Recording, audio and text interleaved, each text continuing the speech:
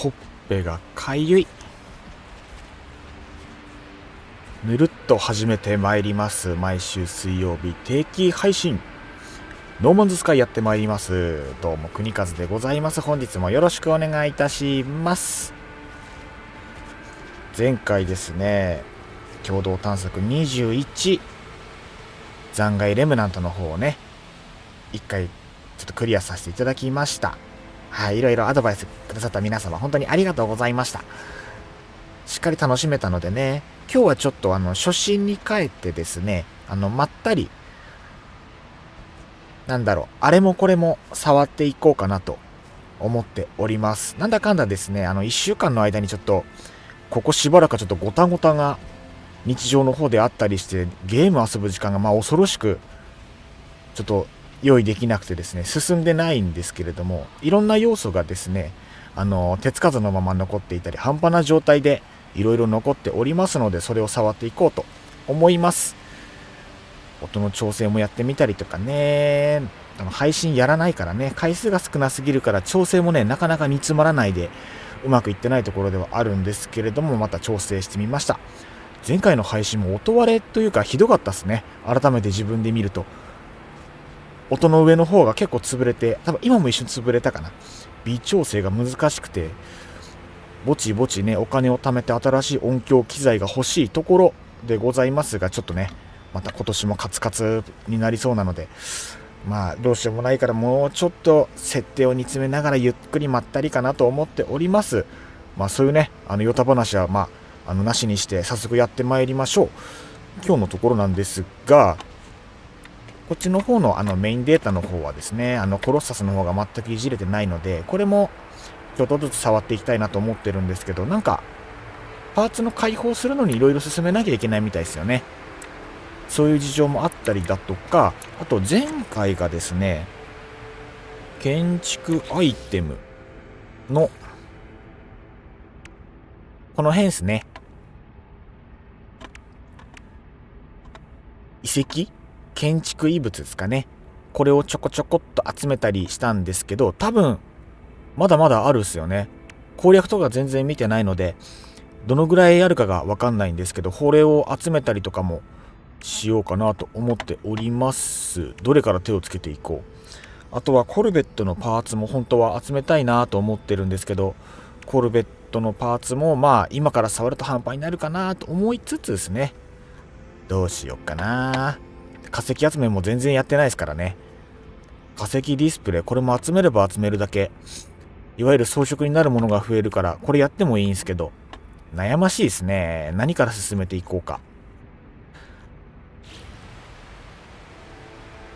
何も決めてないとなんかぐだるでもないですけど、なんかちょっと張りが足んない感じはするんですけど、どうしましょうね。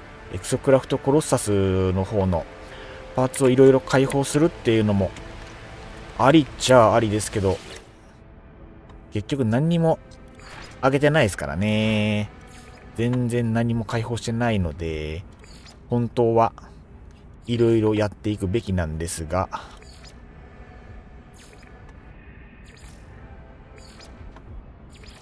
やっぱあれですね、目標を定めてからじゃないと。どうしよう。ゲームスタートして最初のノルマみたいな、栽培中の植物を採取したりはもうやったので、何かから手をつけていきたいところ。何も考えずにちょっと鉄原地帯に突して生物的なものを採掘しに行きますか。とりあえずね、時間ある限りとりあえず手を動かして何かしら進めていくのがちょうど良いかと。あとあれですね、開拓地旧ウルシウスの方の新しい建築の方が進んでおりまして、これが1時間時間が必要ということだったので、もうちょっとしたら多分あと30分ぐらいで終わるんじゃないかな、1個目がね。なのでそっちの方も間見てまた行きたいとこですね。どこ行けばいいんだっけ。やっぱ1週間に1度だと前回どこまでやったかなみたいなのがちょっと飛んでくるっすよね。どれを触ろう。あとは開拓地の中で写真が載ってない。どれだっけ。眠りだったかな。全然違ったら困る。で、今日の配信のお供はですね、普段レッドブルなんですけど、今日は浮気をしております。モンスターエナジー。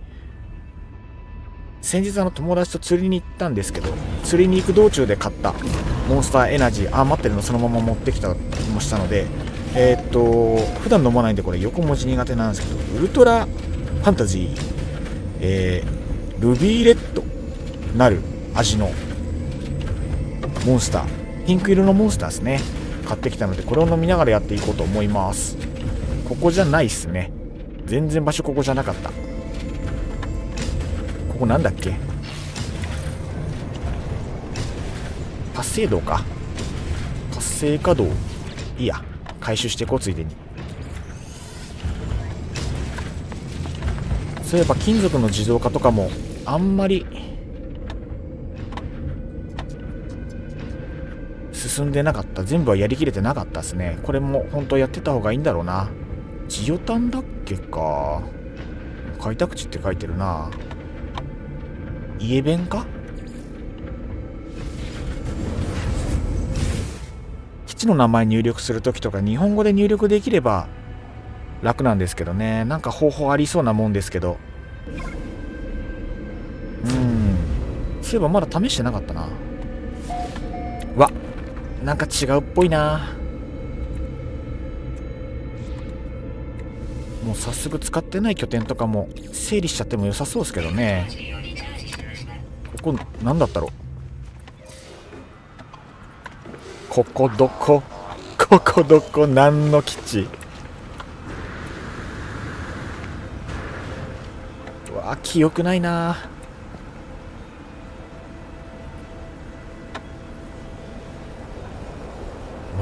全く記憶ない。ここ何のために拠点作ったんだっけ。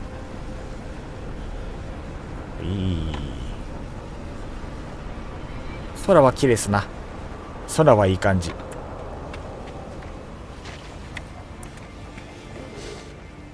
地形で埋まっとるもんな、すでに。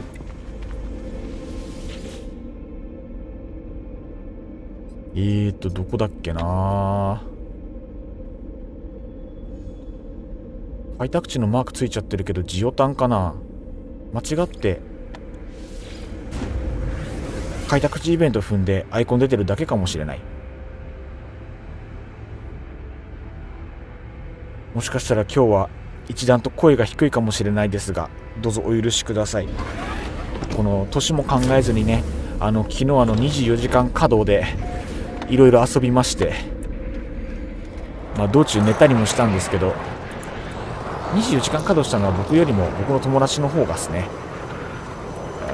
なかなか今日はちょっと元気はつらつとはなってないですが、いやー、キレがない。非常にキレがない。キレが欲しい。ベシチョリ運河かな。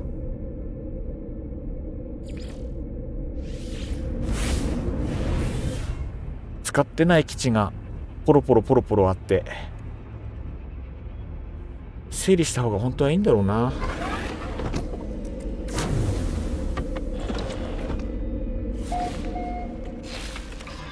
さあ、ここは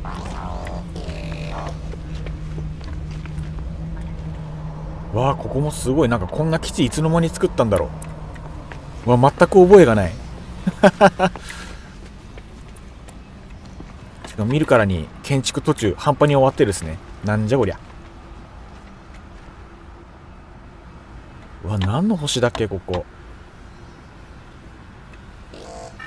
記憶ないな。重力の随分重力の軽い星だ。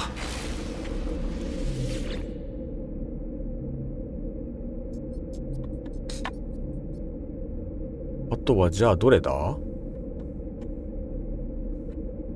オドブリかな。なんかこれはなんか名前に覚えがある。温帯性濃雨の気候。もやのかかった土地、違う気がする。凍りついた土地、これか。イカルアウトポスト、これかな。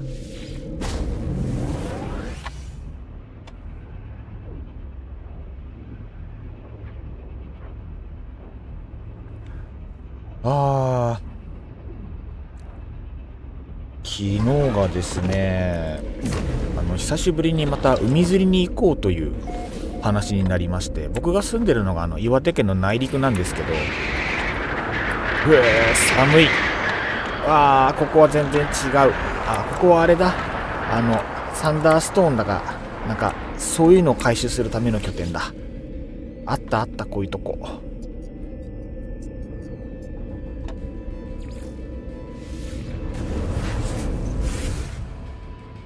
結局釣りに行ったんですけれども、ちょっと天気が悪くてですね、雨の中上着びっしょびしょにしながら夜釣りを楽しんだわけですけれども、どんこ祭りですよね。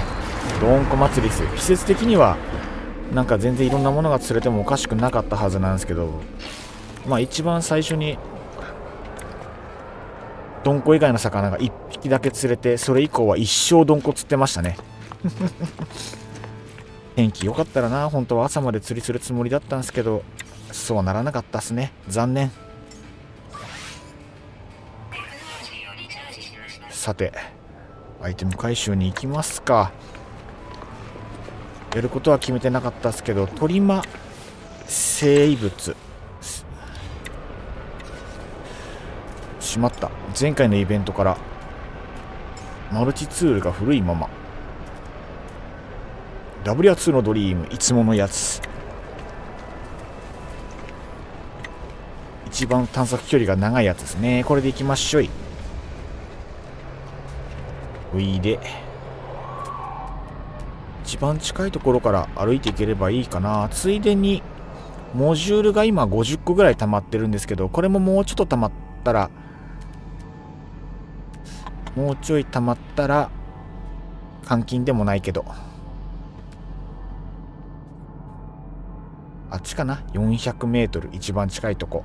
佐藤さんこんばんは。いらっしゃいませ。今日もありがとうございます。今日はですね、ノーマンズスカイの方、特に明確な目標を決めずにですね、まったり遊んでいこうかと思いますので、どうぞよろしくお願いいたします。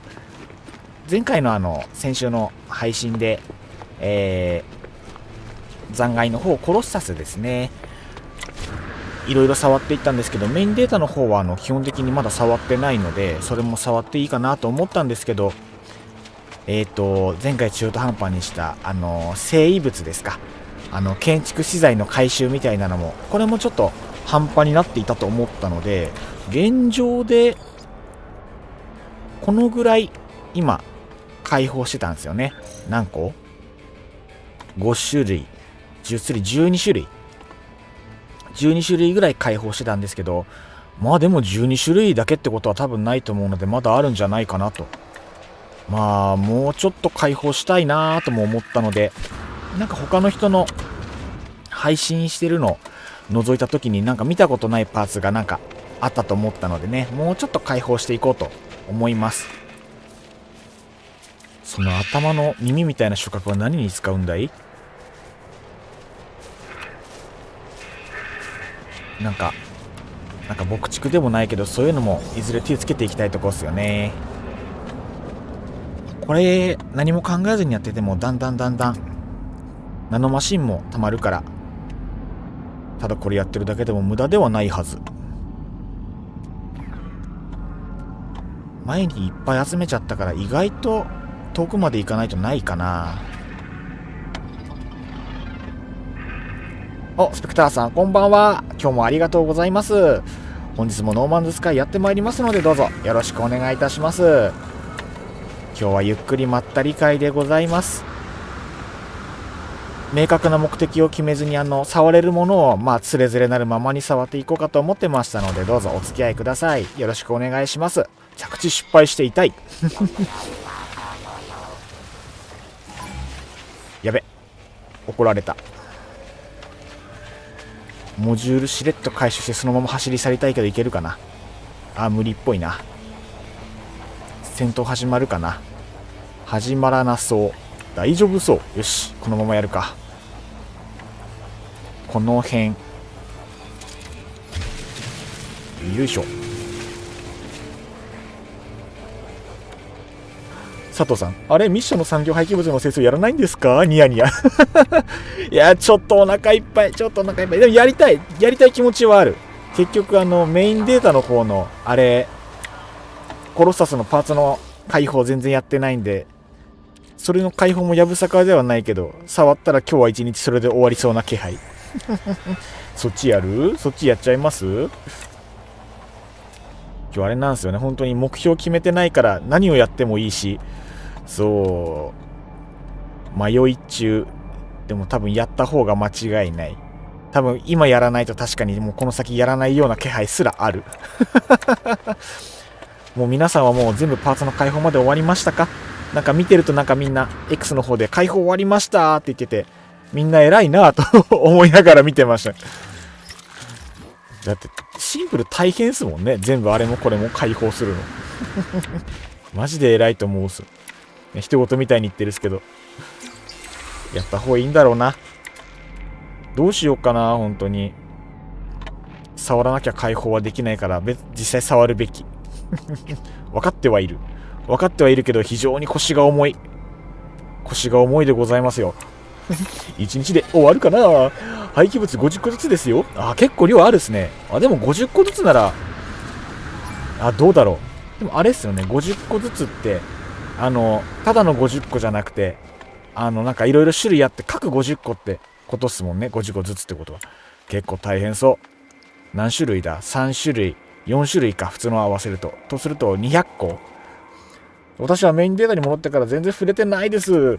多分それが普通だと僕は信じたいっす。僕も触れてないですから、きっと大丈夫。少数派じゃないはずいやどうしよう。触れようかな。どうしようかな。でも実際どうなんですかね。ちょっと教えていただきたいんですけど、今生異物、この異物の建築素材、今12種類12個開放してるんですけど、これ何個ぐらいあるんですかね。これ20個とか30個あるんですかね。実際このこの肥沃の石に触れて開放していった時になんかダブリが発生すると、それはナノマシンになるっていう話だったので、なんかここしばらくはナノマシンばっかりなんか触れてるような感じなんですけど、なんか実際どうなんですかね。こっちの方の数が、いやもうあと残り5種類ぐらいですよっていうのであれば、なんか今遠くにあれが見えたな。なんか不思議な鉱石が今ちらっと見えたけど見失っちゃった。ナノマシーンの元水冷回収したい感じはあるけど、普通に見失った。スキャンしてからだと出るかな。出ない。見当たらない。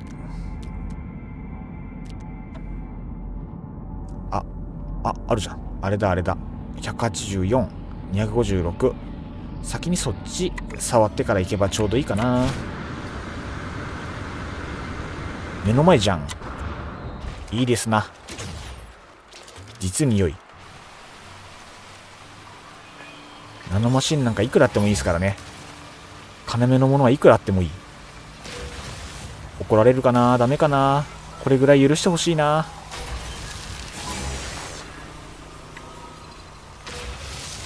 なんか警戒はされるけど戦闘が作動しちゃった。いやね、作動しちゃったわ。おさらばです。走り去るぞい。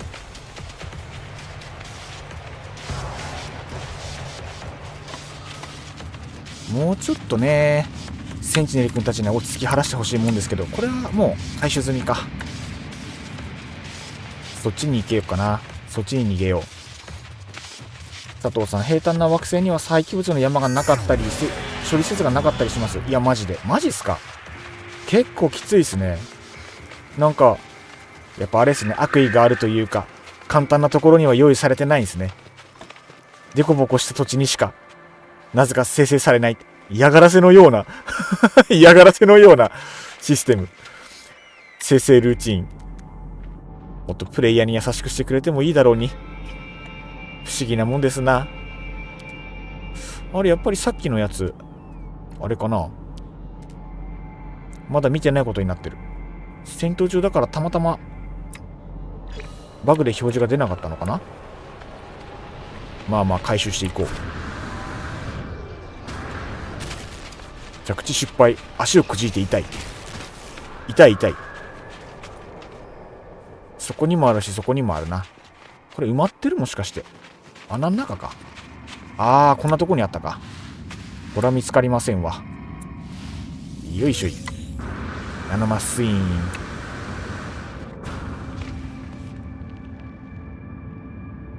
今日頭ぼーっとしてるのかなんか近くにあるのも平気で見逃すんですよね。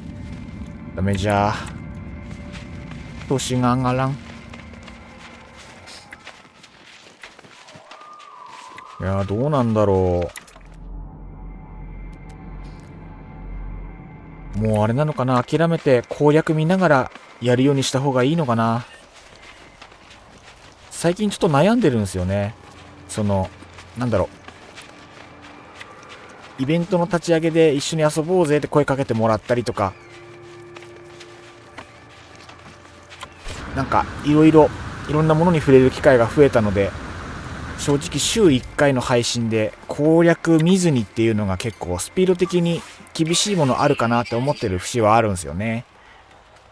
なのでその辺どうするべきかなーってちょっと悩みつつですね。アトラスパス。アトラスパス。たまにはね、道端に落ちてるものも拾ってみたりなんかして、かさばるんだよな最近非常にかさばるんですよね。で、あとはなんだろうな、荷物のスロットもまだ全開放終わってなかったりとかも実はあったりするので、そこは早めに本当はね、120マスでしたっけか、やるべきなんですけど手つけれてなかったりね、そういうのもあったりするんですよ実は。心の赴くままで良いと思いますよ。ありがとうございます。今日は一応前提そのつもりで開いたものの、なんかやっぱこれ言ったら元も子もないんですけど、やっぱりちょっと張りがないというか、目標が決まってないとちょっとピリッとしない感じですね。悪くはないですけど、まったりっすね。結局この星がなんか結構いろんなものが、なんだろう、不思議な鉱脈とか、いわゆる暴走カビが直接取れる鉱物とかですね。あとはこういう異物、生異物みたいなのが取れたりとか、いろいろ取れるみたいなので、この星にちゃんとした拠点を設けるっていうのも一回考えたんですけど、でもあれですもんね、極端な話、生異物の回収が終わってしまえば、なんだろう、用なしって言ってはちょっと失礼かもしれないですけど、あんまりこの星に穴が危ない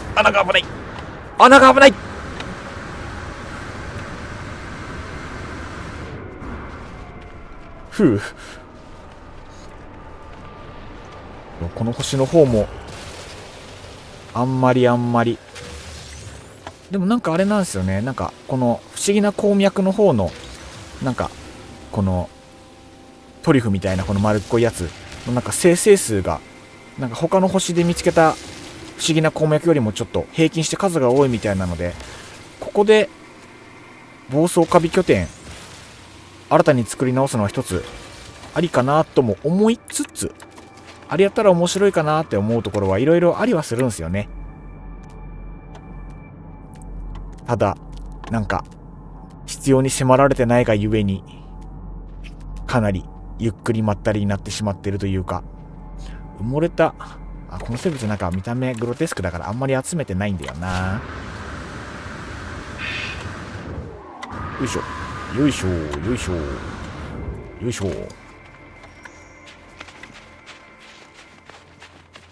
あとあれっすよね、なんかノーマンズスカイは BGM とこの足音とか自然な音が癒されるっすよね。結構僕もあれなんですよね。ノーマンズスカイ自分でプレイするようになってからってのもあるんですけど、他の方の配信そのまま流しっぱなしにして寝落ちしたりとかっていうのがちょこちょこあったりするので、やっぱこのゲームプレイするときに聞こえてくるサウンドが心地いいのがやっぱいいですよね。このゲームの長所、何者にも縛られないマイペースでずっとやっても大丈夫。昨今のゲームはやっぱり目的がやっぱり明確だからこそ張りがあってそう楽しいってのもあるんですけど、ノーマンズスカイに関してはその逆を行くゲームですよね。縛るものとかなんか何かに追われるとかっていうのがないので、ゲームのプレイがあまり疲れないっていうのは一つでかい長所だと思うんですね。スペクターさん、それは確かにね、やっぱそうっすよね。ノーマンズスカイの良いところ、今日は初心に帰るって意味ではある意味一番正解なあれかもしれないですね。こう何者にも縛られない、まったり遊んでいいのよっていう。あとあれですかね、強いて言うならここでポリッシュストーン集めようと思うと、さっきみたいにセンチネルがポキョッと顔出してお仕事し始めるので、彼らに暇を与えるためにここの星の山あるあれなんだ、なんかあるじゃないですか、基地局みたいな、センチネルのなんか基地局みたいなところを訪れて、ちょっと暇を与える命令を与えてくるっていうのも一つありかもしれない。そうするとこの星でポリッシュストーン集めたりするのがぐっと楽になるっすよね。そうしようかな。なんかそうそうそう、センチネルピラーっすね。あれ確かセンチネルピラーのところでセンチネルの動き止めることできるっすもんね。あれやれば楽になるのかな。なんかアイテムで持ってた気したけど、あったっけか。今持って佐藤さん、初心に帰る地球型惑星を探す旅にまた出ろとそういうこと？初心の初心、本当の初心やぶさかではない。それはそれで楽しみの一つどうしようかな。これ開こうかな。じゃあ一回、そうっすね。センチネル境界マップちょうど持ってるんで、やっちゃいますか。やっちゃおう。思いついたが吉日。何でもやっていこう。Y のお気に入り。Y のお気に入りいらっしゃい。自分の宇宙船。ビジュアルが好きなのもさることながら、このアズミナブルタイムレスチャンピオンというこのすごいこの傲慢な名前がすごく好きで、気に入って使っております。でなるほど、原点回帰か。やっぱりどっかのタイミングでまたね、初心に帰って最初こんな感じだったなみたいな遊び方するのもまた楽しみの一つですよね。それこそあれですよね。こっちか。ノーマンズスカイに関しては1個のセーブデータでもずっと無限ループで好きなとこからまた再開してもいいっていうのがいいゲームですよね。確かに拠点の建築数とかの上限とかがあるみたいなので、やっぱどっかでなんだ、慶太郎さんこんばんは。今日もありがとうございます。今日はまったり自由な感じでプレイしていきますので、どうぞお付き合いください。よろしくお願いします。すいません、また忘れてました。こんばんは。はい、今何中ですか？はい、ただいまはなんだろうな、生異物の捜索に前にこの中途半端にしてたのでそれをやってたんですけど、センチネルがちょいちょいちょっかいかけてくるので、センチネルピラーのなんだろう図があったんで、じゃあちょうどよかったと。ちょっとセンチネルピラーに行ってセンチネルの動き止めてこようかなって思ってたので、今そっちに向かっていく途中でございます。ただ今日のメインの目的は何も決めてないのでね、メインデータの方のまたコロッサスの方のパーツ解放もワンチャンありつつ、あとはコルベットのパーツ解放も結構前からやろうって言って結局やってないので、満を持してそれに手つけてしまうのも一つありなのかなっていうところでもございます。つれづれなるままにやっていこうと思っておりますので、どうぞどうぞよろしくお願いいたします。目標何にもないので、何かあればビシバシ口出していただけるとね、それいいかもって言って目標を急に変えたりとかも全然あるのでね、そういうところもぜひよろしくお願いします。センチネルピナー、こんちはこんちは。シャットダウンじゃい。さあみんな休むがいい。おやすみおやすみ。よしよしよし。武器テクノロジーも開いてみるか。あらららららら。確かこれ実験的なやつですよね。僕のやつは角が生えてるんですけど、角が生えてないシンプルなやつ初めて見たっすね。これもなかなかかっこいい。角生えてないのもかっこいいですね。 C クラス。性能的にはどうなんだろう。クラスが全然違うから比較がパッとできないのはあれですけど、いつもながらタイトルがかっこいいですね。ありがとうございます。中二病で申し訳ない。もうサムネ作りとタイトルについてはもう僕の自己を解放しているので、もう中二病丸出しでやらせてもらっております。すごいですよ。この年になって恥ずかしげもなくああいうタイトルをバシバシつけれる人間なのでね。もうあそこもタイトル自体がもうつれづれなるままでございます。トゲなしもかっこいいな。デザインがちょっと違うの割と好きだけど、トゲなしのこのデザインかっこいい。でもいいや。シンプルでかっこいいけど放置。持ってても処理できないからね。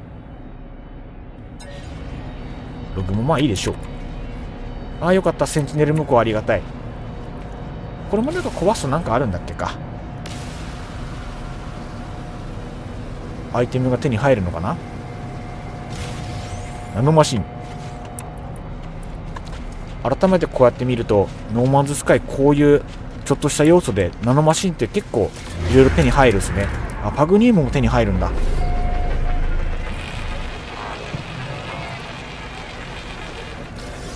この辺のアイテムもなんとなく回収しながら、照明が邪魔でこっちの方に合わない。アイコンがこっちの方にアイコンが合わないよ。照明邪魔だな。もういいか、諦めよう。諦めも肝心。サクサクいこうね。よいしょい。パグニウムとかも貯めとけばいろいろ使うんでしょうし、あとこの回収されたガラスはね、可能な限り回収しておきたいやつ。あれですよね、装備品とかもS クラスでいろいろ固まったら、そこからもっと突き詰めていきたいですよね、本当は。別に乗る必要ないのか。これでセンチネルの方が出てこなくなったので、満を持してポリッシュストーンを同時に集めながら、記憶の石をどんどん回収していきましょう。328。戦闘予備士まだ落ちとるがな。届かんがな。飛行機の尻尾が邪魔やがな。よいしょ。ナノマシン19個。あれから行くか。スタから行こう。よいしょい。ポリッシュストーンを集めながら、結局あれですもんね、生物の建築素材でいろいろ建てようと思ったらポリッシュストーンはたっぷり持っとかないといけないですからね。やっぱセンチネルがおらんと楽でいいですな。気を使わなくていい。素晴らしい。リチャージ。もっとごそっといろいろ回収できる場所があればいいけれども、そうそうは見つからないですよね。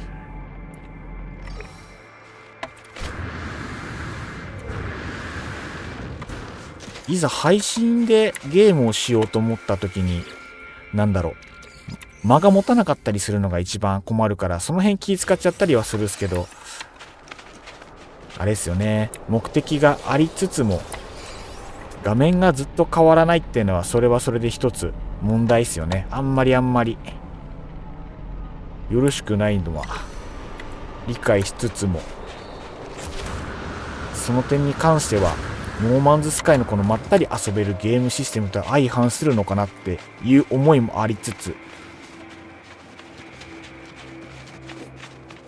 そう最近僕のその配信仲間がいるんですけど、配信仲間がノーマンズスカイの面白さに気づいたというか、最近なんか触り始めたらしく、嬉しいことっすね。そう、なんか他で繋がってた仲間がまたノーマンズスカイでまた再び遊ぶ機会が訪れようとしてるところですので、なんかそれも楽しみにしつつ、なんかおる、足ぐねんぐねん、主足ぐねんぐねんやな。どうやって歩いとるんや。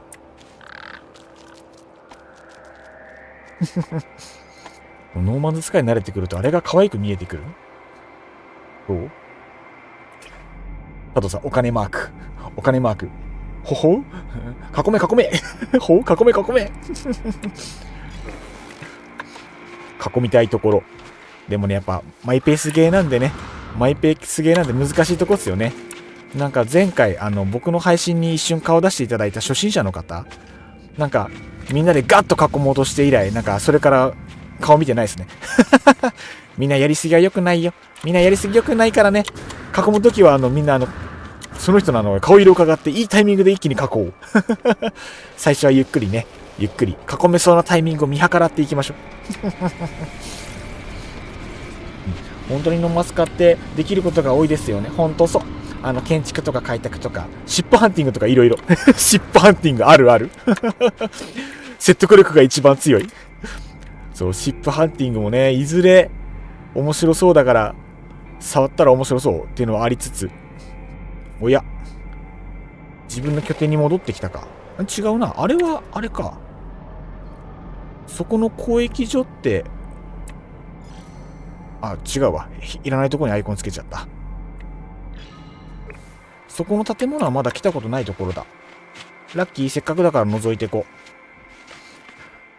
回路の可能性は無限大。すごいですもんねすごい。まあ見るたびになんかすげえの作ってるって思いながら、いやー、そっか、回路もあるんだ。それも面白そうだな。あれも突き詰めればだって多分何でもできるっすよね。慶太郎さんでしたっけ、作ってたの慶太郎さんですよね。あれなんだっけ、黒ひげ危機一発、すげえと思いながら、回路マジ何でもできるやんと思いながら、多分回路もなんか物的にはさらにアップデートが来そうな気配というかありそうですもんね。僕が仕事で電気関係とか回路やってるんで、まだまだなんかいろんなパーツが増えそうな予感は感じてるんです。可能性がでかい。そうそうそう、私です。やっぱそうですよね。スペクターさん、無法者を始める前はシップハンティングがメインでした。順番なんですね。そっからいろいろ派生というか進化をして今の形に至ったわけですね。なんか埋蔵品もある。なんかいろいろ被ってるな。いろんなものいっぺんに回収した。お、マルチツールの拡張スロットだ。ラッキー。これは嬉しい。建物なんだろう。形の建物あんま見たことないかも。後ろから見ただけで来たことはあるのか。やっぱいいですね。ノーマンズスカイはなんかほんと全員自分の好きなことを突き詰められるゲームだから、そういうとこも面白いですよね。いざなんかみんなでこう集まった時にも得意分野がみんな違ったりとかして、なんかそれゆえに何か庭の違うところでも何でも一個目標を決めてみんなでわって集まった時にそこで化学反応が起きたりとかね、なんかそういう楽しみ方もあるゲームだから、それもやっぱ面白いですよね。ほんといいゲームだな、こうやって見ると。さすが神ゲー。それにしてもあれですよね、最近 YouTube 見てても本当にノーマンズスカイやる方すんごい増えたっすよね。本当にVTuber の方とか普通の配信者の方でもなんか日本人がバシバシ始めてるイメージがあるんで、なんかいい兆候だなと思いながら、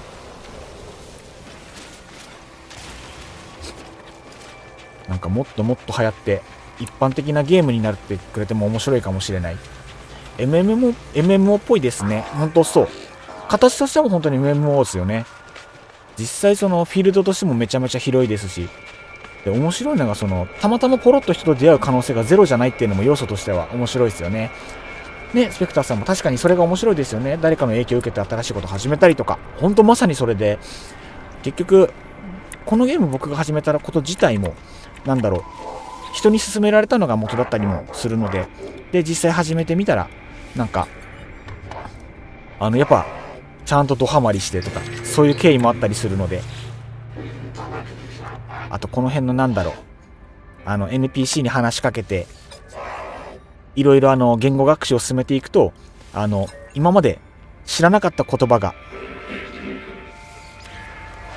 どんどん増えていって、で今まで分かんなかった言葉、この今画面に映ってるこういう言葉ですね、これもだんだん読める文字が増えていくとか、そういう要素も面白かったりとか、最初からやり込み要素遊べるっていうのもなんか構造として面白いですし、面白いとこを上げると割とキリがないですよね非常に面白い、いろんな角度から面白い。そう、ハマる人はハマるよねっては話は最初から聞いてて、いや見事にぶっ刺さったっすよね。おもろい、非常におもろい。なんか本当にずっと長い間このゲームずっと遊び尽くしてる人たちなんかは本当にこういうところも全開放最近終わりましたとか X で喋ってるの見るとすげーって思うっすもんね。もうプロっすよね、いわゆるプロトラベラーなりたいっすね、プロトラベラーに。言語学習もできる限り進めたいところですけど、これもね、なんか時間がいくらあっても足りないから困りもんすね。嬉しい悲鳴、時間が足りない。テックってどういう意味なんだろうこれ。わ、低俗な言葉。テックは低俗な言葉なのかい。東芝テックとかダメ極論。まだアイテム持ってたっけかな。なんかこの評価とかも上限ないっぽいですよね。なんかどこまでもその評価は上げていけるっぽい。上げれば上げるほどやっぱいろいろ得点あるのかな。あんまりその辺も分かってない。オッケー、全部渡し尽くしたかな。で、なんか重なるみたいに色が一緒だから兄弟かな。やっぱりだんだん何喋ってるか分かってくるとまた見え方が変わって面白いですね。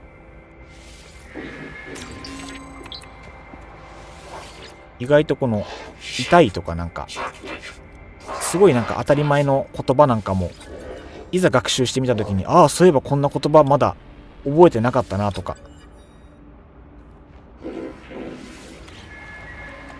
そういう意味でもなかなか暇しないですよねこのゲームは。いや懐かしいな。最初のうち言語スキル、そうなんですよね。僕このゲームノーマンズスカイ始めて一番最初に面白いって言ってこの言語集め、配信見に来ていただいてる方にはそれ優先順位あんま高くないでとか言われたりしたんですけど、ちょっとハマっててコーバックスの言語学習を一番最初にガッと進めたんですよね。おかげでコーバックスの言語だけなぜか割とプレイ時間に対して学習できてて、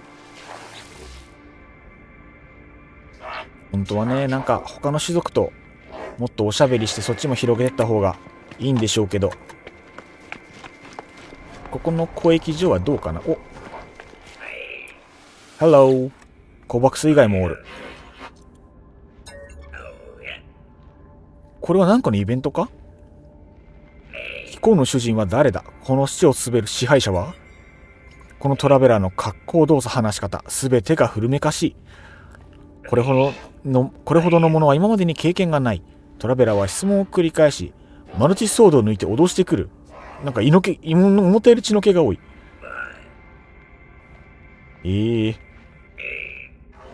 なんかこの回答も面白いですよね。トラベラーは理解できないという割とこの突き返すような回答が一番頭にくるのがおもろい。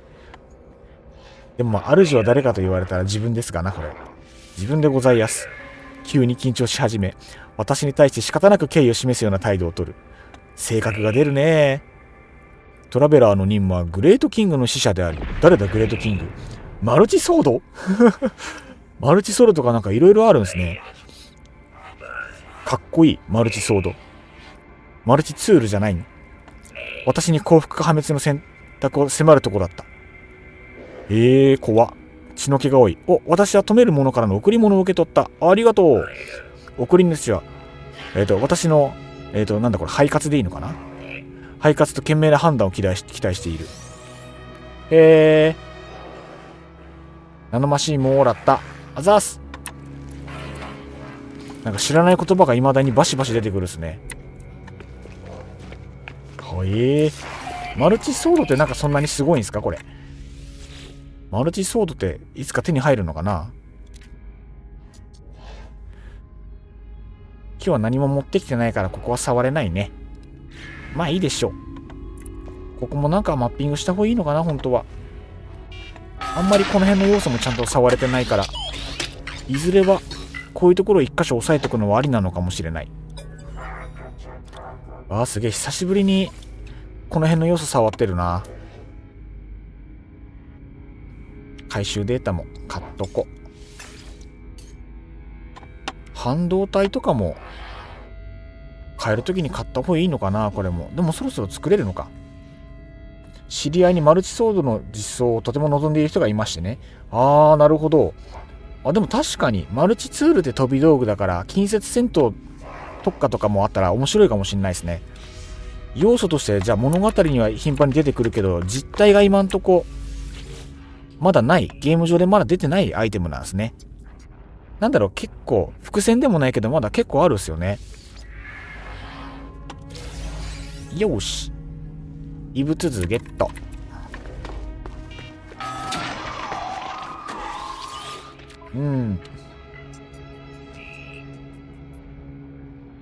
佐藤さん、人違いなら申し訳ないですけど、何か接近戦か。面白そうね。面白そうですね。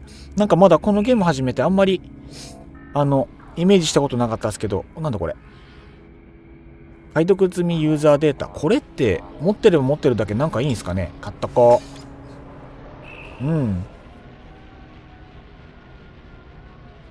太郎さん、人違いなら申し訳ないですけど、ライトとカイロでカウンター作ってませんでした？何カウンターって。なんかめっちゃすごいもの作ってました、実は。なんか、やっぱすごいですね。この業界なんか、この道のプロがいっぱいいて面白い。そっか、傭兵ギルド自分全然貢献してないから、なんか、クワッドサーボとか今使わず、寄付しちゃうか。俺も寄付しちゃえ。本当は自分で開けた方がお得だけど。まあ、気の向いた時に、こういうこと進めるのも良いでしょう。OK。なんかもらえるのでは？発射弾2500発。もらはなくてもいいな。あるし。OK。カウンターは先輩2人ですね。やっぱ先輩とかもいらっしゃるんですね。歴代のつわものたちが。そっか。ここにいてで傭兵ギルドランクを上げるっていう作業もやってなかったから、それ進めるのも一つありなのかな。そもそもここってもしかして拠点置けるのか。もしかすると置ける。ほい、置ける。置けるぞ。マジ置けちゃうのこれ。なんでもありやな。じゃあもうここ拠点にしちゃおう。たまにある。襲われる。いや襲われる。助けて。七星さんこんばんは。いらっしゃいませ。今日もよろしくお願いいたします。今日はまったり会でございます。まったり会なはずなんですけど、今海賊に襲われてるので一回応戦しますね。海賊許さんぞ。これどれだ？これで呼ぶのかな。さて、いらっしゃい。いらっしゃい、私の可愛い宇宙船。どことは言わないけど巡回してこようかな。巡回ありがたい。さてと、場所はどこかね。近場にいるのでは。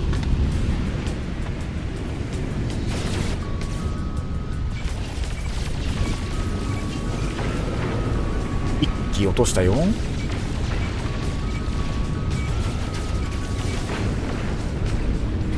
結構数が多いね今日は。地上に潜られるのもワンチャンちょっと面倒だったりするか。ヌスットルク、まあただのヌスット程度であればこんなもんいいよ。お疲れちゃん。オッケー。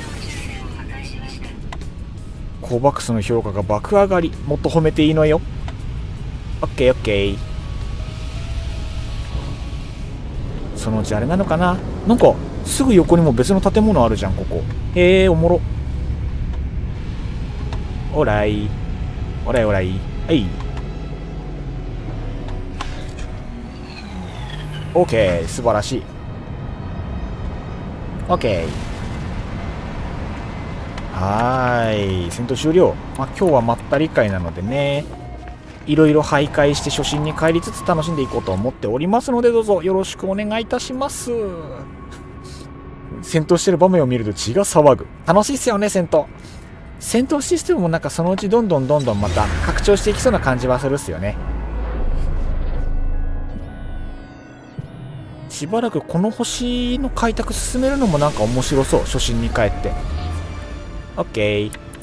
どうしよっかな。もうここにポータルとかも置いちゃうか。人んちの土地に勝手にポータル置いてみたりなんかして。オッケー。電気どうしよっかな。えい。まあまあ適当に。あんまりこだわりはないので適当にそれっぽいものをちょこちょこっと設置して。これってなんかもうちょっと目立たない設置の仕方とかないかな。なんか目立たないとこに置いておきたい。なんかせっかくこの辺の施設立派なのにあんまり散らかすのもちょっとって感じがする。なんか小綺麗に作りたい。せっかくだから。使ってなかったパーツ試しに使ってみようかな。この辺のパーツ実は使ったことなくて今んとこ。どうしよう。この辺使っていろいろ作ってみるのはありなのかしら。それか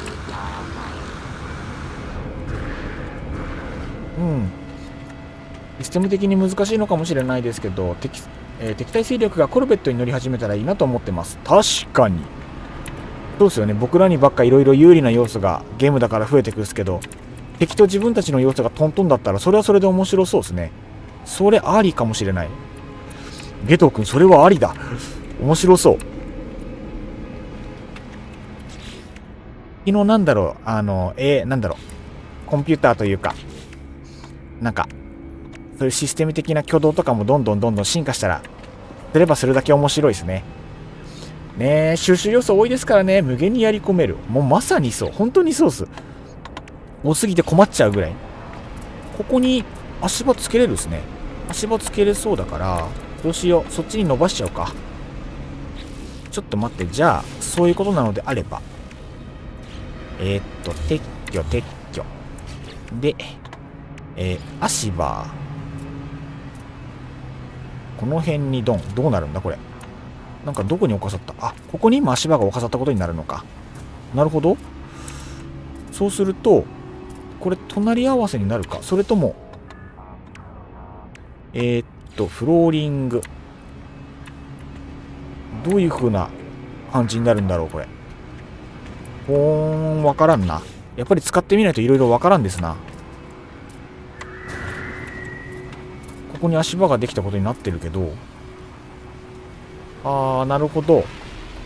対象に対して地面から足を伸ばしたものが設置できるっていう風な考え方。なるほど。であればここに床を設置すると床を設置するといい感じになりそう。ノーマンズスカイってレイドボスがいないんですよね。確かにブルードマザーとかをレイドボスっていうには正直物足りない感じは感じてたっす。ブルードマザーに失礼かもしれないけれども、言われてみればそうっすよね。なんかこのゲームそういう要素を考えてみるとバトル要素としてはかなり優しい部類な感じはするっすよね。バトル要素でもっと突き詰められる部分が増えてくるとまた一つ面白い感じはあるっすね。この辺で良きか。ふむ。ここを中心にここに勝手に拠点を建てます。人の土地に勝手に家を建てていくスタイル。超迷惑。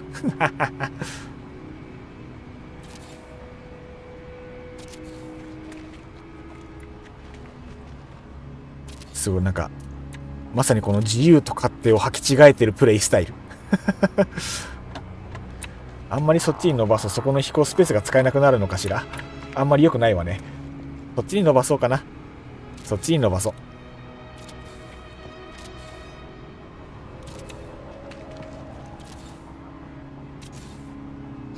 めちゃめちゃ人の土地。これってあれなのかな、会社的には想定されてるプレイ方法なのかな。ここに階段つけてもいい？もはやこの位置だったらそうしようかな。ここに階段つけちゃおう。ハーフの階段。でもここだと真ん中になっちゃうか。あまりにも迷惑か。階段、ハーフ階段。なるべく迷惑にならなそうな方につけてあげたい気持ち。これでいいかな。おいで。手すりも気持ちつけてあげて、フリー設置のこれだとそっち側からつけてあげるとちょうどいいかな。そう、ちょっと前に建築凝ったおかげでちょっとフリー設置が上手くなったんで、これもねどんどん多用していきたいところ。やべ、センスない。来た来た。よしよし。こんなもんかしら。オッケー。レトナカさんこんばんは。いらっしゃいませ。今日もよろしくお願いいたします。今日は、特定の目的を、設定せずにまったり遊んでいくスタイルでやっていきますので、どうぞよろしくお願いいたします。今日はもう初心に帰ってね、なんか交易所のなんだろう、侵略をねいや侵略でも言っちゃった、やっております。今日はこんな感じでやっていこうと思います。目的がね定まってないんで本当自由でございます。何してもいい。今日は素晴らしい。なんか本当久しぶり。好き勝手に遊ぶスタイル。こうしてとね、そうノマスカは探索がメインですからね。戦闘はライトノンファイヤーかと。割とそうかも。要素としては戦闘は優しい。戦闘に対しては結構優しい感じは。何そういうことじゃない。よいしょ。えいしゃ。いい感じかも。間違ってこっちに降りられる感じはちょっと怖いけど、どうしようかな。ここ少しいまいちかも。このまま行ったら落ちる。奥熊くんにもお前なんでそこ歩いとるねんって顔で見られとる。普通階段こうはならん。コロッサスのカスタムパーツ開放やらないですか？もう今さっきちょうど話してて、やりますみたいな。どうしますって話はしてました。そう、今日は何してもいい日なので、やっちゃいます？どうしようかな。じゃあ、サクッと、ここら辺の、仮拠点作り、この交易所拠点作り、サクッと終わらせて、ちょっとパーツの開放行ってみますか？今日本当あれなんですよ。ポリッシュストーンとか、集めながら。そうそう、なんだろう、ポリッシュストーン集めと、あとは、生物、建築材料の方の回収をちょっと進めてたんですけど、まあなんかもうダブりまくってて今、ちょっとマンネリ化というか進みづらくなってたんで、ちょっと考えてたとこですね。例えば、私、戦闘中の人のコルベットに乗り移ったことあります。ほうほうほう。どうなるんですかね、戦闘中のコルベット乗り移ったら。あんまりどうなるか見たことがないかもしれない。足をこの辺に適当に設置。適当足設置。この辺でいいかな。あんまり曲がらないように。できる限りぴっちりやりたい気持ち。よし。これ大丈夫？下なんか潰してない？なんか潰してるな。失敗してる。やるならバイトします。なるほど。そっか、あれか。協力プレイができるのか。どうしましょう。ちょっと待ってくださいね。今この建築を終わらしてから、じゃあちょっと準備しますね。よいしょい、ぽっちり。アルバイト。時給、じゃあお給料用意しなきゃいけない。お給料に用意必要、もしかして。階段にもろ刺さってる。人に刺さって、ワイの建築のせいで、友達の間を邪魔してしまっている。ごめんよ。ちょっとこの足場避けるね。ごめん。えい。この足場の設置の仕方も、こういう風になっちゃうのか。これもなんかまた、うまくできるように練習したいとこっすね。コルベットの上乗っても、特にどうにもなりませんね。今のところはそういう感じなんですね、コルベット。ほほーん。やっぱこういう仕様も多分この先ちょっとずつ変わっていくんでしょうから、それも楽しみではあるですね。どうしよう、足生やしたい気持ちはありつつ、まあでも、無理に足生やさなくてもいいか。オッケー、いいことにしましょう。よし、交易所を、今、軽めに、侵略しつつ。おいで、どうしようかな。この辺の基地のパーツとかは、あんまり、人の土地にね、置いとくのも本当はあれなんで、こういう感じにしといて、で、ここに、箱を置いて、で、今、この形にして、まだ使ったことない部材を使って部屋を建ててみようかなと思ったんですが、何がいいだろうか。いろいろやってみよう。これが出入り口？これ設置できない。なんか個性がある。足場立てないともしかして立てらんないのかこれ。それか、フローリングを立ててからじゃないといけない。ぜひ私や、ダノソさんの改造廃棄所をご利用してくださいませ。X で上げてましたね。あれも面白そう。あれもね、なんか、見てて、いいなと思ったと同時に、あれ自分でも作ってみたいんですよね。すごい面白そうだったんで、面白そうと思って。やっぱ作るのも面白いですからね。窓パーツがある。窓パーツってこれか。深海用の四角いやつ。で、なんか、枠、台座。フェンスが邪魔だからちょっと高いところに設置したいか本当は。いや、であれば手すりでかさ増しした方が楽だな。どうしよう。ちょっとどうしようかな。手すりを伸ばして、手すり伸ばし、こうして、こう。で、もう一本足そうかな。あれなんか間違った。なんか、足場の下に多分伸ばしちゃった。ちょっと待って。こうして。護衛が必要なら俺も行きますよ。さあ、大規模になってくるぞ。遊びがどんどん大規模探索になってきた。いやー、でも本当にどうしましょうか。何しますじゃあ。何しましょう。やれることが多すぎて何も決めてないと、じゃあみんなでやるってなったら何しようかって話になっちゃうですね。よし。ちなみに僕が今やろうとしてるのは、ここに、足場を2段にして、1段上げたところに、拠点を立てて、この手すりをクリアしようという3段でございます。あれは森さん、俺も行きます。鉛。はい、ご来場ありがとうございます。お久しぶり、お久しぶり。ノーマンズスカイまったりプレイでございますので、ゆっくりしていってください。いらっしゃい、いらっしゃい。俺も行きます。発音ができない。発音ができないよ。まったり会でございます。あ、みんな集まるね。いいね。楽しいね。よし、これで1個。あ、やっぱりほら、手すりうまい声に超えた。こんな感じでね、やっていきたいですね。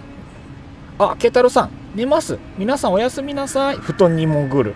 おやすみなさい。今日も一日お疲れ様でした。ゆっくり休んで HP 回復したってください。いい夢見ろよ。いい夢見ろよ。さあ、森さん、こんばんは。こんばんはでございます。なかなかね、最近週1でしか配信してないんでね。はい、来てもらえるの本当ありがたいです。嬉しいっす。すんごい嬉しい。森さん、はじめまして、こんばんは。そっか、はじめましてですね。最近そうですね。雑談配信全然やってないから、なかなか、あれですね、最初に来ていただいてた方、来てもらえるタイミングがなくて、やっぱちょっとその辺も考えないとな。もっといろんな形の配信バシバシやっていかないともったいない。こうしようかしら、配置を。上から見た方がやりやすいか。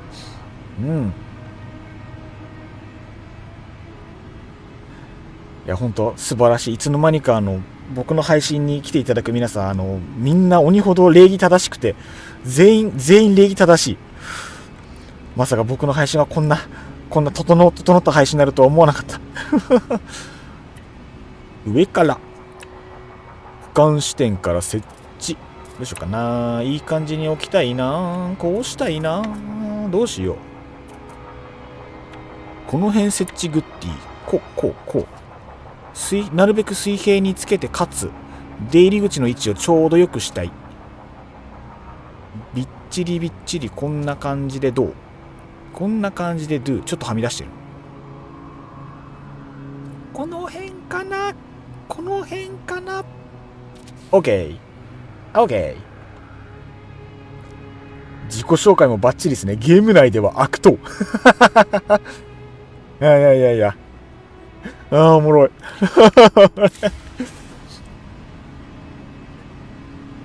森さん、お名前を ID 表記にするのやめなさい、YouTube くん。ねえ、YouTube くんね、この辺ね。YouTube くんはそうなんですよ。悪癖 YouTube くんの。いずれこれ治んのかな。なんかもっと設定できたらいいですけどね、こういうのもね。ワイが知らないだけでも設定はあるのか、もしかして。わからぬことばかりじゃ。で、これに足場つけて、これで良いのでは。いいね。なんか、人んちの土地に勝手に家建ててる感がある。すごい、よそ様の土地に思いっきり家建ててるのおもろい。そっちにもドアつければバッチリかな。ドア。はいっと。よき。良いのでは。で、あとはこの辺に、ちょいとした階段をポロポロっとつけて、なんかあったっすよね、ちょうどいい。これだ。この絶妙な高さの階段。取り扱いこれで合ってるのかな。あんまり使う機会がなくて、これも個性的なパーツだと思いつつ、意外と悪くないのでは。ふむ。悪くないのでは。ここにこうしちゃおう。いい感じに。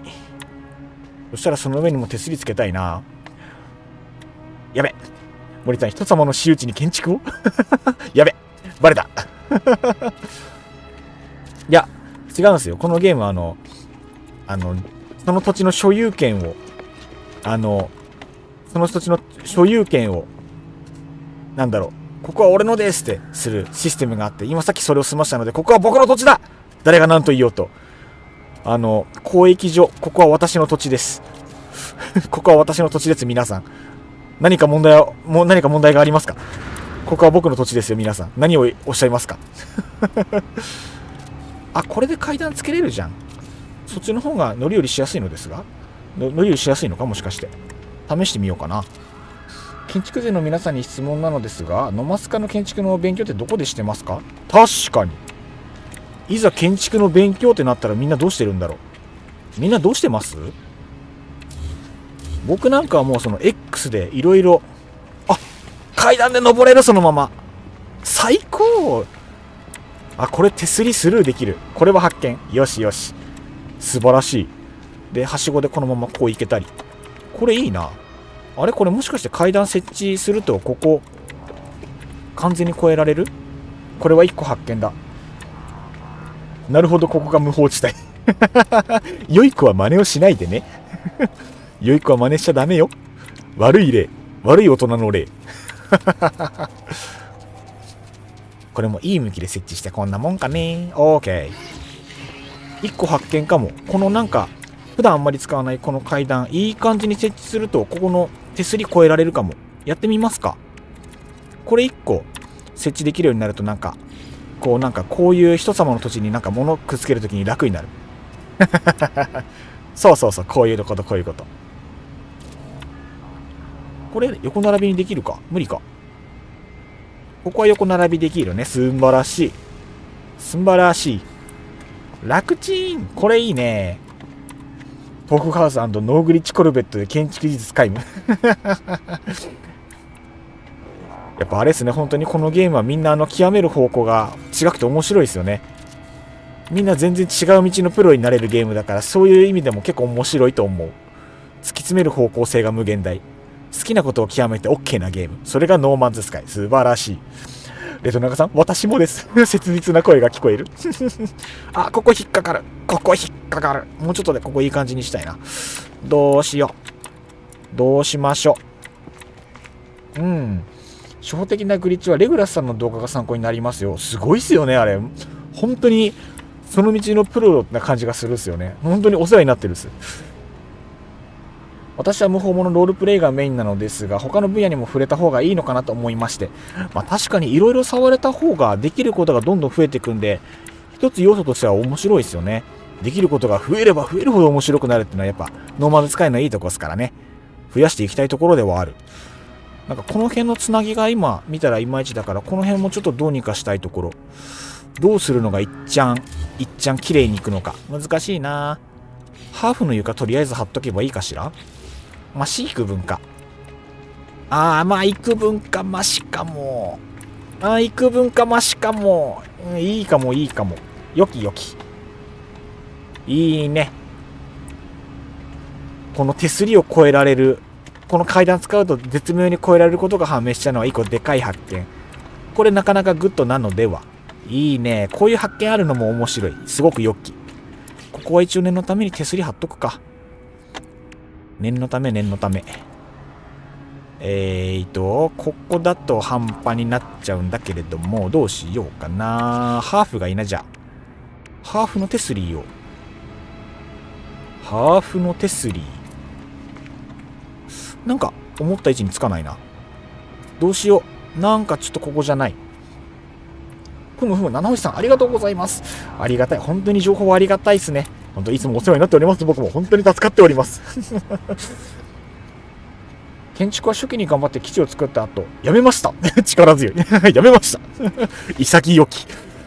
やっぱね、建築もね、こだわれば無限大だけども、要素として逆に深すぎるっていうのはあるっちゃあるっすからね。要素が無限大っていうのも、何でもできすぎるっていうのも、時たま考え物の時はやっぱあるっすよね。この辺に設置しようかしら。こんな感じでポンと置けたらグッドかも。最近このフリー設置もだんだん使いこなせるようになってきたんでね。意外とちょうどいいのでは。グッド。ベトナガさん、初期基地作って、よし、いい感じと思って他の基地見たら私のが豆腐だと気づかされた。ある。だって、すごい人マジですごいですもんね。もうなんぼでも参考になるですもん。もうなんでああなるか未だにわからなかったりもする。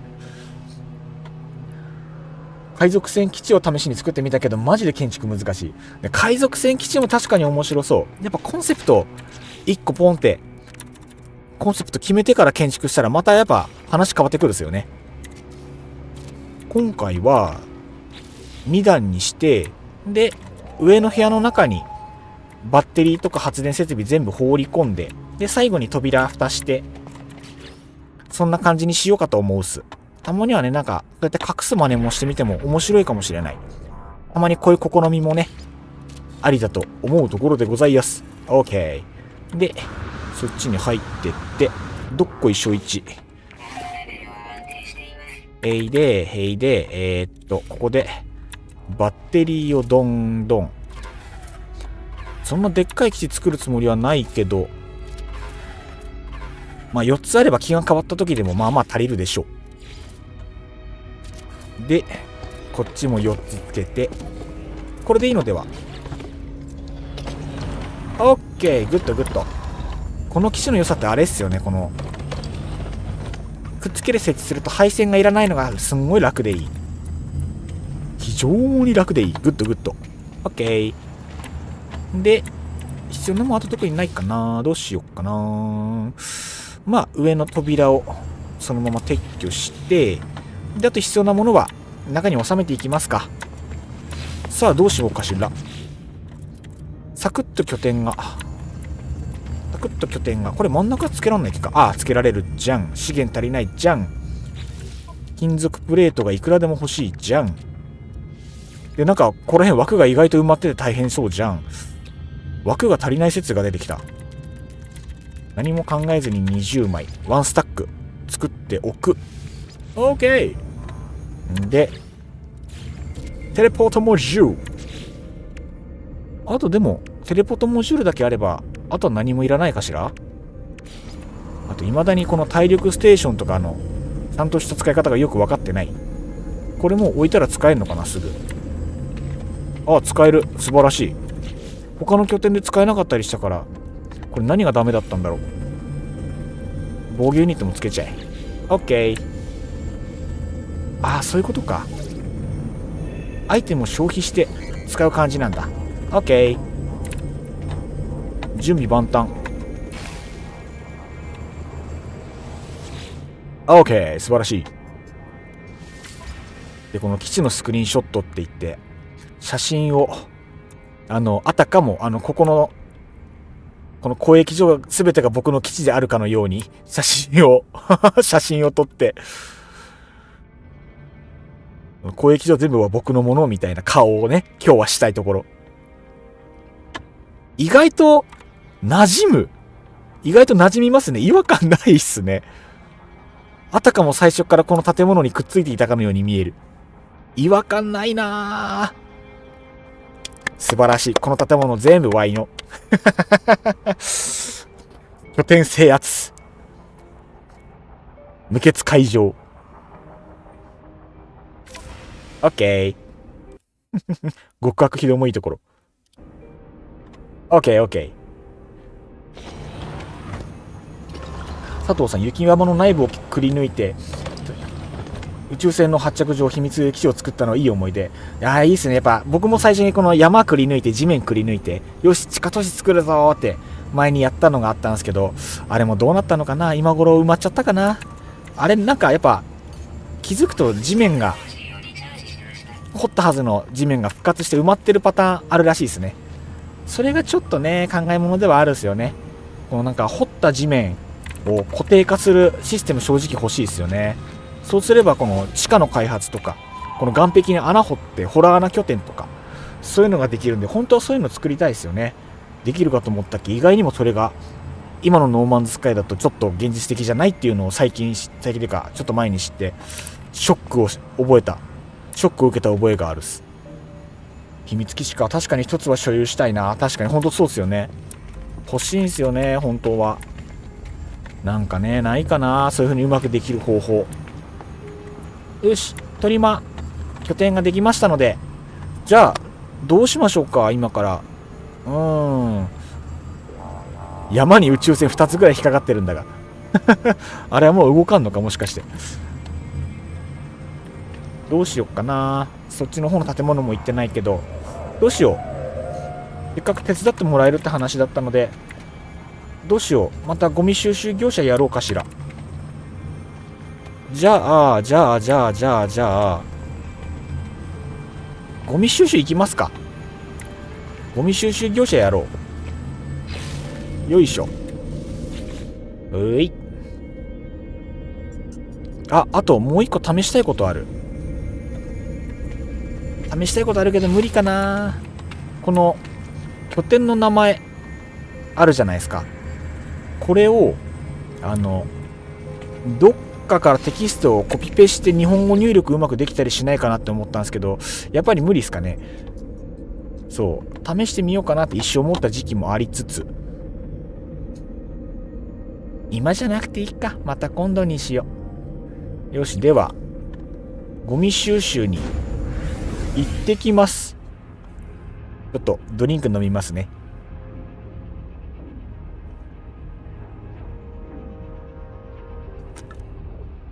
レッドブル派だったんですけど、たまにはモンスターもうまいですね。名前なんだっけ、ピンク色のパッケージのウルトラファンタジールビーレッド。ルビーレッドで多分色の話ですよね。結局何味か全然わからんっていうルビーレッド色はいい、いや結局何味なんだってところよし、さあやってまいりました。拠点でございます。エクソクラフトコロッサスに乗って、じゃあゴミ収集の方行っていきたいと思います。パーツ解放のためにいろいろやっていきましょうかね。そのためには、こっちの方の産業廃棄物清掃、もともと住んでた星がそれがいろいろできるっていうのが本当ありがたいですね。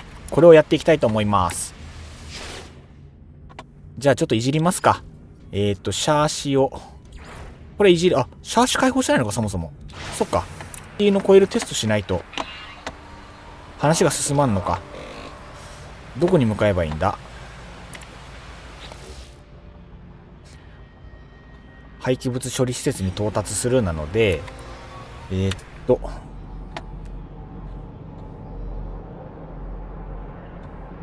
処理施設、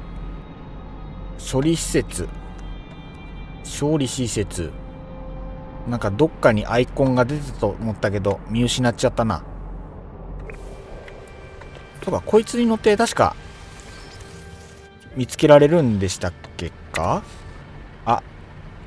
なんもつけてない。やべえ、いろいろどうやったっけ。いろいろ忘れたな。つけれるか。つけれるっぽいな。もうなんか装備できるものは全部装備していきますか。その方が話は早い気がする。枠余ってるからね、全部とりあえずつけよう。資材は潤沢ってほどでもないけど一式と式あるからね、全部やっちゃう。素晴らしい。ゴミなんか結局またゴミ収集業者になるのかいろいろ思うところがある。ストームクリスタル在庫あるな。ちょっと在庫、こんなこともあろうかと、ストームクリスタルは在庫を抱えていたはず。素晴らしい。なんと良いのいいことか。 OK。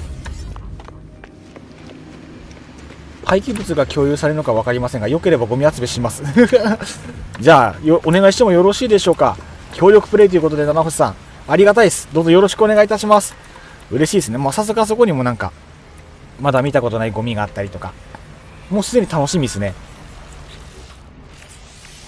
いろいろ、じゃああれですね、集合していただいている間にこの辺をいろいろ配置を済ませて準備を万端にしておきます。これをはいと、ホイバとりあえず全部解放して、これなんだっけ、これがもともとがマインレーザーで、これがアップデートの確か複数に乗れるんですよね、このマシンとかも。違いましたっけか。前のやつはできたのかな。据え付けキャノンも一応乗っけとくか。ようわからんからとりあえず全部つけておく。枠はあるからね。マウント火炎放射器、こんなのもあるんだ。メタンと玄武岩、これはないな、持ってないな。一旦なくてもいいか。戦闘する予定がないので、いや分解しちゃえ。で、他には、メガワットヒートなんちゃらかんちゃら。OK。とりあえず、一旦フルスペックにしとく。カーボンナノチューブが足りないので、カーボンナノチューブを、マックス。ワンスタック20個だったかな。トイ、OK。トイ、OK。確かに廃棄物とか共有されるんですかね。気のいい時にフレンドコートをなしやす。了解でございます。あれ重水素なかったっけか。じゃあこれ後でいいや。あとこれで、こう、こう、こう。OK。4つ集めとこう。失敗したか、ちょっと。4つこうやって集めるか。で、あとはサスペンション。先にコード送っときますか。ちょっと待ってくださいね。どうやって送ればいいんだい？操作慣れてない丸。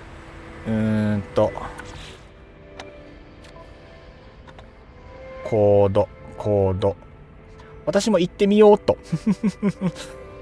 さあ、みんながここに集まるぜ。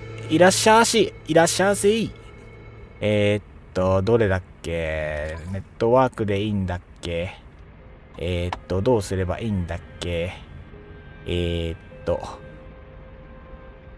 の辺の設定はそのままでいいのか。全部フレンドになってるから OK。そっか、スチームか。スチームの方のコードを何か送ればいいんですね。ちょっとお待ちください。不慣れゆえのもちょもちょが今から始まります。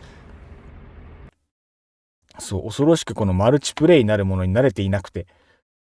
さあ、どうすればいいんだい？ライブラリーとかでいいのかな？あ、こんばんは、フレンドコードです。ありがとうございます。スペクターさん、ありがとうございます。それどうやって送ればいいんでしょう？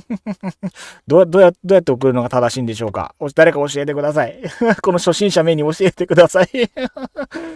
もうポンコツが出まくっておる。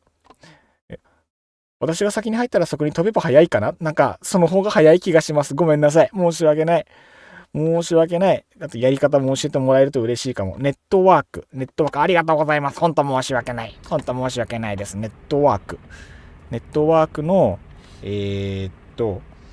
今送ってもらったフレンドコードもこれも使い方がわかると話が早いものではある。これ。レトナガさんありがとうございます。今ネットワーク開きました。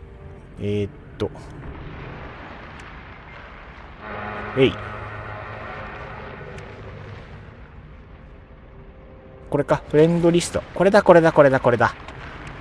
レンドリストで、フレンドコードを表示。これだ。これ表示しちゃっていいんですかね。マルチプレイヤー有効。そうか、有効にしちゃえばいいんだ。はい。有効。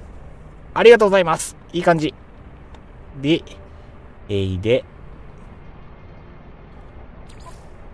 あとは、手打ちで入力できたりするのかな？どうしたらいいんだろう。フレンド追加。これコード出ちゃうのか。ちょっと待って。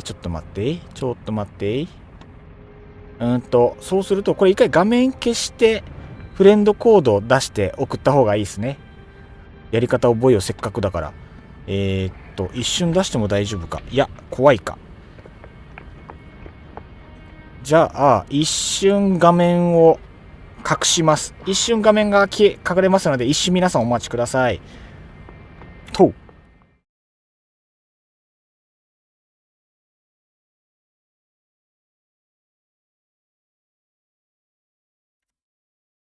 大丈夫だった。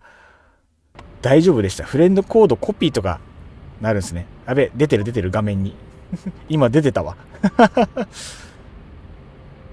おいで、これをコピーしたやつを送ればいいんですね。もった。わた。メッセージの方から、七星さんのメッセージに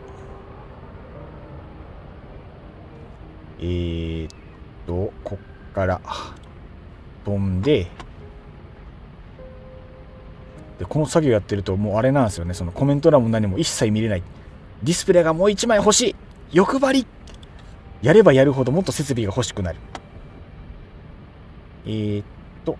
貼り付け OK、 これですね。で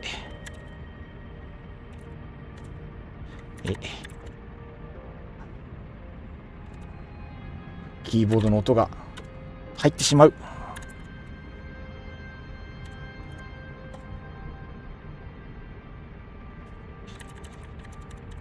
ね、外します。万歳。はいはい。じゃあ七星さん、今フレンドコード送らせていただきましたので、こちらでよろしくお願いいたします。でスペクターさんの方も送っていただいたのをこちらでコピーでいいのかな。これコピーしてコピーしました。こうしてでこっちの画面に戻りの、ちょっと待って、画面の表示が変わっちょる。こうのこう、よし。ごめんなさい、出してもらって申し訳ない。ありがとうございます。お互いに登録してないと反映されないので、私はあまり気にしていません。これそういうもんなんですね。そうか、お互いが持ってないとそういうやつなのか。了解です。じゃああんまり気にせずどんどんやっちゃっていいですね。了解です。ということはこれ開いてで送らせてもらったので、よしとで送っていただいたのもフレンド追加で、これもしかしてコピーペーストいける？いけない。手入力か、これ手入力しなきゃいかんのか。まあまあ手間か。なるほどね。やっぱコピーペーストできないのなかなかっすね、これ。このシステムはいずれちゃんと運営さんに直していただきたいところ。いただいた順番に入れていきますね。先に、スペクターさんを送ってもらってたので、これを先に入力させていただきます。ハイフン、これ、全然これちゃうで、8。これ小文字入力とかでも、全部大文字か。了解。七星さん、そちらに合流させていただいてもよろしいですか？もうなんか皆さんいい感じに集まっていただけると助かります。俺もフロントコード出るの気にしてないです。ありがとうございます。そう言っていただけると助かります。わからないことだらけゆえ、やっぱり優しくしていただけるのは本当ありがたい。本当にありがたいです。すいません。キーボード打ちながらちょっと下見ながらで申し訳ないですけど、これで、ありがとうございます。スペクターさんもよろしくお願いいたします。で、ちょっと待ってくださいね。七星さんのいただいた番号も入力したい。入力したいぞ。ほいほい。ほい。ほい。の。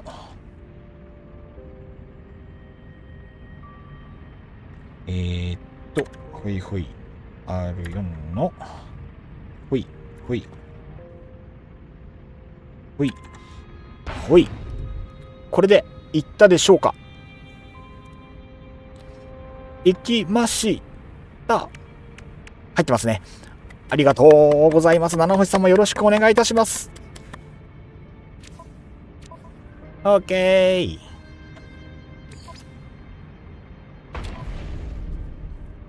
真っ黒いソーラー線が来たらそれ私です。了解です。駐車スペースいっぱいあるので、お好きなところに止めていただけるとよろしくお願いいたします。なんかすごい5箇所ぐらいあるので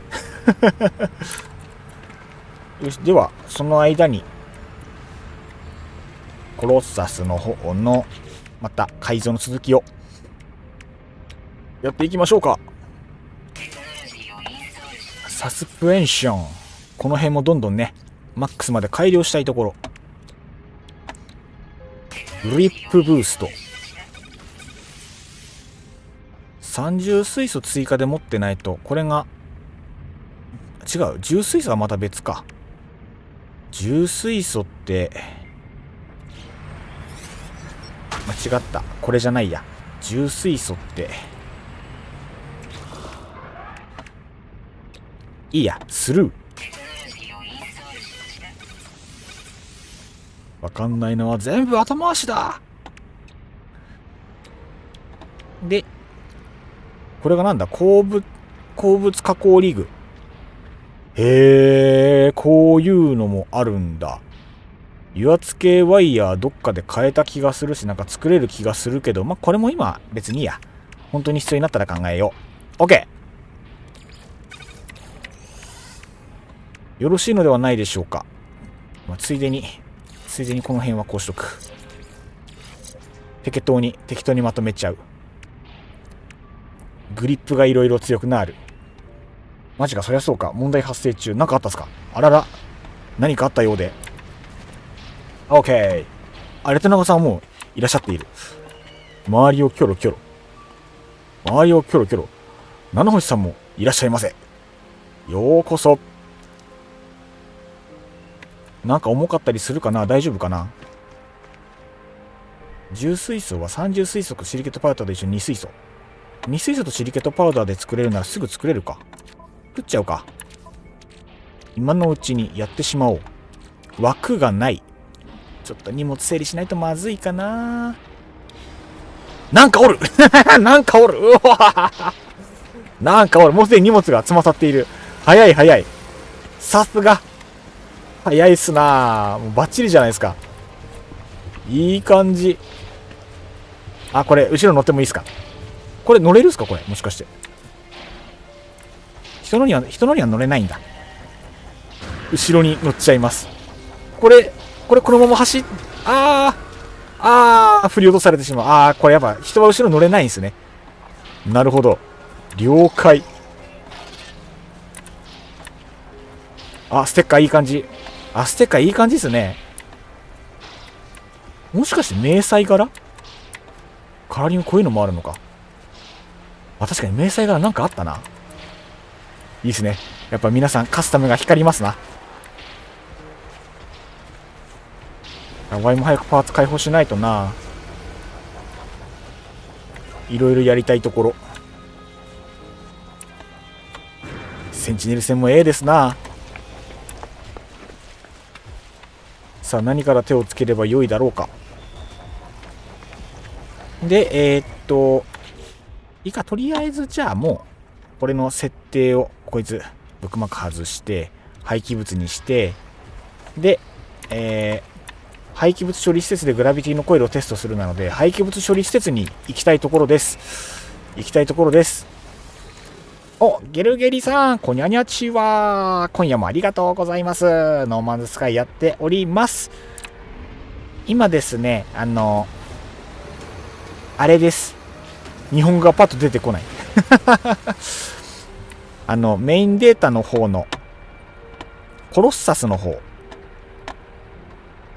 ちょっと進めて、ちょっと皆さんに手伝ってもらいながら進めていこうという話になってました。ちょうどこれからやっていくところでございますが、何をどうしたものかというところでございます。これであれか、廃棄物処理施設スキャンします。一番近いとこが多分出るんですよね、これで。さあ、果たしてこれが共有されるかどうか。こっちか。なんか、遠く？一日で到着。なんか違う惑星を指してるように見えるが。全然違う惑星を指してるように見える。そっちがあるじゃないか。こっちで良いのでは。じゃあ今からそちらに向かいます。というか、レトナガさん、もしかしてもうそっちの方に設定してます？そういうことか。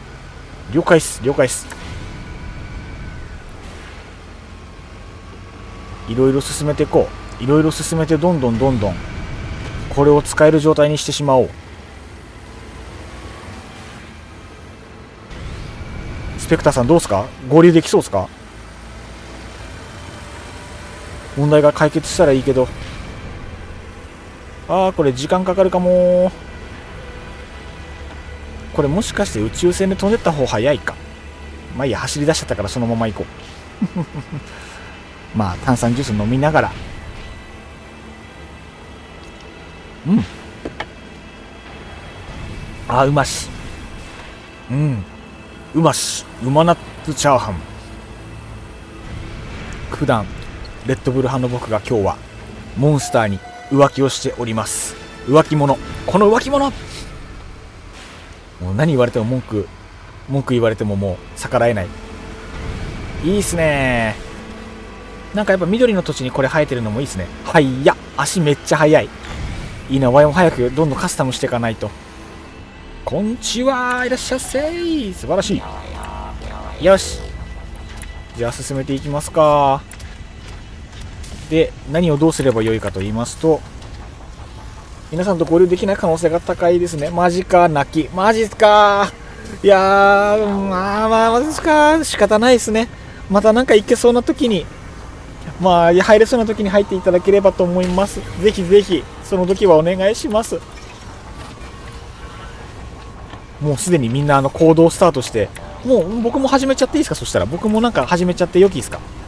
何から始めればいいんだ。何から始めればよいのか。とりあえずあれか、マルチツールにグラビティのコイルを、そういうことじゃないのか。どっから手つければいいんだ。あ、これから始めればいいのか。やれることをやってみます。了解です。ここで初めてそうだ、ダウンロードできるんだ。やったー。グラビティのボールがない。ほんと段取り悪くてすいません。ちょっとグラビティのボール取ってきますもう段取り悪し困ったもんすよ。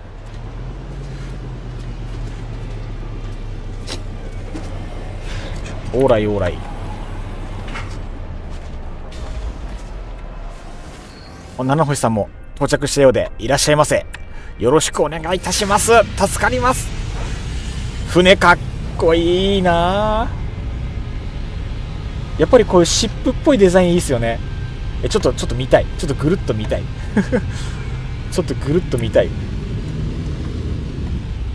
ぶつかりそう。ぶつかりそう。運転下手だからちょっと素直にすいません。グラビティのボール持ってきます。こっちじゃないや。どっちだっけ。拠点こっちだ。すぐ隣でよかった。すぐ隣でよかった。着きました。ありがとうございます。ちょっと待ってください。僕も今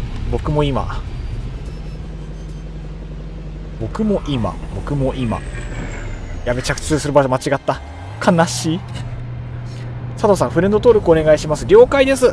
了解でございます。楽しい。やることがいっぱい。拠点に降り立ちやす。スタッと。おいしょおいしょ。まずグラビティ。ちょうどあるじゃないか、グラビティのボールが。素晴らしい。で、ネ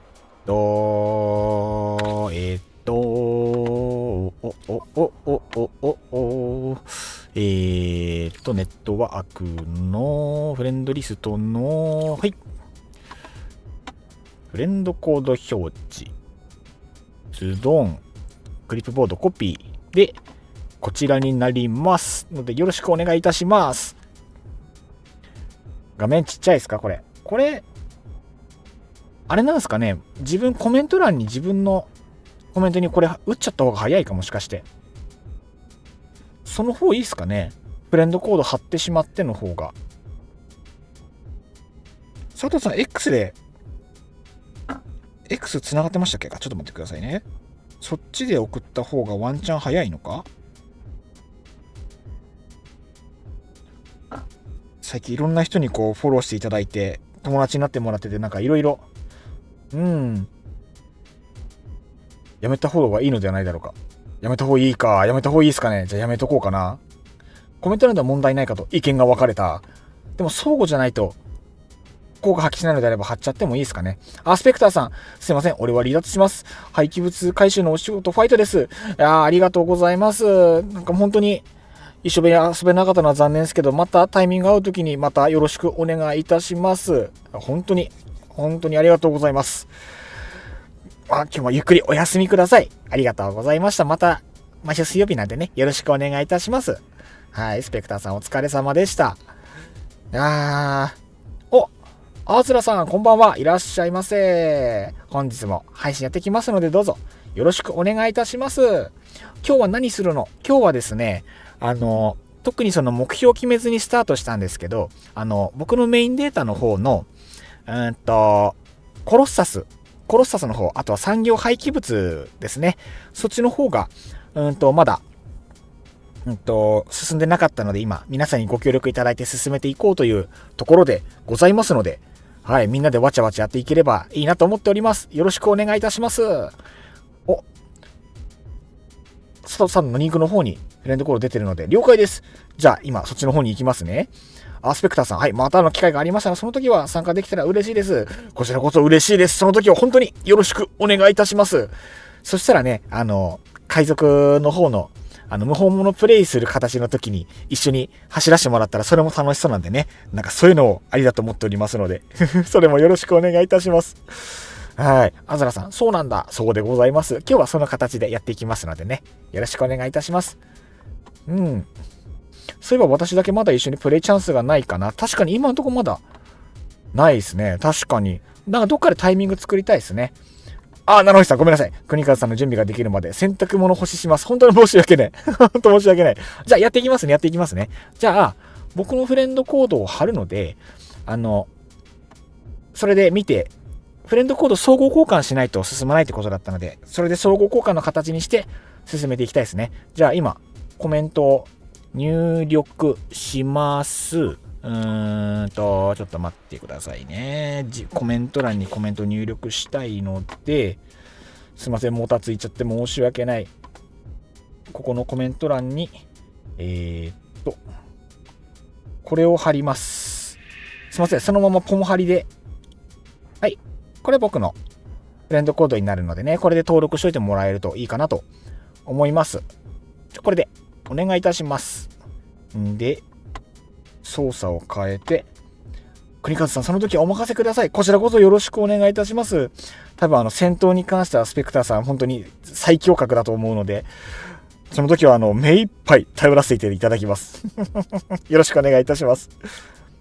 ここのよし、いいかな。これで、OK で、佐藤さんのリンクに飛んで、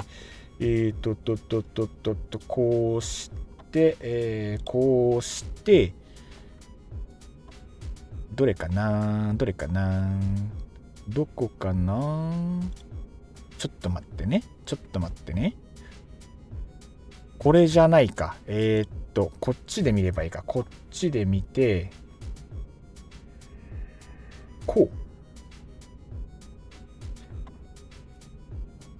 上に出してるので、ちょっと待ってね。どれだ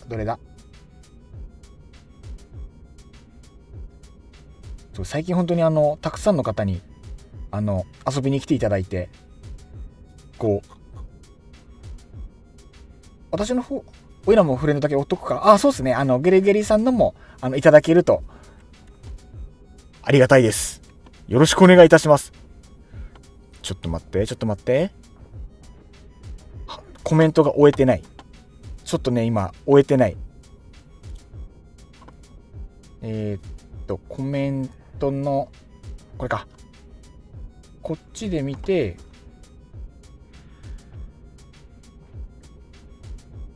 過去のコメントに佐藤さんフレンドコード出してます？過去のコメントにフレンドコードが出ていないように見えますが、こっちじゃなかったりする。他のとこか。どれだ？コメントログ。違う。コメントに書いたとかそういうことではなく、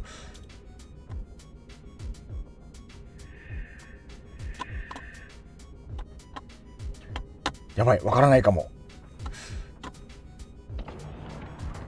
もう一度。あ、来ました来ました来ました。ありがとうございます。よかったー。今出ました。ありがとうございます。あずらさん、こっちもノーマンズスカン、ログインするね。了解です。おいら分かりやすいと思う。了解です。じゃあ次々入力していきます。ちょっと待ってくださいね。あ、本当ありがたい。順番にやっていきますね。手入力になっちゃうので、多分マルチで安定するのは6人ぐらいまでですね。了解です。そうするとまたあと2人、3人ぐらいまで入れるのかな。手入力ぼちぼち。で、この入力画面は映ってる画面。入力画面映っちゃってるとまずいのか。ので、入力画面はちょっと隠しますね。で、隠すために、隠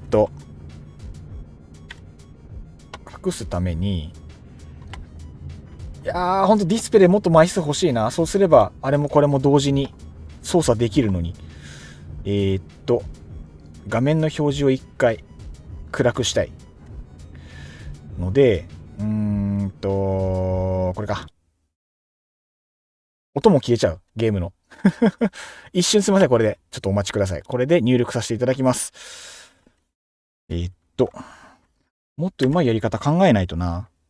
新たな想定が生まれたので、これは近いうちに画面を消さずに入力ができるようにちょっと準備をしていきたいと思います。ハイフンの。やっぱあれですよね。配信でやろうと思った時に、配慮をするときにどこまでやればいいかっていうのもやっぱ、ラインがわからんですね。OK。大変お待たせしました。佐藤さん今、登録できましたので、はい。今日からよろしくお願いいたします。じゃあ、ゲルゲリさんの方は、チャンネルの方にありますかね。ちょっとじゃあそっちの方、確認させていただければと思います。ちょっとお邪魔しますね。どれ。チ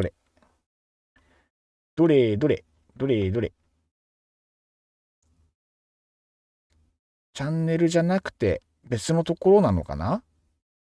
出していただければと思いますが、出るかな。どうだろう。この間、登録していただいたと思うので、そっちの方で出てれば確認させていただきます。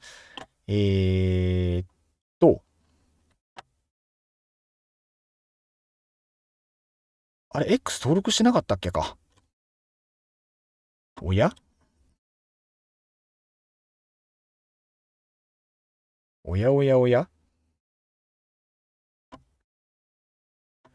どうしようかな。もう人のゴミ集め手伝うぐらいしか使いどころがないコロッサス。出番がない。出番がないの悲しすぎる。もう、コロッサスの出番増えるかと思ったら意外と増えない。どうしよう。じゃああれですね、ゲルゲリさん、そうですね、フレンドだけ、またフレンドコードを送っといてもらえるといいかなと思います。コメント欄でもし手こなければ打っていただけるといいかなと思うんですけれども、大丈夫でしょうか。よろしくお願いいたします。そうしていただけると助かりまする。非常に助かりまする。ちょっと今、こっち戻します。画面をまた見る状態に戻しますね。あ、あずらさん、ありがとうございます。じゃあ、あずらさんの方の。はい、ありがとうございます。今、登録させていただきますね。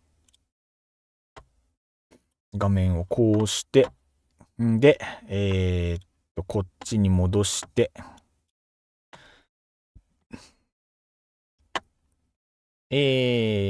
こうして、間違った。キーボードの入力ももっと速くなるといいんだけどな。こうの、G の、39。やっぱこういう時にブラインドタッチとか、やっぱりちゃんと覚えておけばよかったなと思って、ちょっと後悔するとこっすね。あれすいません。グループに誘ってほしいです。了解です。ちょっと入力終わったらそちらの方対応させていただきます。もう少々お待ちください。申し訳ないです。もう少々お待ちください。これでいいかな。これでいいかな。なんか、桁数が1個足りない。AHBE6。良いのでは。はい、行ったと思います。あずらさん、よろしくお願いいたします。ごゆっくりしてね、了解です。じゃあ、グループに誘わせていただきます。これどうすればいいんですかね。グループに誘う。ゲリゲリさん、ありがとうございます。グループに誘う、グループに誘う、グループに誘う。これ、グループの枠が、あずらさんが入ったんですね。ありがとうございます。ようこそ。あとは、フレンドリストで、佐藤さんに送ると。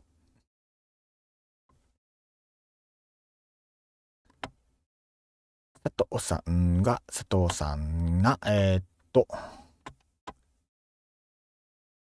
うん。これかな？これか？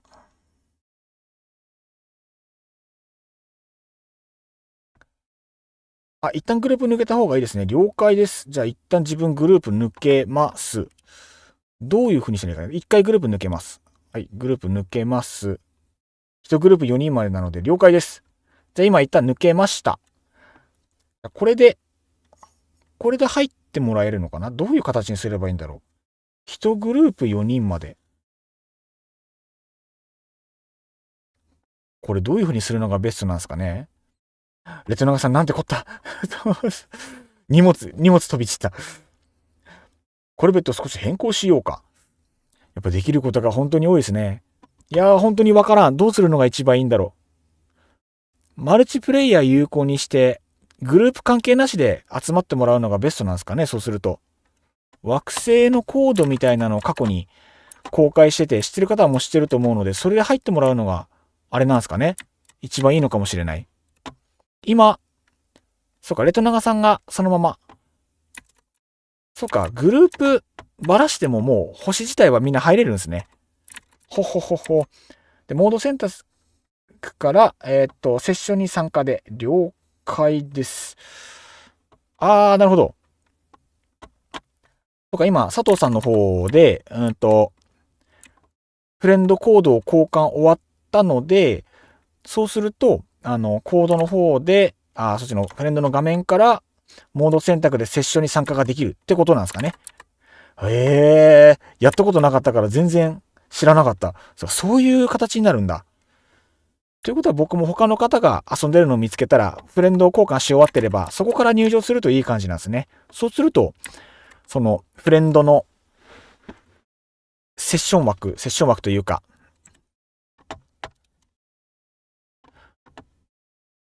こっちの方のグループ枠、スルーして入れる感じなんですかね。すいません、本当に何から何までありがとうございます。OK。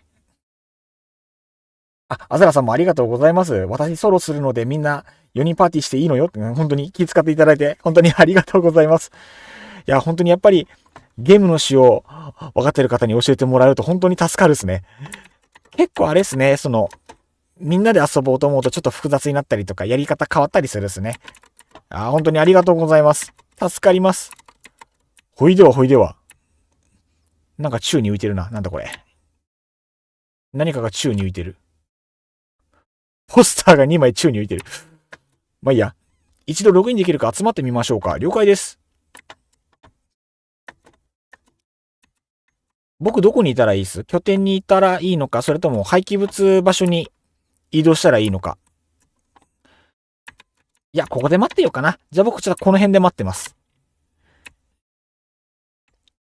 この辺で待ってるので。わー、コルベット。いらっしゃいませ。頑張れ Y の PC。読み込むんだ。いいですね。エロンパーツで結構コンパクトに収まるとかっこいいですね。スタイリッシュだ。廃棄物処理施設がいいかも。了解です。じゃあそちらに向かいます。いざ。船で行っちゃおう。そうだ。画面真っ黒になったんだ。ごめんなさい。画面戻しますね。忘れてた。今画面を戻します。てってれってれれぽい。OK。すいません。じゃあ今戻ってきましたので。戻ります。おいで、みんなが集まってる場所に自分も向かいますよと。あれどっちだっけ？少し待ってね。了解です。さっきの廃棄物の場所に行きたいところ。近くにも廃棄物いっぱい落ちてる。ちょっと待って。なんか着地ができないバグ何なんだろうこれ。この場に着地したいのに効かない時がある。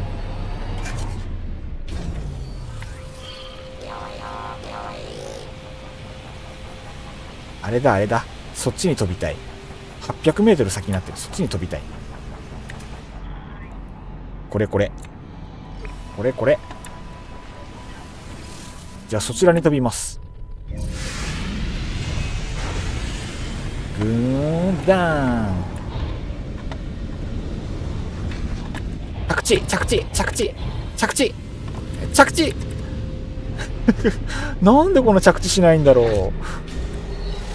用がマジでわからん。お待たせいたしました。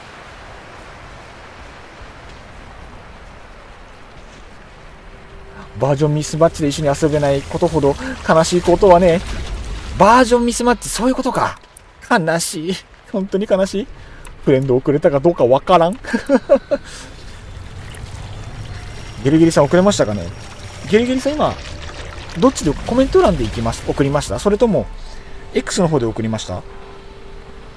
X 繋がってなかったかな。どうだろう。ふむコメント欄かな。いや、七星さんありがとうございます。今日もよろしくお願いいたします。ありがとうございます。うおー、なんかかけてた。なんか高速で後ろかけてた。動き怖。他で見ると動きめっちゃ怖い。おもろ。長さんもよろしくお願いいたします。助かります、本当に。やっぱいいな、ワイも早くマシンを。あ、ゲルゲリさん、コメントの方で、了解。じゃあコメントの方もう一回確認させていただきますね。で、コメントの確認をするのに、一回ちょっと、画面の方をそっちに飛ばして、こうして、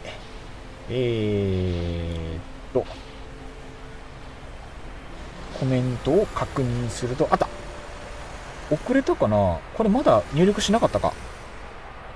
でもちょっと入力しますね、また。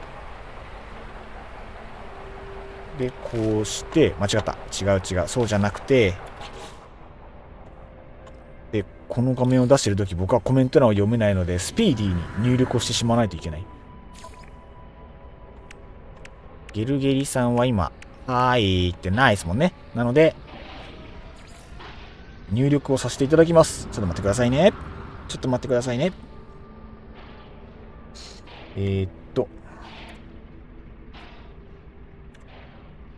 の、こうの、こうの、これ結局画面出て大丈夫なんでしたっけ？だからコメント欄に載ってるからもう変わらんのか。こうの、キーボード、人差し指入力ポチポチ。はい、これで、いかがでしょうか？いったのではないでしょうか？多分いったと思いますので、いったっぽいですね。よろしくお願いいたします。これでよろしくお願いいたします。OK。なんかバイク走っとる。なんかバイク高速で走っとる。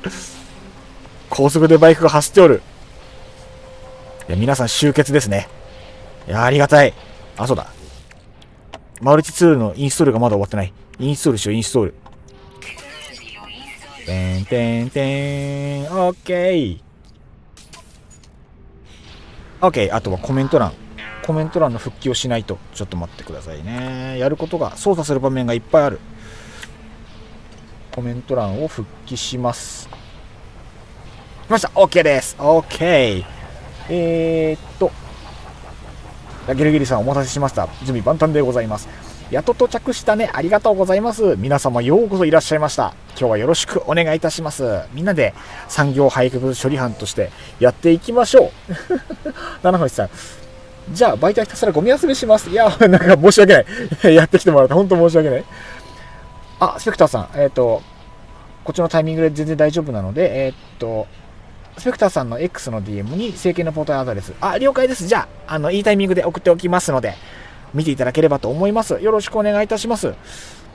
もし蛮族を見かけたら排除しておくので、ありがとうございます。その時は容赦なくやっちゃってください。やっちゃってくださいな。あ、間違った。あ、違う。ごめんなさい、ごめんなさい。あー、良くないことをした。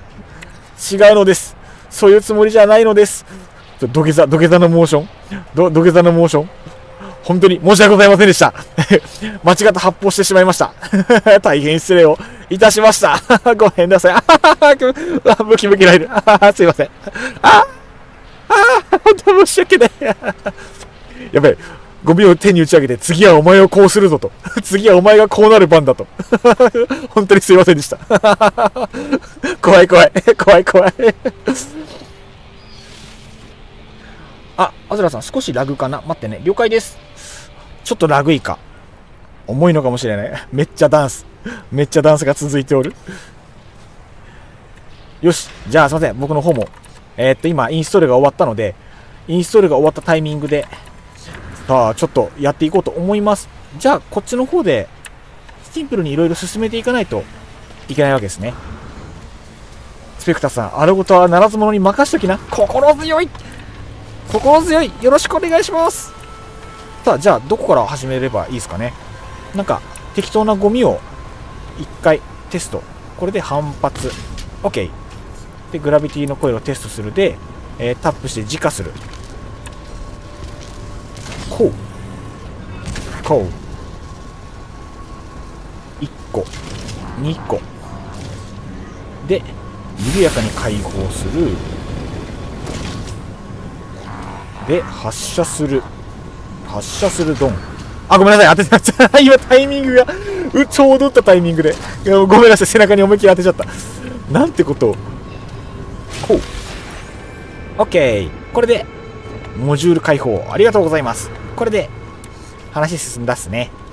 で、磁化して打つ、磁化して打つ。 OK。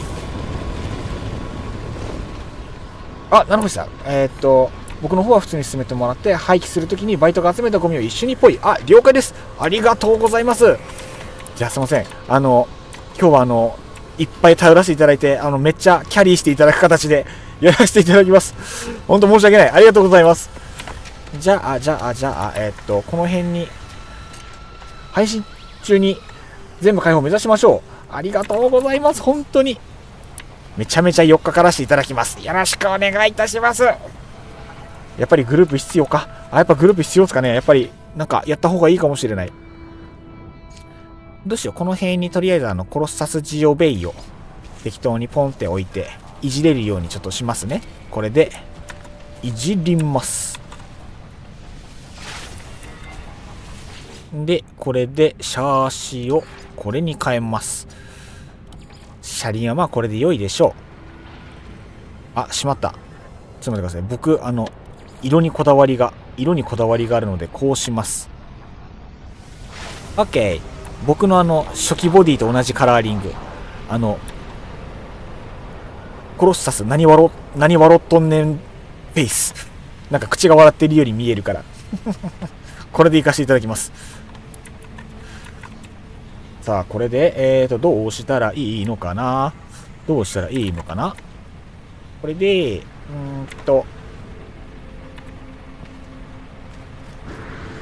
お、アズラさん。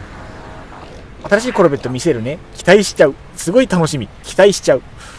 じゃあ、これで、乗れる状態になりました。来た。なるほどね。ダブルで走行で、操縦する。で、C でリサイクル可能な資材を検知します。で、検知したものを、積みして、積み積みして、まあこの近場のやつ試しに積み積みして、本当はこれ放り込むだけでいいんだけども、これを積み積みしまして、これをとりあえずたくさん乗っければいいのかな。15個乗っければ良いのかしら。かしら。これ遠くからでも確かつかめるんでしたっけか。あ、つかめるので、こうして一旦これで何個か積まさったかな。あとは他に廃棄物落ちてるところに行って、一番近いところどこだんべ、まあ、とりあえず正面にあるから正面に行こう。ブースターが弱すぎるブースターが弱すぎるよ。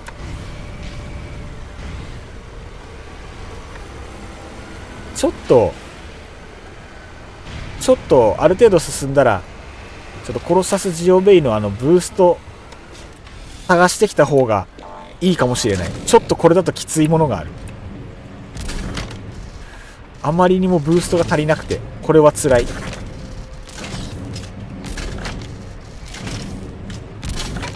15個すぐ溜まるかこれ。3個少ないね。3個は少ない。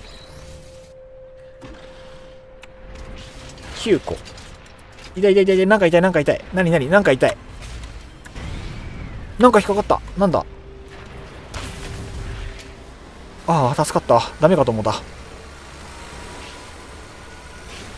で、次の廃棄物。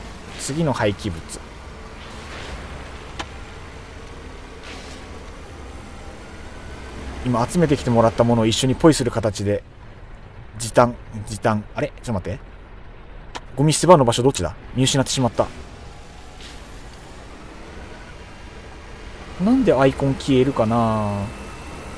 アイコン消えないでほしいんだけどな。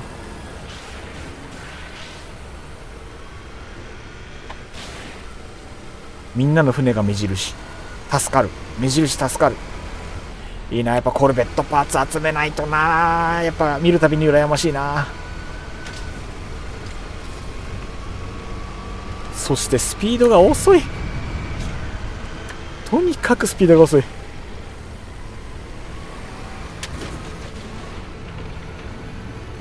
よいしょ。で、これを処理すれば OK。 ちなみにこれの処理は一括処理でもいいんでしたっけか。確か。よいしょ。やべ、ちょっと失敗したか。よいしょ。 OK。 あと乗り降りするときにこのパネル側に乗り降りできるようになってくれたら嬉しい。で、ぶちまけて、でこの状態でフラントパネルで仕分けがいいかと。一括ダメ。一括だとダメなんだ。了解です。危なかったー。セーフ。ありがとうございます。じゃあ仕分けでやっていきますね。了解です。お、初見さんいらっしゃいませ。配信に来ていただいてありがとうございます。お名前DA さんですね。はじめまして、国和と申します。初心者トラベラーやっております。どうぞよろしくお願いいたします。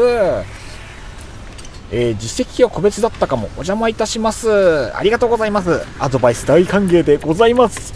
わからないことだらけですので、いろいろ教えていただけると助かります。どうぞよろしくお願いいたします。じゃあ個別でこれはどんどん放り込んでいきますね。こっち。じゃあこれでとりあえずどんどんこっちに飛ばしてって、この距離から全部入ると楽なんだけどな。そうはなってくれない。よ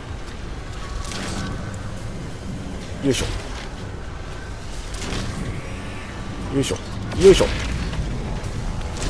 よいしょよいしょ。入ってるかなこれ。よく見ないで言ってるけど入ってるっぽいか。よし、撃てー。あとはこんなもん。今バラしたのに関しては有益かもしれない。さあ集めてきました。ありがとうございます。じゃあすいません、僕接させてもらってよろしいですか？ありがとうございます。じゃあちょっとやらせていただきます。集めてもらってそれを接させてもらう。姫プ、めっちゃ姫プ、姫プ嬉しい。ありがとうございます。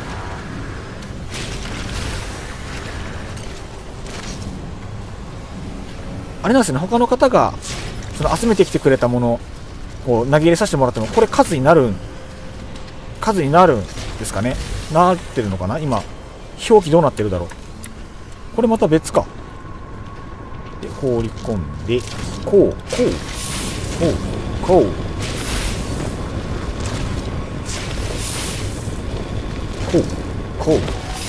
あちゃちゃちゃちゃちゃちゃ、あちゃちゃちゃちゃちゃ。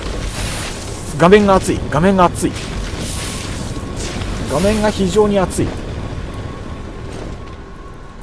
あ、なんかそこにちょっと挟まってた。い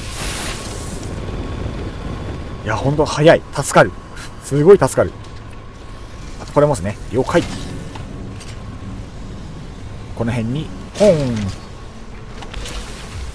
オッケー。やべ、入った。よかった。ありがとうございます。助かる。助かります。これで多分今どこまで行ったんだろう。今これでログで言うとこれだな。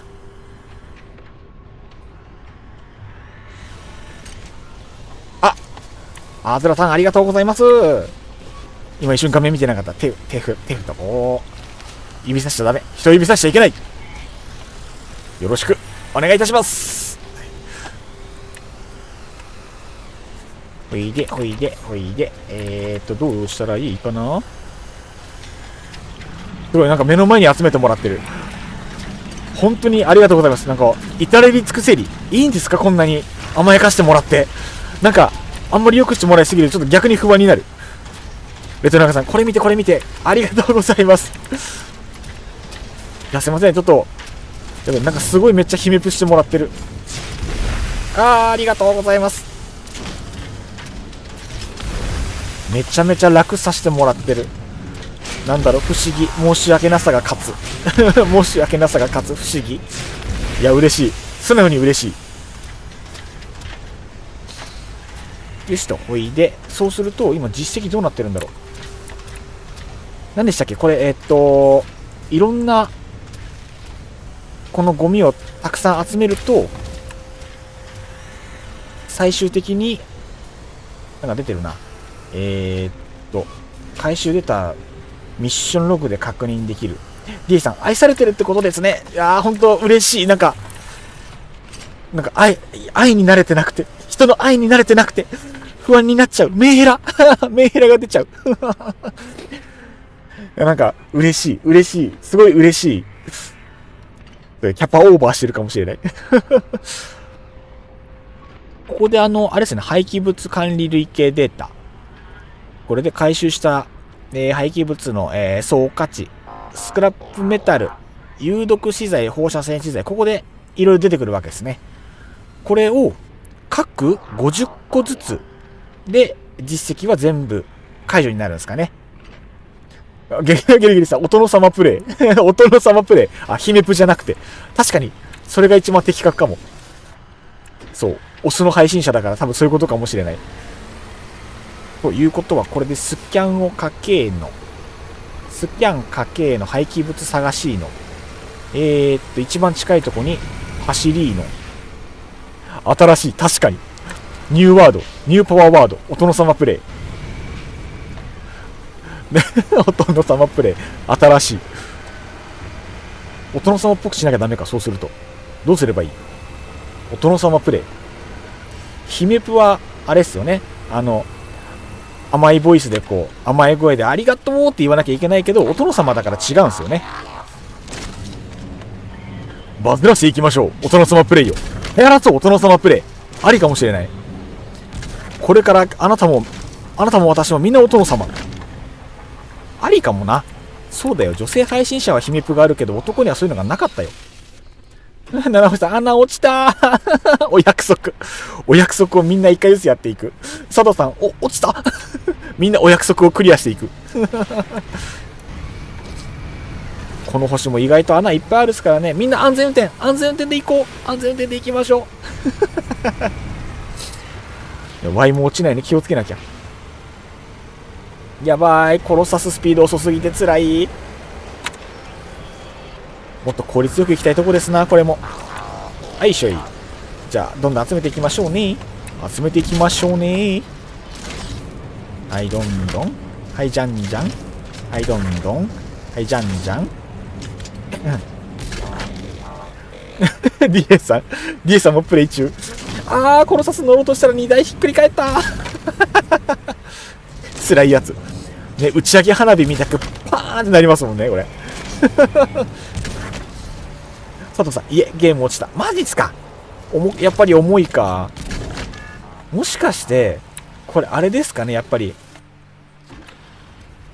マルチプレイでそういう細かいアイテムみんなでわちゃわちゃわちゃってやるとやっぱり重いのかな。処理重くなる可能性あるのか。だからあれですね。やっぱこれが出てきてみんなでこう初めて集まってみて初めてわかる、なんだろう、そのゲーム上の諸問題っていうのがだんだん見えてきますね。スペクターさん、こういうみんなでわちゃわちゃしてるの見てるの楽しいんだよな。わかる。やっぱみんなでわちゃわちゃして楽しいのってやっぱこのゲームとかいうかこういうゲームの醍醐味っすよね。やっぱ楽しいっすよね。やっぱりわちゃわちゃゲー楽しいのもあるし、やっぱり実際そのちゃんと助かるのもあるし、いいっすね。おもろいっすね。ノーマンズスカイ、いいゲーム。佐藤さん、あ、なんかパッチ当たってる。あ、本当に？そうか、もう今当たってるんだ、パッチ新たに。今当たってるのであれば、そうか。どうしよう。これバックで入った方が早いな。バックで入った方が早そうなので、ちょっとおケツをこっちに向けます。運転下手かも。こうかな。これで、ケツをこの辺に突っ込んで、この状態で、あ、間違った。間違った。もしかしてパッチ当てた方がいいか。よいしょー。パッチ当てようと思うとまたゲーム落とす流れになるけど、どれが正解なのかがわからん。この正解が。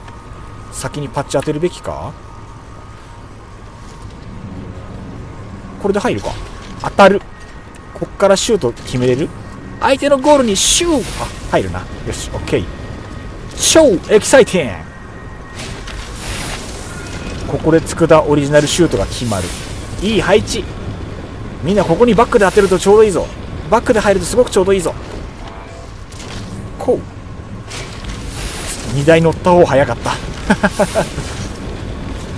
っぱやってみないと分かんないことが多いですな。バトルドーム。ボールを相手のゴールにシュー。超エキサイティング。佃オリジナル超エキサイティングいや、このネタだけはね万人に伝わるからマジ助かる。共通認識順調ですな。実に順調。楽しい。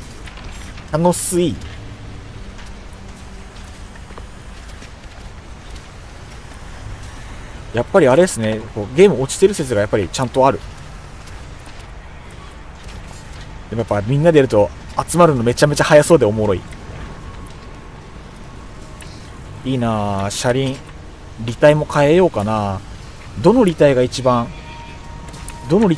いいんすかね。ゲルゲリさん、今の子わからないんじゃない？ジェネレーションギャップどうだろう。なんかちょっと悲しい話するんですけど、ジェネレーションギャップが広がりすぎて、イニシエのネタとして履修されてるっていう背景があるらしく、そう、僕らの昔の常識はもう今の子からするとイニシエのネタなんですよ。逆に履修してる子がいる可能性が高い。悲しい非常に悲しいこと言ってる自分でも。そうなんすよ。なんかそういう背景もあるらしく。でーん。アイテムを回収しつつだ。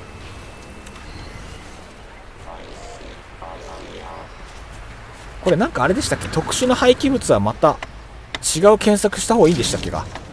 忘れた。どうすんのがいいんだっけ。あ、そうか。なんかあれか。特殊な廃棄物落ちてるところ自分で検索かけて直接探しに行かなきゃいけないんだ。忘れてた。どうしよう。これ1個積んだらじゃあ検索かけよう。乗ります。レーダーオン。で、廃棄物の山をスキャン。さあ。そう、それ。処理施設のレーダーでしたっけ？それです。今、レーダーやったので、今アイコンが出てるはずなんだが、見づらいか。ちょっと見づらいか。到着まで7分とか書いてますが、遠い。ちょっと遠すぎなので、一旦積んだもん捨てて、現地まで飛行機で飛んでから考えよう。帰りは7分かかるか。それはでももう仕方ないから諦める。それに関しては。で、バックで下手くそーん。バックでこんな距離でいいかな。おう。で降りてと。 OK。 この辺に降り立つとちょうど良いのでは。で、帰りの運転ご安全に。了解でございます。ありがとうございます。安全運転大事ですからね。なんかあれらしいですね。なんか誰かにこういう行ってらっしゃい気をつけてねとかいう日本人の文化として、あとやっぱり家族の文化としてあるじゃないですか。これって安全の確率が上がるらしくて、統計を出した人がいたらしいんですけど、どこの国だったかな、忘れた。論文が上がってて、声をかけてもらってから出かけた人の方が自己遭遇率が下がるっていうデータがあるらしいんですよ。つまりどういうことかというと、今声をかけてもらったので、僕は帰りの運転は穴に落ちることなくここまでたどり着けるというフラグが今立ったとね、そういうことでございます。じゃあスマートに行きましょう。僕のね、スマートなドライビングテクを今から披露したいと思います。七星さん持ってきました。ありがとうございます。どうしよう。取りに行く前にもう入れさせてもらった方がいいのかな。よし、着地素晴らしい。DA さんパチパチ拍手パチ。いや素晴らしい。賑やかで素晴らしい。七星さんありがとうございます。じゃあ早速ちょっと入れさせていただきますね。カラーリングいいっすね。黄色緑めっちゃいいな。いい感じ。じゃあすいません、やらせていただきます。よいしょ。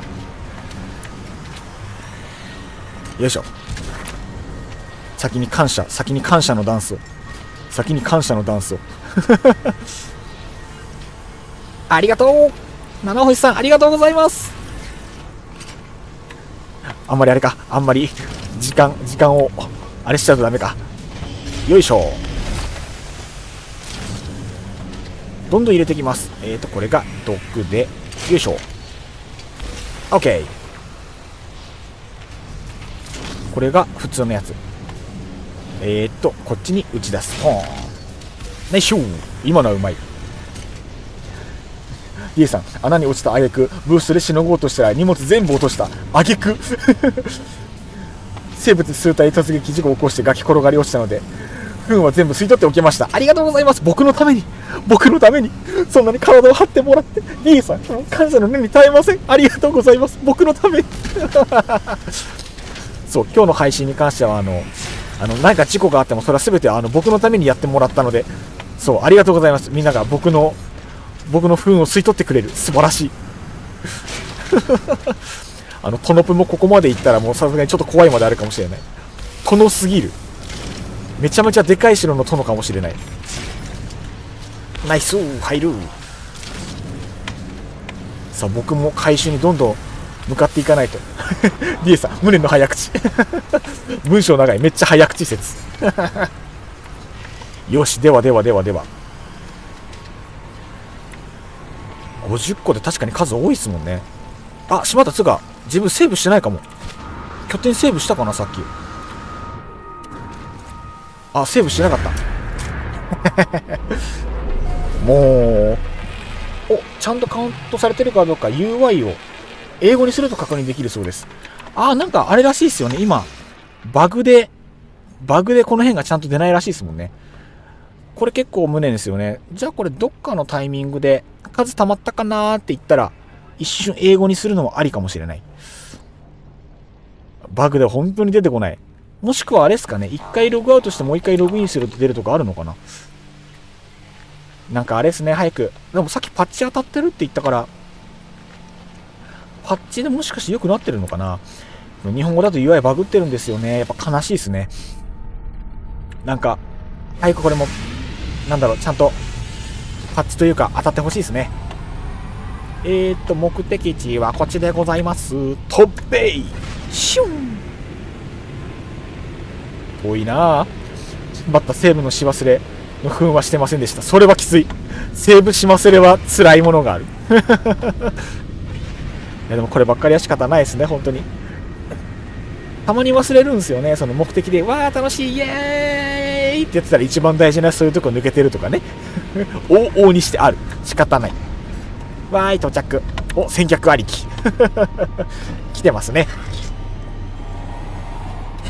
どっこい小一。とび言わないどっこい小一。到着。素晴らしい。で、ここに、こいつじゃなくて、いらっしゃい、コロッサス。よし。これで積ませていただきます。どっこい小一。よし、これで、ギュン、ダン。よっこい小一。どっこい小一。ゲルゲリさん、おいらはしょっちゅうしとるよ。まあ、ゲームあるあるっすよね。あるある。なんだこれ。見て。これ。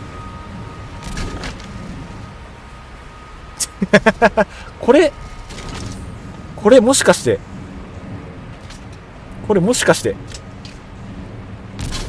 縦に詰めるかと思ったらそんなことはなかった。すいません。なんでもないです。恥ずかしいのでなんでもなかったことにしてください。恥ずかしい。非常に恥ずかしい。これあれですね、この遠距離から回収したりとか。リエさん、違う、なんもなかった。あなたは何も見なかった。いいね。今ここでは何も起こらなかった。いいね。早口。積み木できる？そう、今一瞬積み木できそうだった。なんか積み木できそうだった。なんか、もしかしたらめっちゃ高く積めるんじゃないかと思って。そう、これで、多分今、壁ができてるじゃないですか。今、落ちたわ。全然できなかった。高さ制限マックス 2.5 個が3個ぐらいが関の山っぽい。2.5 個か3個が多分、上マックスかも。壁の高さがそのぐらいなんだ。なるほどね、今一瞬見えた。やっぱり奥に上手に詰めた方がたくさん詰めそうには見える。で、本当はこのでかいのが下地の方に詰まさるとバランスが良さそうだとは思うんだけど、まあ、言うは安し、行うはがたしですよね。とりあえずね。走ってると崩れます。体験談。いや、本当そう。無理っすよね、やっぱ。ちょっと厳しいか。やっぱり理想と現実の差はあるっすよね。今多分、これうまく積むと30個ぐらいはギチギチにすれば積めるのかなって思うんですけど、まあそれ1回積んでも最後まで運べるかはまた別の話ということで。山積み祭り。国数山積み祭り。アイテムこんなもんか。まだあるか。まだ積める。まだいける。もうちょい詰めるのでは？欲張りで。もう2個、もう2、3個詰めるのでは？いけないか。もういけるかいけないか。さすがに欲張りすぎか。欲張りしすぎか。これは。だって背中の高さ超えてるもん。やったことないから物は試しということで、詰めるとこまで積んでみる。いや、もうやばそう。もう全然崩れそう。ちなみにケツの方はまだ隙間あるか。頑張ればもうちょい詰めるこれ。妨害電気やんたな。なんか落ちた。なんだ。なんだ。積みすぎで今勝手に動いたのか。詰める。持って帰れるとは言ってない。ほんとそういうこと。よし積んだ。何個積んだ ?27 個。なんか、前の時がもっといっぱい積めたけど、痛い痛い痛い痛い痛い痛い痛い痛い痛い痛い痛い、めっちゃダメージ食らうけど、なになになになに、やめてやめてやめてやめて。すっげえダメージ食らった。やめてよ。何でも試してみるが吉、ほんとそう。やってみないと分かんないこといっぱいあるですからね。まずはね、実験。まずは実験が大事。で、目的地はどっち？目的地はどっちだい？表示されてる目的地。向こうか？俺なんか目的地さっきセーブしたはずなのに。わからん。あ、サイクロスコープつけてなかった。目的地どっちだ？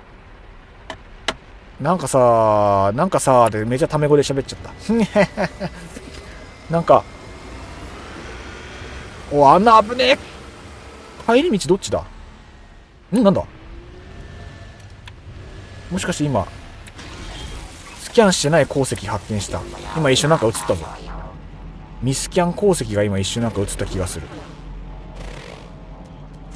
あ、こいつまだミスキャンだ。ラッキー。ありがてえ。あ、もうこんな時間。今何時？ 23 時半だ。早い。あっという間だ。目的地を設定したい。ちょっと何かいろいろこう、いろんなものが混ざりすぎて目的地のスキャンが。ゴミ処理場、待って、ゴミ処理場、どこ行った？あつらさん先に落ちる。今日もありがとね。こちらこそありがとうございました。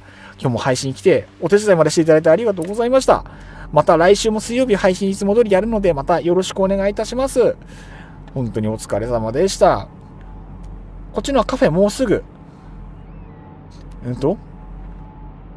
クロージングタイムです。ああ、そっちがもう今あれなんですね。帰り自宅する時間なんですね。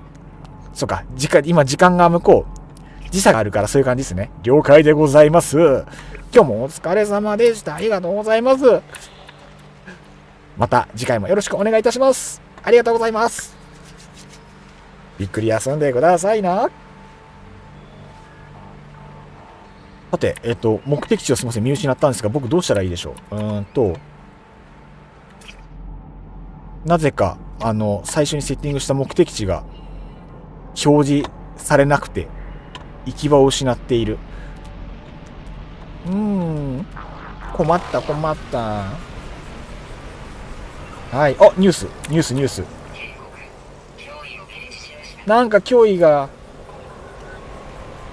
敵が現れるのはしんどいものがある。今処理場にいます。了解です。で、そっちを終えといい感じですね。で、今なんか脅威を検知したらしいんですが、なんか戦いがすでに終わったことになってる。ありがたい。じゃあ佐藤さんのいる場所を追えばもしかしたら良いのかもしれない。こちらですか？じゃあそちらを。これもしかしてここをそのまま佐藤さんいる方向にまっすぐ向かえば OK ですかね。了解です。あざらさん、コルベットはまた今度ね。了解です。楽しみにしてます。またよろしくお願いします。近くに穴がある。注意。みんな落ちないようにね。みんな安全運転よ。ゆっくり行こうぜ。安全運転で。でね、経験上この凹凸に対してまっすぐ行くとぶちまけるので、蛇行運転が吉。落とさないように行くのであれば蛇行運転が吉という感じで。あとこの傾斜面が比較的安全という経験則。危ない。フラグは立ってる。整備用ビーコンも立ってたので目印になるかと。ありがとうございます。この黄色いのが整備用ビーコンのやつですかね。到着まで3分。意外と大丈夫かも。ありがたい。フラグは立っている。立ってない。絶対立ってないと思いたい。七星さん、夜が明けるまでタバコ休憩しときます。タバコ休憩了解です。もうみんなおのおのゴミを集めて。危ない。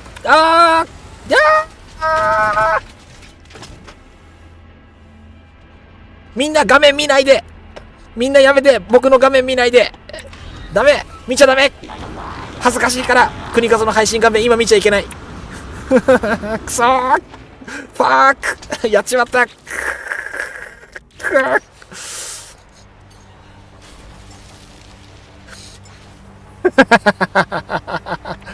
もう、まあまあ、やると思った。やると思いましたよ。ええ分かってましたとも。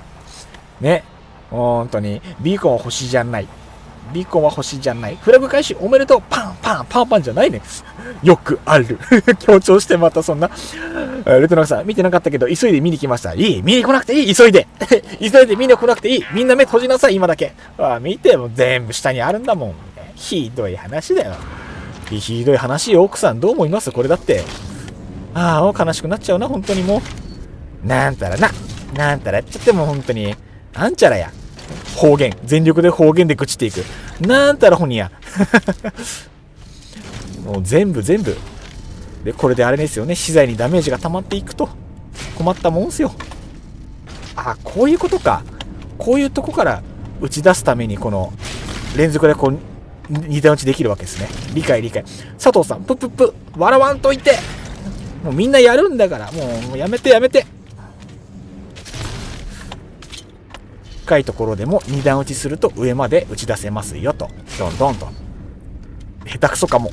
ちょっと下手かも。よし。結構手間かもな、これ。失敗した。なんか、やっぱゴミによって飛ぶ挙動違うっすね。よし。ちょっと上目にしないと厳しいかもな。いやーでも、学びがあるんで。オッケー。これきついな。ちゃんと全部上上がってるこれ。よいしょ。エイムが大事。二段打ち。よし。エイムが大事。よいしょ。いやー、27個もあったの全部ひっくり返したから手間がすごい。拾えなかった。エイム下手。国和くんはエイムが下手。下手くそー。そして車で破裂。あり得る。普通に走っててもダメージ受けてるっぽいですからね。実際それが怖い。悲しみ。すげえ時間食ってるな、もう。下手すぎ、本当に。ギリ上がった。今なんか45ダメージとか見えたけど、大丈夫か。これ1個あたりのこのゴミのヒットポイントって何本あるんですかね。やっぱりさっき投げたの全部失敗してるわ。全部落ちてる。悲しいぜ。5回落としても余裕でしたので、多少のダメージなんて平気。じゃあ大丈夫。平気。いける。よし、登った。うまい。いける。ちょっと乗っけるのうまいかも。頑張れ。ほれ、頑張れ。ちっちゃいの打ちづら。ちっちゃいのマジで打ちづらい。小さいのはそういう問題もあるのかな。いやー、佐藤さん、処理場に廃棄物置いときますね。ありがとうございます。本当にありがとうございます。いや、なんか、荷物ひっくり返して、なんかこうやって無駄な時間を僕が今過ごしてるんで、余計に申し訳なさがすごい。エイムの才能がありなんでもないです。今だと本当にちゃんといじり。今だと普通にいじり。ちっちゃいやつがうまく上げれない。もう最悪捨ておくっていうのも一つ。崖上からトラックに積めると思うが、確かにその方が早いのか。その方が早いですかね。上からとか引っ張れるんだ。超散らかってる。めちゃ散らかってる。トラックそっちか。上から拾いたい。拾える。素晴らしい。こっちの方が早かったかも。下から打つのは効率悪い説が。下から打つのは効率が悪い。拾えない分だけは下から仕方なく拾うのはありですけど、それ以外は全部上から拾った方が良さそうですね。一つ勉強。もう日々学びですな。人間はこうやって日々学んでいく生き物。そういうことっす。拾えない。こういうこと。こういうパターンね。見えないようなら多少開口してしまえばいけますね。でもそれも大事。それも選択肢の一つ。ほら届かないもん。拾って上がってで着地するときに落とすんですよね、確かこれね。 OK。 いやー、今のところ鬼ほど効率悪いかも。今のところ超効率悪い。しくしくなんかすげえ悲しい。今すごいなんか悲しい時間を過ごした気がする。いやー、ゲームが下手ってこういうことっすよね、本当に。今処理場に着いたんだけど誰かの荷物の山が見えたんですようわー、すごい。もうワイがなんかもちょもちょよくわかんないことしてる間にもうすごいゴミが集まっている。それが全部地面に吸い込まれていった。なんか恐ろしいニュースを聞いた。リスナーと触れ合うための時間ですよね。こういう時間も嬉しいけどもちょっと分配の問題が、時間の分配の問題が、しかも今間違って打っちゃったし、操作ミスも辛いものあり、辛きものあり、ありけり。全部地面に吸い込まれていたバグってこと？バグで持ってかれたパティーン、ちょっと早く見に行かないと。ちょっと早めにゴミ集めて合流したいですね。もしかしたら現場に積んでおけるゴミの上限があってとか、そういうことかしら。やべえ、これ積みすぎでやばいかも。ちょっと待って、じゃあ重要ゴミばっかり集めた方がピンポイントにした方が良さそうだな、これ。だから通常ゴミは申し訳ないけど一回下ろして、国数いる時に下ろした方がいいのかな。もしかしたらマルチでやるとそういう風になるのかもしれないですね。じゃあ皆さん、マルチでゴミ集めは今回初ですかね。もしかしたらじゃあ今回初めての現象がいろいろ見れるかもしれない。今日はちょっといろいろ実験も兼ねてって感じですね。ちょっといろいろ検証していきましょう。じゃあすみません、ちょっと僕もこれ積んだらなるはやで合流します。荷物下ろそうと思ったけど戻ってからにします。了解です。すみません、じゃあもう少々だけお待ちください。なるはやで積んで戻ります。やっぱマルチだとまだちょっと不安定な可能性あるですね。あと特殊ゴミ、これか、特殊ゴミこれで検証動画だ。やっぱ大事ですね。やっぱりみんなでわちゃわちゃしてる時にしかできない検証もあるですからね。あれ特殊ゴミか、これ違うな。あれが特殊ゴミだな。こいつが特殊ゴミなのでうまく積みたい。ちょっともうちょい後ろがいいかな。この辺特殊ゴミこんなものかな。他にぶちまけたかもしれないけど見えないので一回いいことにして戻ります。 OK で、穴がそこなので気をつけていきたいので一旦穴をぐるっと回避で、行く先はどっちだ。行く先どっちだ。行く先どっちだ。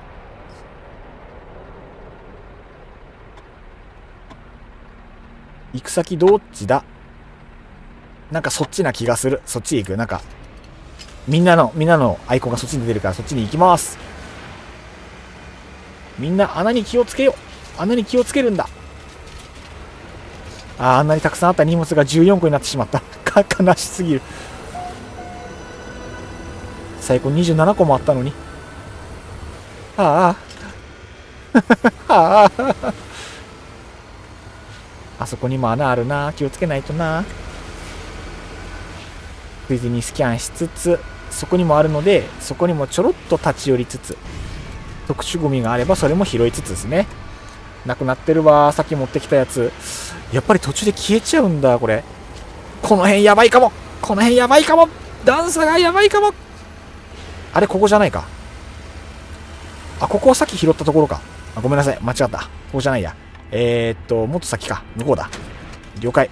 さっき反対側に走ったのか俺。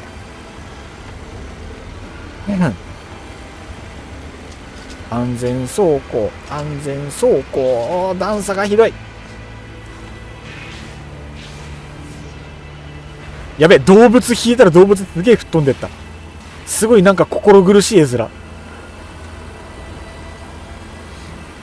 やっぱり消えちゃうのか。これあれですかね、このワールド生成って多分メインプレイヤーを中心にやってると思うんですけど、もしかしたら離れすぎるとアイテムとかリスポーンしてるもの保持できなくてデスポーンする可能性あるんですよね。もしかしたらデスポーンしたのか、当たり判定がシンプルバグって地面の下に埋まってしまったのか、いろんな可能性があるな。危ねえ、穴開いてる。特殊ゴミがいや、普通のゴミだけかな。このまま行きます。今ちょっとよく見えなかったけど、多分今は特殊ゴミしか、普通ゴミしかなかった気がする。そっちも今見た感じ普通ゴミしかなさそうなんでスルー。あれ向きこっちで合ってますよね、これ。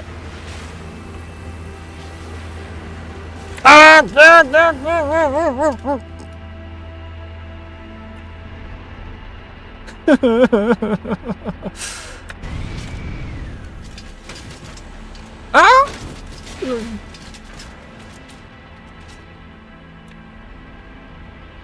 ソゲークソゲーねえ浅い穴回避したら深い穴があるって罠。二段構え。殺意の高い地形。どの穴から今落ちてきた？穴、何それ、もう、くそ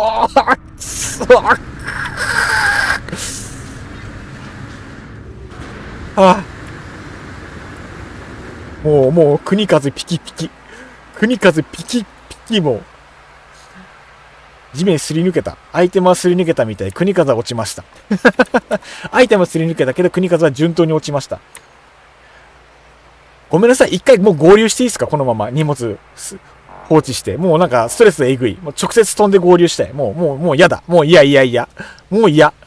一回ちょっともう時間がもったいないから一回合流します。も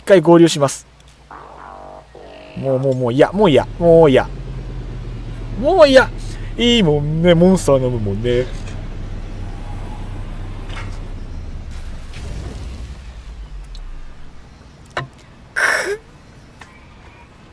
あとなんか今スキャンしてない植物がアップデートで増えたかな。心の平穏は大事ですね。本当にそう。ちょっと優先順位、心の安寧を優先する。合流します。ゴミ処理場、多分この辺なんかこっちら辺ですよね。元の拠点の近くだから、みんながいるところにとりあえず向かう。こんだけ距離あったらそりゃ時間かかるっすよね。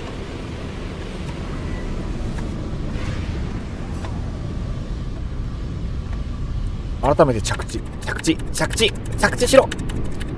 着地ボタン連打。そして着地をしない。この着地のバグだけは本当に分かんなくて、なんで着地できないんだろうこれ。着地してくれ。着地しろ。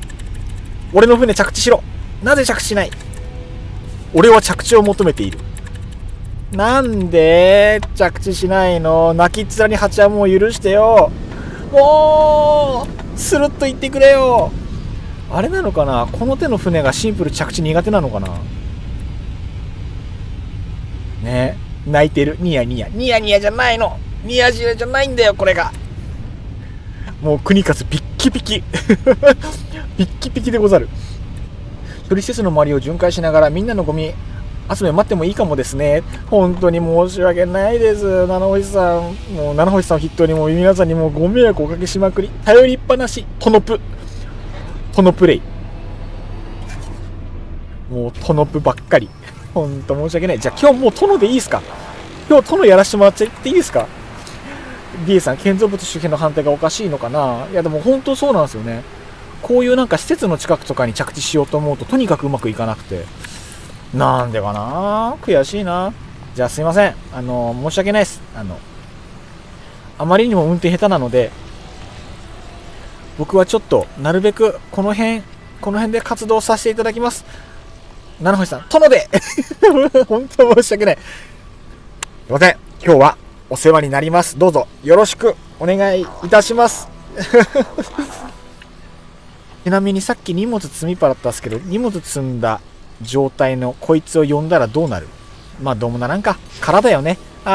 積んだものが全部なくなった。もう、泣ける。泣ける、マジで。リエさん、殿よが殿じゃ。みんなのものよきに計らえ。ほんとごめんなさい。ほんとありがとうございます。はい、というわけで、合流いたしました。ありがとうございます。佐藤さん、着陸場作ればいいよ。確かに。着陸場作ろう。それが一番簡単だ。もう作っちゃおう。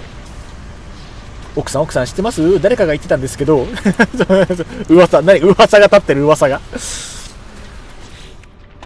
着陸場は、そうか、拠点の設定すれば作れるか。拠点にしちゃうか、ここも。着陸場のためだけに。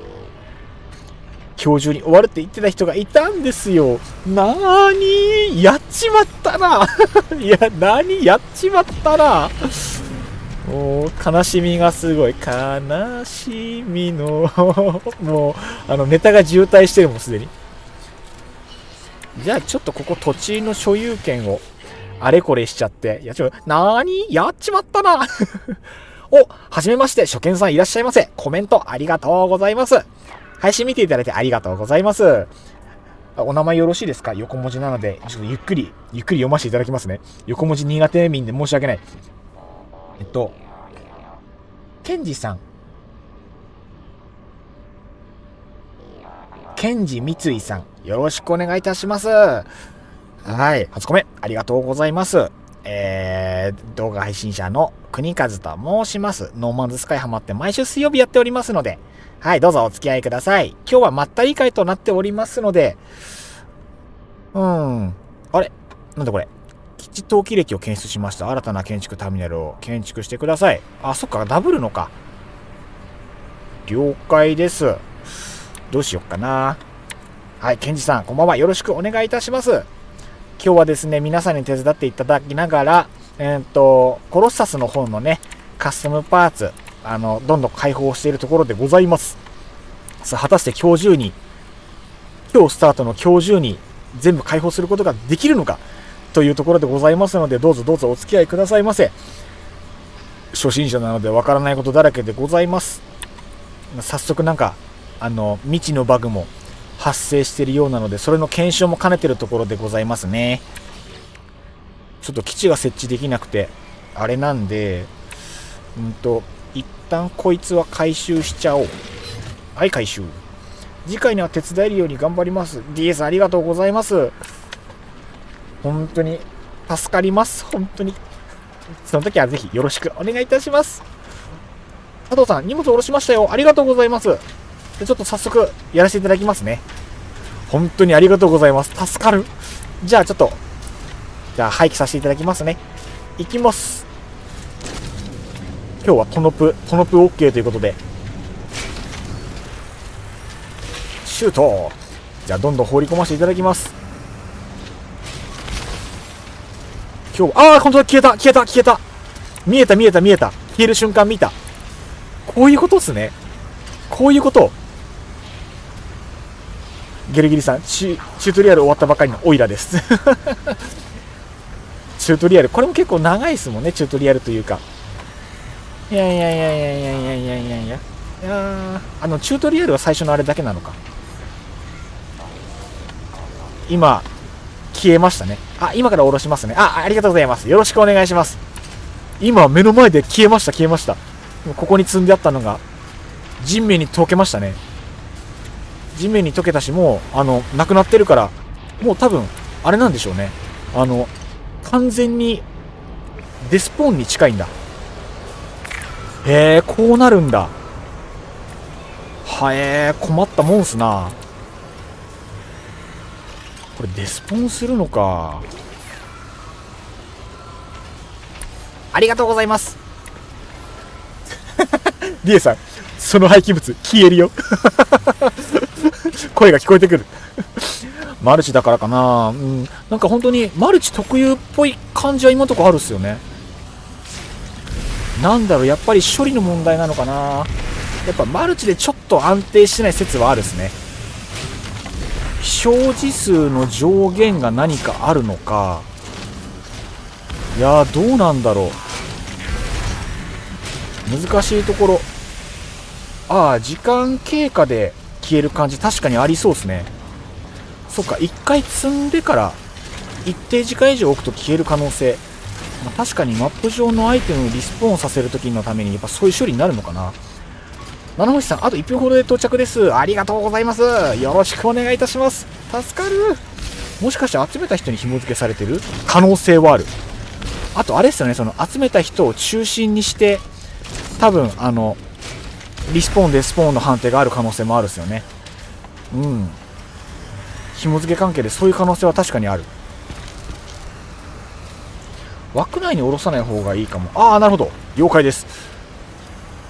あ、お帰りなさい。ありがとうございます。やっぱ緑いいですね。なんかこの星とカラーリングがあってなんかすごい好きかもしれない。わあ、すごいいっぱい積んでる。すごいいい感じ。やっぱあれですね、綺麗に積まさってるとやっぱりその積み方にもやっぱ性格が見えますよね。なんか僕がさっきごちゃごちゃに積んだのは見事に全部ぶちまかしたんで詰めた下ろした人が離れすぎるとダメなのかな。可能性はありますね。ってことはやっぱその都度その都度その場でいてもらった方が安全なのかもしれない。うん、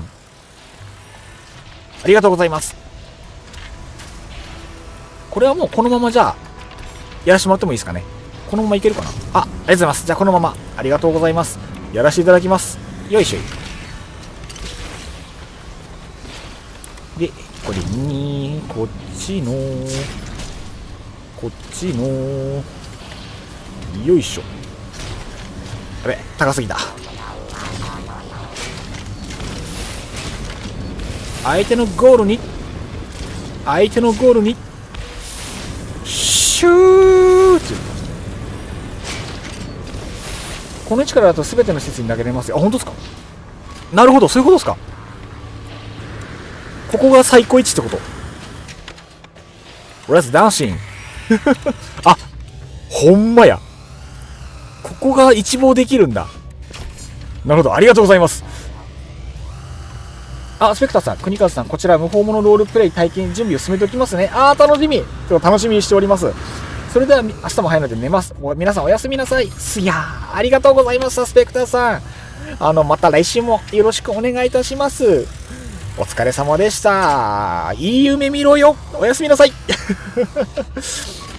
バトルドーム廃棄物を各ゴールにシュート。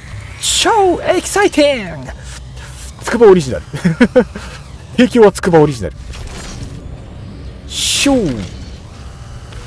転がってったじゃあここからバシバシ入れていきます。いや本当にありがたい。ここからコースね。あとはゴールにうまく入るように、ここは調整、ここはセンス。下手くそかも。ゴール結構高めに入れる感じかも。結構上目っすね。結構上目了解。やばい、下手すぎる。この辺ここはやっぱコツを練習しなきゃいけないですね。はい、スペクターさん、じゃあまたよろしくお願いいたしますこっちの方は逆に入れやすいか。いやー、結構遠いんだここ。了解。じゃあ結構高めにドン。あ、結構高めにしないとあれか。あ、待て、燃料切れちゃったのでチャージ。かなり適当チャージ。このぐらいでも入らないので、もうちょい上ギュン。マックス上でもちょうどいいぐらいかな。そうすると了解。マックス上ぶり。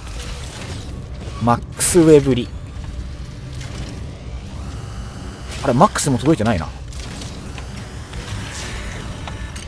もうちょい前際に立った方がいいか。了解。コツがありますな。やっぱ廃棄物のプロにはまだまだ届かないかもしれない。これどのぐらいだろう。この辺かなこっちは逆にあれか。この辺り、この辺だ。了解。こっちは真上。こっちは真上、こっちは真上。これはこのくらい、これはこのくらい。絶妙だな。サイズによって重さも違うのかな。お上手、ありがとうございます。褒められると伸びるタイプ。いや、これ多分めちゃめちゃものすごくはかどってるのでは。本当にありがたい。本当に一人だったら絶対このスピードで進まないはずのシステム。めっちゃはかどるっす。ありがたいです、本当に。今どのぐらいなんだろう。有毒のやつだけ見れるですね。これが13溜まってますね。さあ、僕もあんまり遠く離れるとダメだけど、近場のやつだけ拾いたいところ。近場の通常のゴミだけできれば拾いたい。あれ、あ、これは違った。自分のやつはまた別か。どうしよう。あれ、Y のやつどこだっけ。 Y のやつ呼んじゃうか。呼んじゃおう。召喚。あんまりあれか。乗っかって、本当の近場のやつだけ。遠くに行くといけないので、そこにも1個落ちてるな。どれなんかその辺にもまだ1個落ちてるらしい。こっちで表示されてる次のゴミ山が13分で絶望してる。遠い遠い、非常に。いや、なんか本当になんかいろんな人に全部やってもらって、しんどい思い全部買ってもらってるの本当に申し訳ない。いや、ゲルグリさん称賛称賛というか、僕の方がもう皆さんを称賛。本当にすごい申し訳ない。ありがとう佐藤さん、待って近場を掃除しておくことで帰ってくる皆さんの運転を楽に。確かにその手がある。この仕事をしよう。了解。じゃあ周り掃除しよう。ありがとうございます。たっぷりですな。佐藤さんありがとうございます。ストップかけてもらってよかった。そのまま旅に出るとこだった。ありがとうございます。じゃあ早速積ませていただきます。よいしょ。着いた。ありがとうございます。助かります。じゃあ早速やらせていただきます。よっこい。よいしょ。相手のゴールにシュート。オーケー。もうちょい上でいいか。いや、ほんと助かります。よいしょ。ナイスー。良いですな。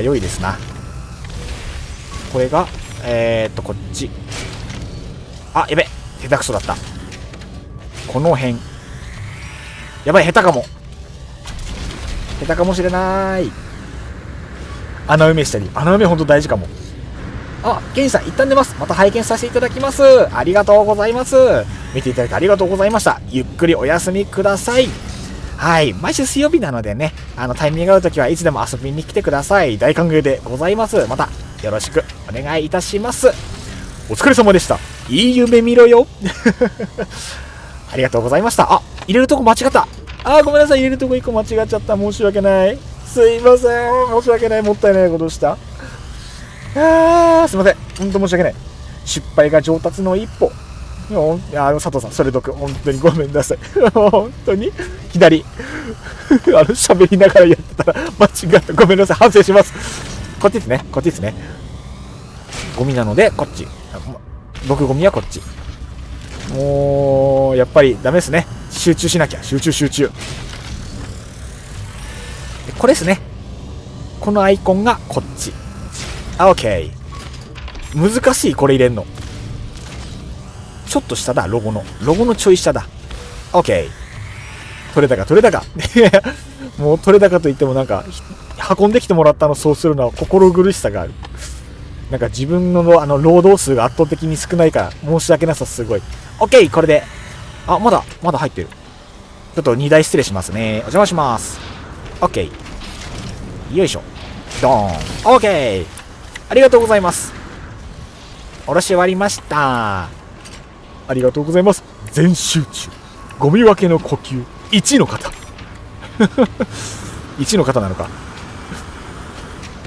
これすごいですね。これもしかしてここ足場改造してもう一歩近づけたりした方が楽なのかな。そっか、足場の改造するとワンチャン楽か。まあいずれ考えとこう。いずれ考えておきます。なんかあれですよね、こういう廃棄物処理場の場所に足場とか全部バーっと改造して使いやすくしてる方いらっしゃったっすもんね。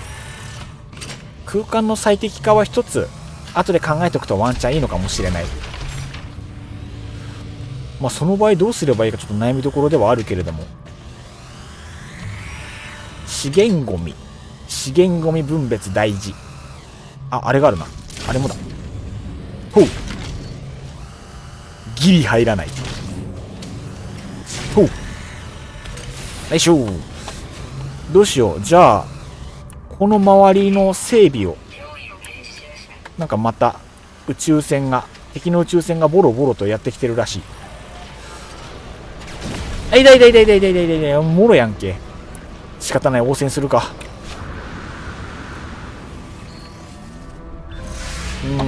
仕方ないわね。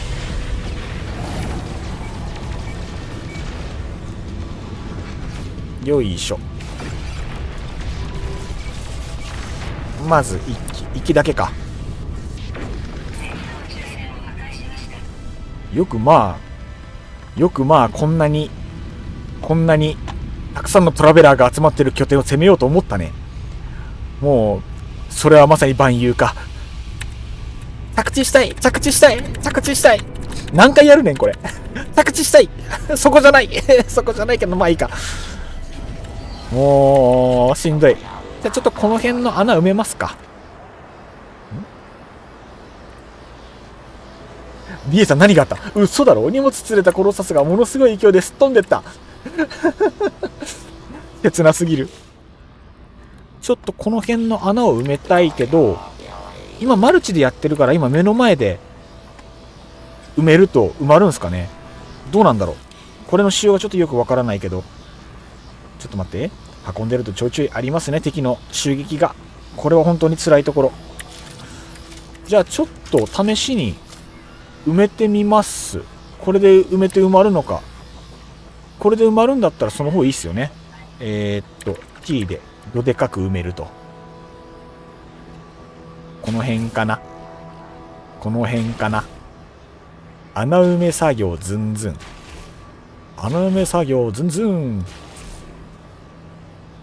隙間埋め。当たり判定で吹っ飛ぶ。なんか前にもあったっすよね。なんか特定のなんか積みすぎたりとかするとなんか勝手に前進したりよくわかんない挙動するみたいなバグがやっぱりずっとあるんですよね。これもやっぱ近いうちに修正してほしいですけど、これもいつ治るのか悩ましいっすよな。よし、これをうめしまして、これどうすか。これ今地面埋めてんのって他の方の画面で反映されてます？果たしてこの穴埋め作業が実際にこの反映されて効率アップにちゃんと貢献できているのかどうか。でこれで整地モードで整地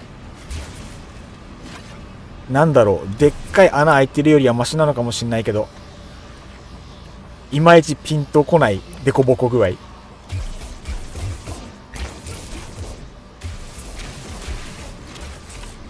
これはいまいちなのでは。この段差危険なのでは。後ろ側から積み込んだ瞬間にゴミ積んだコロサスがロケットスタートしましたやっぱ誰もが1回は体験するやつですね。多分ね、積み荷の物理演算が狂ってるんだと思う。やっぱそうなんですね。やっぱ一個一個に物理演算あるから干渉しちゃうんすかね。結構やっぱこの干渉苦しいとこっすよね。どっかのタイミングで一気に修正されそうな気はするっすけどね。だって超ロケットスタートするじゃないですか。なんか X の方で投稿してる方もいらっしゃいましたけど、だってやばい移動しますけどね。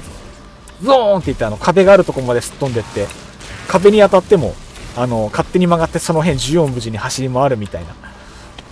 あれ X で見た時ビビりましたもん。地獄絵図だなと思っ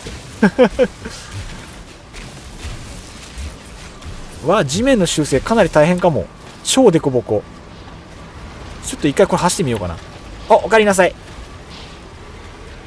変な笑い出ました。どう走れます？よかったよかった。走れてる走れてる。でもなんか荷物飛びそうな気がしなくもないけど。どうすか運転した具合。荷物飛びそう？飛ばなさそう？めっちゃ速い。めっちゃ速い。カサカサカサカサカサ。めっちゃカサカサカサカサカサ。速い。このスピードで走らないと怖い怖い怖い怖い。怖い怖い怖い。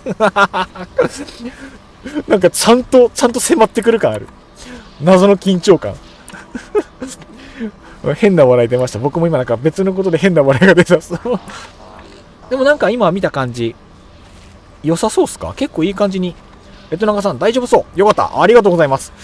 このぐらいで埋めればいけるっすね。じゃあやっぱり、あれっすね。何か集団でこういう形のプレイするときは、穴埋め係一人いるとめちゃめちゃ効率が、というか危険性が下がるという認識で良さそうですね。ありがとうございます。やっぱ検証楽しいですね。エクソシストブリッジカサカサ。ブリッジカサカサは確かに怖い。じゃあ僕は、あれですね、皆さんがこう、ゴミを集めていただいている間に、このやばそうな穴を全部埋めていく、やばそうな段差を鳴らしていく作業。あんまり失敗すると逆に穴が広がる説もあるか。ちょっと僕はじゃあ、穴埋め作業を極めることにしますね。造形。あんまりでかいと、あれするけど、程よく埋めていくとちょうどいいはず。センスのある穴埋めをやっていくスタイル。よいしょい。なんかボコボコ。ちょっと今回ボコボコかも。コロッサスが歩きやすい地面を作る仕事。みんながゴミの収集をしている間に僕は土木作業をするっていうね。そういう感じですね、今日は。そういう日。よしよし。これの仕様もね、こういうところでちょっとずつ触ってみて、どうすると効率がいいのか、突き詰めるのも一つあり。なんか結局あんまうまくいってないかも。一旦こんなもんにしときますか。人間の足でこの程度の段差ならいいでしょう。役割分担って大事ですね。本当そう。確かにそう。今日は僕が現地の方でサクサクポロポロ作業をしていきます。時給棒カビ時給棒カビ。いや、ありかもしれない。ちょっと時給で暴走カビちょっと集めていくのはありかも。ちょっと棒カビ、僕あれっすかね、これから棒カビたくさんストックしといてみんなに配れるようにしといた方がいいかもしれない真面目な話かも。割と真面目な話説がある。マジでそうしますか。ちょっとこれからお時給を用意して真面目にお時給を払えるようにしとくってのはありかもしれない。非常にあり。サイズを変更 RP だから最大サイズにして、ちょっと待って。これか。もう最大サイズになってるや。穴埋め埋め。穴埋め埋め。穴を埋めます。穴を埋めます。埋めます。どんどんじゃんじゃん埋めてきます。穴開かないように注意。これで効率のいい穴の埋め方とかも学べてしまう。一石何鳥かわからないこの素晴らしさ。この突き詰めゲーだから本当にあらゆること突き詰められるですもんね。実際この土木作業が圧倒的に得意な多分周りの方も世の中にはきっといるんでしょうね。穴埋めるときこうすると最速でめっちゃ効率いいっすよとか、穴埋めるときに無駄が一番少ないっすよってのも多分突き詰めればあるんだと思う。やってるとだって今すごいデコボコになるから、これとかも多分デコボコにならないスマートなやり方が多分あるんだと思う。この辺の凹凸もなるべく減らしたい。でもとりあえず奥からやった方がいいのかなとは漠然に思うけど、ただやるともうすでにデコボコすからね。だいぶ優しい地形とは多分ほど遠い。これをもっともっと丁寧にねやっていきたいところ。この辺でいいかな。こんなもんなんじゃないかい。上から見よう。あ、間違った。下手なとこやったらこれで直してあげると。あれ今直す。あ、オッケーオッケー、こんな感じだ。でこう、このための盛り土だった説、可能性はある。最初からコロッサスのこのイベント追加を見越して地面を鳴らすためのこのシステムが最初から導入されてた説あると思います。なるほどな。ハロゲやりおる。これを見越してシステムを考えていた。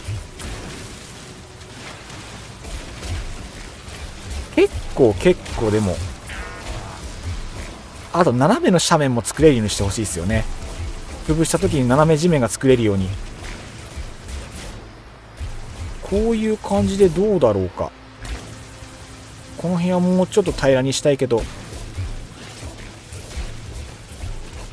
どうするのが早いんだろうか。バシバシ、地面バシバシ。これも結構癖ありますもんね。いやー、どうだろう。これでいけてんのかな。平らにしすぎるとそれはそれで結局段差になるんで難しいところ、調整が。調整難しいなこれ。盛るのもだけど平らにするのもセンスが。見てこのいびつなデコボコ。ちょっとセンス三角かこれは。多分ほんのり階段状だと降りるときにそんなに苦にならないんですよね。このぐらいならいけるか。どうその辺の凹凸はなるべく減らしたい。その辺の隙間も本当はなくしたい。大胆不敵にこんな感じにはなってますが、いやーどうなんだろう。どうですこれ。ちょっと次来た方にちょっと試しに歩いてみてほしい。真っ平らは無理だけど多分このぐらいが限度かも。もうちょっといけそうだけどな。センスがない。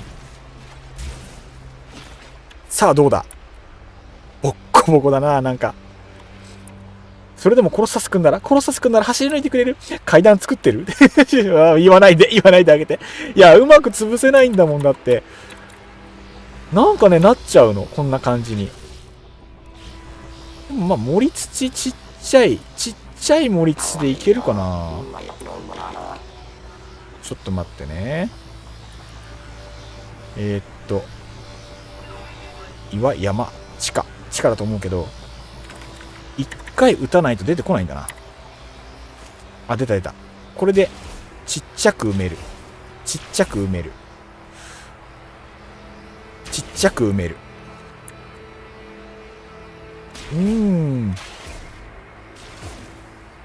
この辺が限度か。頑張れば階段は潰せそう。こんなもん。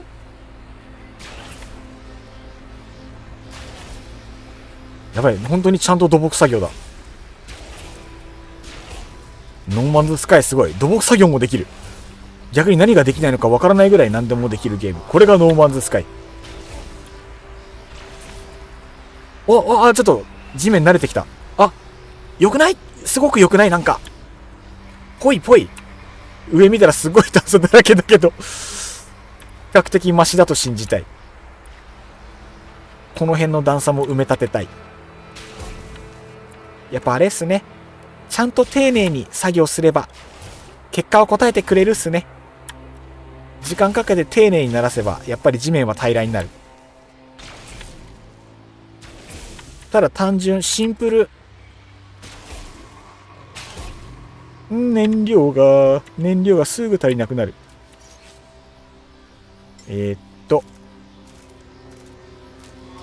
計操作やつ。 OK で、サイズは最小で、間違った、サイズは最小で丁寧に鳴らしていこう。現実の道路工事とか道の整備も大変なんだろうな。こうやって車を運転する人たちのことを思いながら、真摯に思いながら、きっとみんな世の中工事に当たってるんだと思う。道路工事いつもやってくれてる世の中の皆さん、本当にありがとうございます。感謝の念が絶えません。結構本当に丁寧にやらんと。現実とかだと納期もあってリアルな話リアルな話だ。いやでも本当大変ですよね。納期ありきだと余計大変ですよね。本当そう。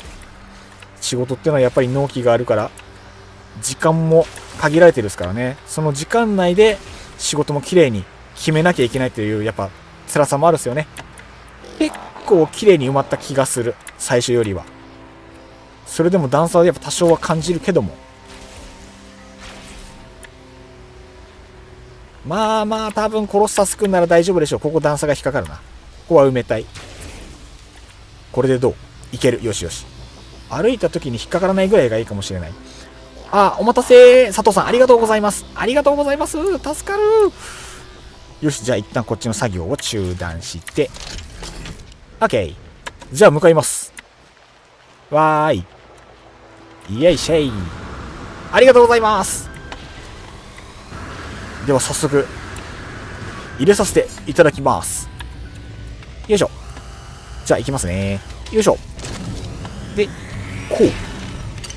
う OK。 こうこうこうこうでこうこの辺どうだ。 OK ナイス。こうこうこうでこっちがこう。お、来た。ありがとうございます。新しいカスタマイズがアンロックされました。ありがとうございます。ワイドスクリーンキャビンですね。頭のパーツが出ました。嬉しい。ありがとうございます。いいですね。可愛いパーツですね。嬉しいなぁ。やっぱりいろいろバリエーションがあると楽しいですね。いや、ありがとうございます。これいいなぁ。なんかやっぱこの辺もうちょっと整備したい気持ちもありつつですね。最大効率化。うん。やっぱり拠点の改造はいつかは手つけたいですね。うんうんうん。あとはどうしたらいいんだろうな。とりあえず僕は穴埋め作業ですね。では穴埋めに行ってまいります。他にもあるかな。リエさんパチパチパチパチありがとうございます。本当にありがたい。やっぱ最速はやっぱあれですね。宇宙宣伝現地に行って向こうでコロサスを展開し積んで帰ってくる最速ですね。よしと。おかえりなさい。ありがとうございます。すごい山積みですね。戻りました。おかえりなさい。ありがとうございます。オライオライオライオライ。いいっすね。いや、ほんと緑黄色がめちゃめちゃ色馴染むな。めちゃめちゃいいっすね。もううちの星に住んでください。オライ、アイストップ、ありがとうございます。じゃあ今積んじゃい今下ろしちゃいますね。よし。ここは待たせないように最速で役割分担を最大限に生かす最速の積み下ろし。外さないように外さないように、なおかつ待たせないように。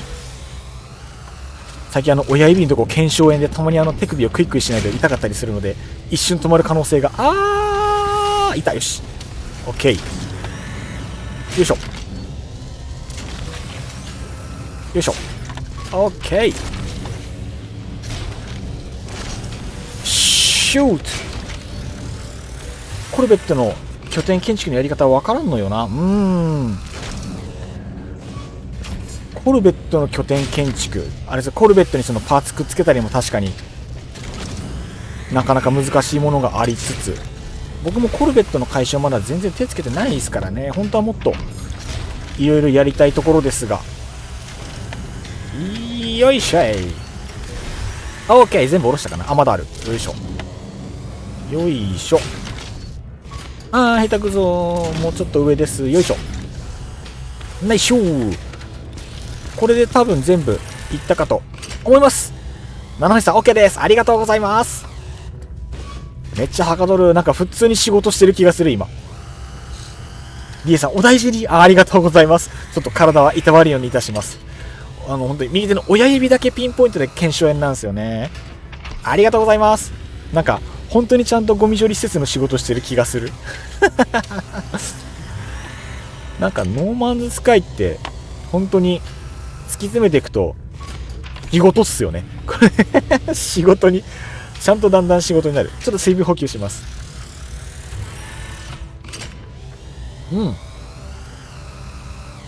あ、飲み干してしまった。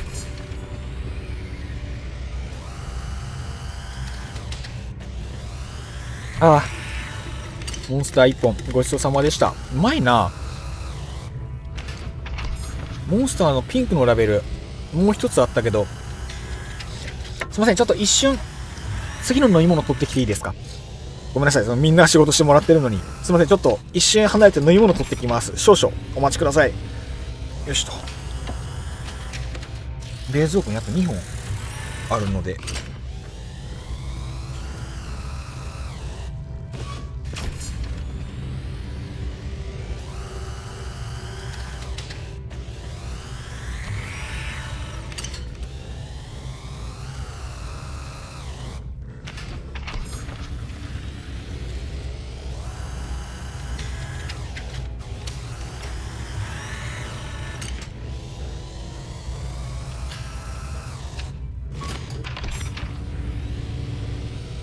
よしよしよしよしよしよし。どっこい小一、どっこいの小一。よいしょ。はい、戻りました。お待たせしました。よいしょ。どっこいどっこいどっこいどっこい。じゃあヘッドホン装着、乗着、シャキン。 OK。 さあこれでやっていきます。 ASMR タイム。ジュース開ける音、ノイキャンで消されてる可能性がある。いただきます。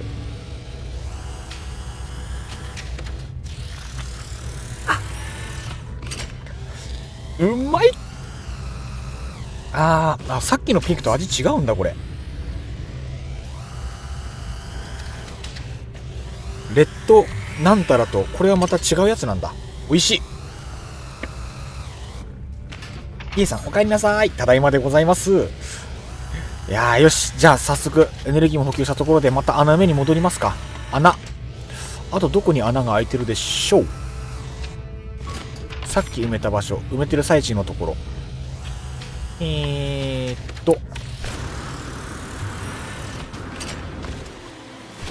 の辺かな。だんだん廃棄物の山が遠くなってる気がする。やっぱここの大変なとこその辺ですね、きっと。距離がどんどん離れていく。まずい。これはまずい。穴はでも埋まったかな。穴多分埋まったかもしれない。あ、お帰りなさい。お早いお月で早い。マジで早い。じゃあちょっと定位置につきますね。よいしょい。よいしょー。いやありがとうございます。オーライオーライ。 OK です。じゃあここから行きますよ。よいしょ。じゃあ下ろします。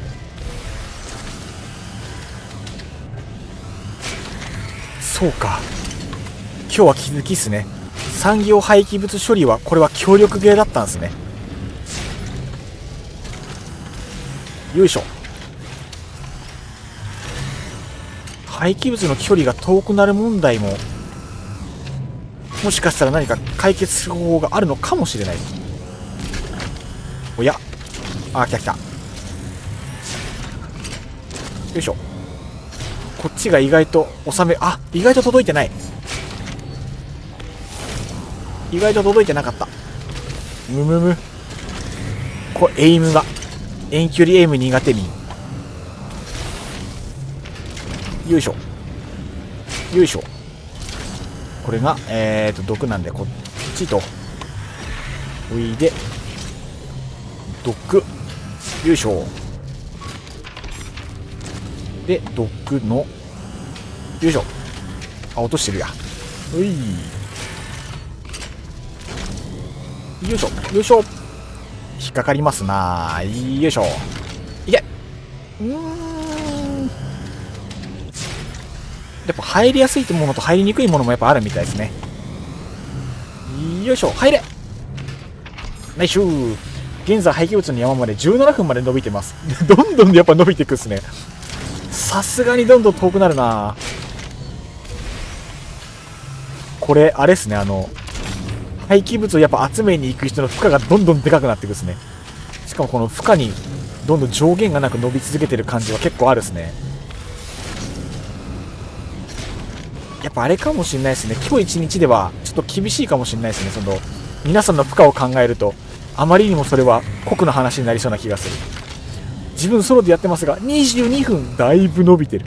それはだいぶ伸びてる。道1本22分だとだって特殊ゴミ集めるのめちゃめちゃ時間かかるですね。これなかなか厳しいな。これで全部取れましたかね。取れた。ありがとうございます。今全部下ろし終わりました。よーし。七星さん、拠点の廃棄施設を変えたらいいのかも。確かにそうですね。今この廃棄施設は周りのところは今近いところは全部行っちゃったので、じゃあ遠くの方の施設に全員で移動してそこを中心に集めると周りの距離が近くなるのかもしれない。それがいいのかも。どうします？ちょっと皆さんの今の状況で、じゃあ今集めにいただいてる分をラストにして、でそれの方の廃棄が終わった段階で次の別の拠点に移ってもらうっていう形でもいいかもしれないですね。佐藤さん、今度国和さんにはコルベットの洗車でもしてもらおうかな。ピカピカにさせていただきます。ぜひぜひぜひもう表してくださってもピカピカに磨かしていただきます。今日は本当にありがとうございます。お手手スリスリお手手スリスリシャカシャカ、お手手スリスリシャカシャカ。もう本当に頭が上がらない。マジで頭が上がらない今日。今まで多分だいぶいろいろ解放されてる感じですかね。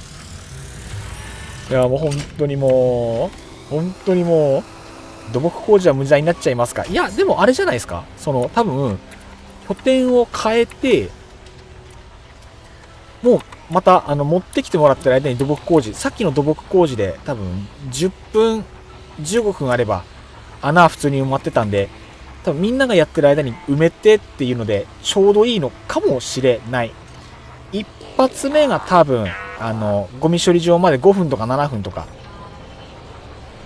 なんですよね。ダメではないかも。いいかもしれない。次は19分。これは行きたくない。さすがに遠い。じゃあ一旦いいですかね。今運搬してる方、また敵が攻撃してくる。やだー。やめてほしい。やめてあげてほしい。痛いのは嫌。ワイの宇宙船そっちか。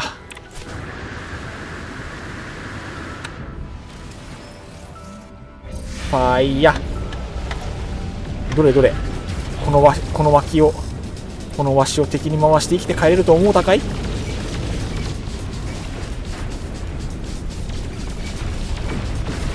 真正面とは人はそれを万有と呼ぶ。オッケー、お疲れチャンバー。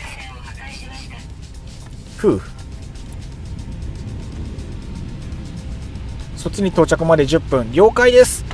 やっぱだんだん伸びてくっすね、距離が。やっぱシップ型のコルベットめちゃめちゃかっこいいですね。どっから見てもかっこいい。いいな、そういうの作りたいな。今から変えちゃいましょうか。積んだけど19分つらすぎる、あまりにも。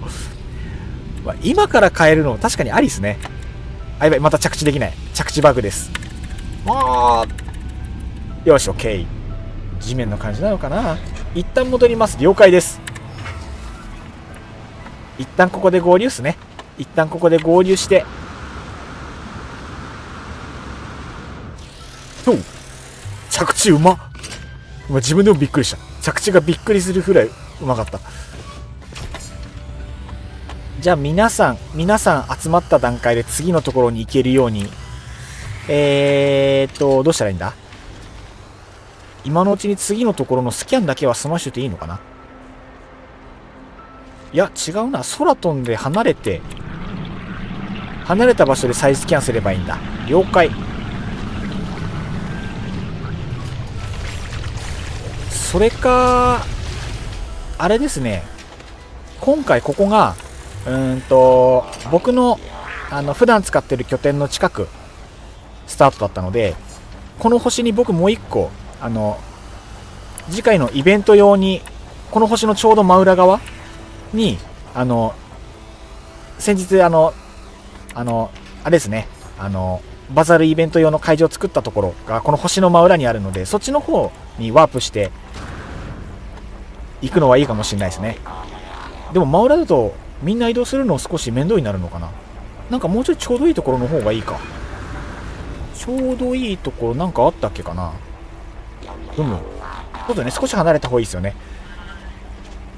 どうするのがベストか。悩ましいですな。そういえばなんかその辺の上とかまだちゃんと見たことなかった。こっちは上に投入口ないんですね。こうやって見るとなんか落としてる。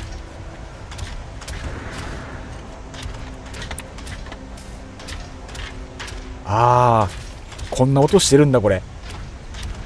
ガチョンガチョンいってる。こっちは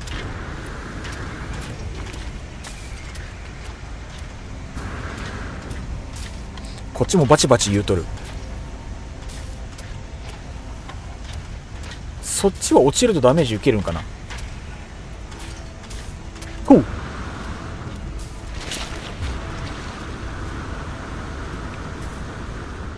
ダメージエフェクトっぽいの出たけどダメージは受けないんだ。多分ダメージ受けない。何か実験を体を張って実験していくスタイル。誰か入ってた気がする。ほう、へえ。あ、ダメだ。めっちゃダメージ受ける。死ぬこれダメなんだ。死んじゃうんだ。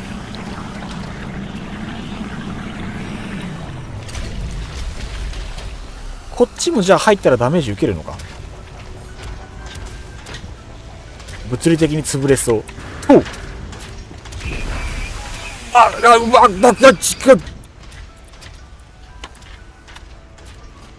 高熱ダメージ。俺何やってんじゃんマジで。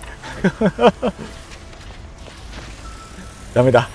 体を張った実験は死んじゃうですね。死んじゃう。じゃあどうしましょうか。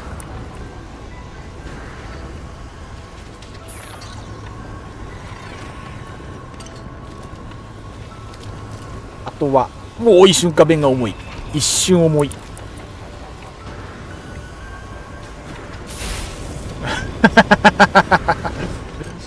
そういう感じになるんですねこれね。ダメージはあるんですかこれ。ダメージあり。殿ご安心めっちゃダメージ痛い。あれですねこれ。出入りした瞬間にダメージ判定あるですね。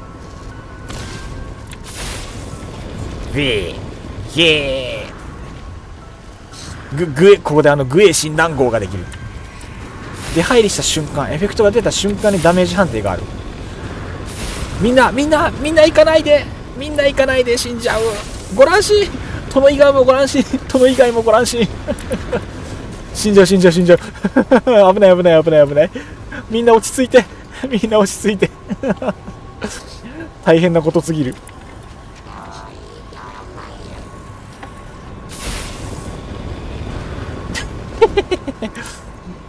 みんな暇を持て余すと自傷行為をして遊び始める。危ない。この現場は危険すぎる。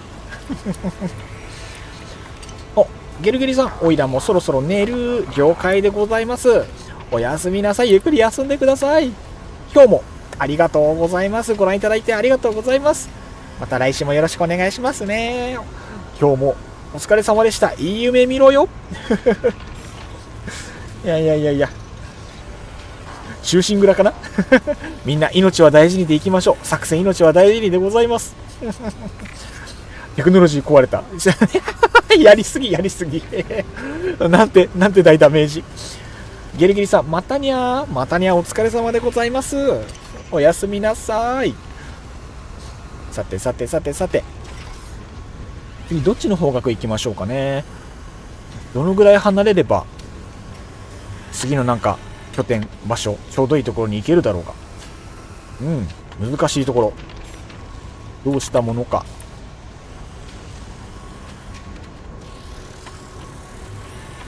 今あと何分って言いましたっけ。あと今佐藤さんが今運搬中。今のうちに英語 UI で確認してみては。了解です。英語 UI にどうしたらいいんだろう。この状態でオプションで英語にすればいいんでしたっけ。設定、下から2番目の設定でしたっけか。言語設定は一般？これだ。言語設定をジャパンからイングリッシュにして、どれがイングリッシュこれ。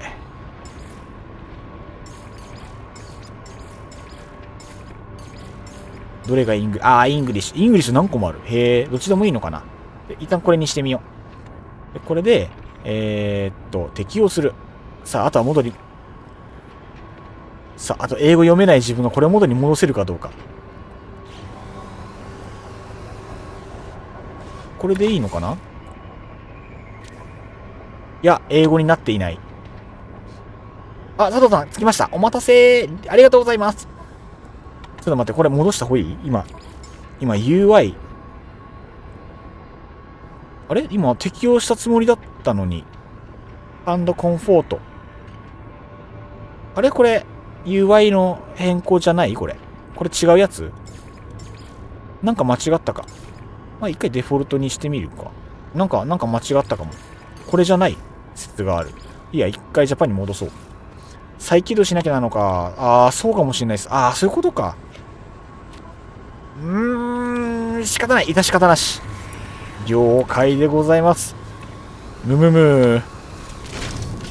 意外と自由が利かない。言語はモード選択まで戻らないと。やっぱそうなんですね。了解です。カウントできてるっぽいので今でなくてもいいか。了解です。いやー、なんか悔しいですね。じゃあ、降ろさせていただきます。ありがとうございます。いきますよーん。放り込み。ドック。可燃。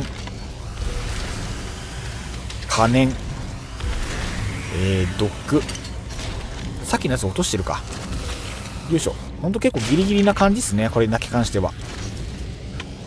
毒だけちょっと難易度が。ちょっとそっち寄りに立った方がいいのか。ここかな？ベストなポジション。よしと。で、ドック。よし。OK ですかね。よいしょ。良きかと思います。ありがとうございます。まだ1個入ってなかった。よいしょ。よいしょ。OK。皆さんここまでありがとうございました。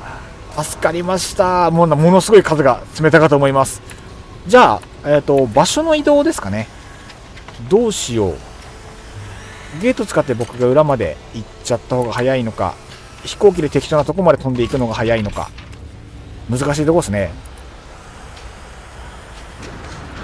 どうするのが早いのか。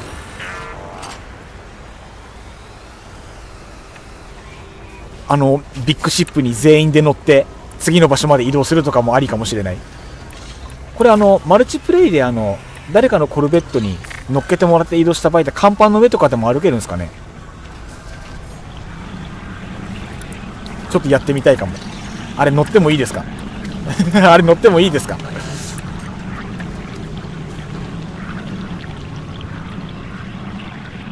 かっちょええ。めっちゃかっちょええ。そう、行動の最適解がわからない。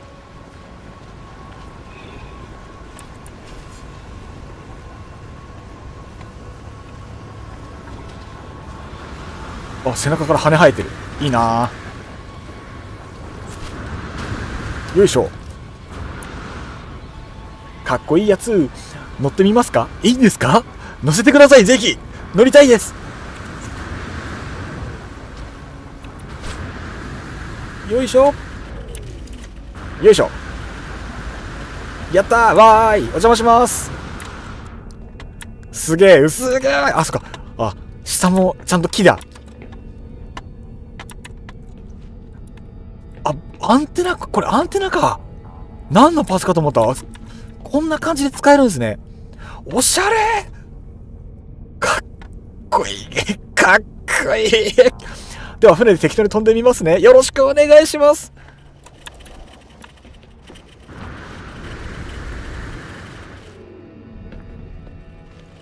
おおおおおおおおおおお、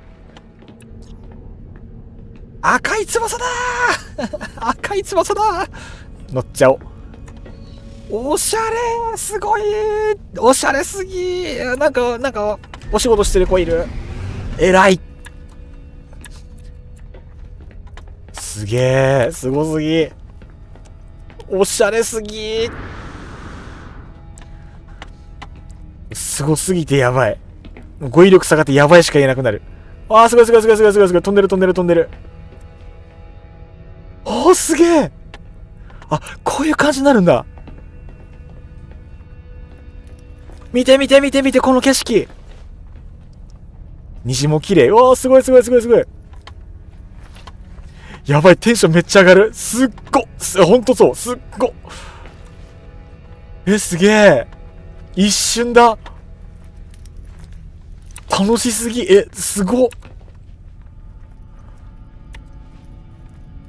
ちょっと待って、心臓が熱い。やばい。めっちゃ心臓が熱い。ちょっと待って、今涙出そう。今一瞬ちょっと泣きそうになった。すっご。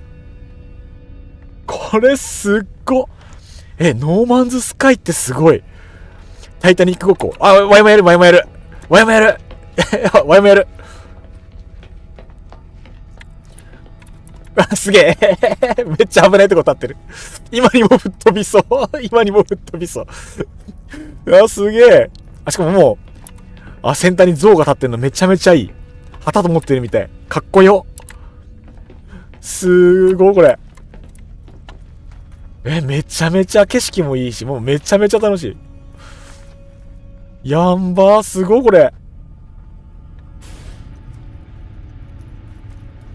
おーすげえ、すっご楽しい。やば。うわー、七星さんありがとうございます。すごすぎすごすぎ。やんばやんば。やっばー。B さんおしゃれすぎる。いや、ほんとそう。やばい。ちょっと待って、ちょっと今、ちょっと涙流しちゃった。すごすぎて。すげえ、ノーマンズスカイってやっぱ、すげえゲームなんだな。やっててよかったー、ノーマンズスカイ。かっこいい。ちょっと、これ。ちょっと、なんか、あれですね。そのうちというか、配信でいろんな人のコルベットに乗って、ただ遊覧を楽しむだけでも全然絵になる気がしてきた。この感動を多くの人に共有したい。いや、マジですごかったっすね。まあ、これ。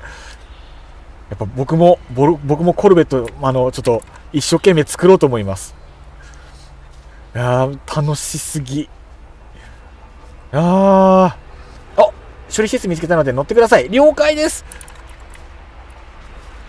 乗ってください。コルベットに乗っていいですか？じゃあ乗っちゃいます。お邪魔します。すいません、船長。お願いします、船長。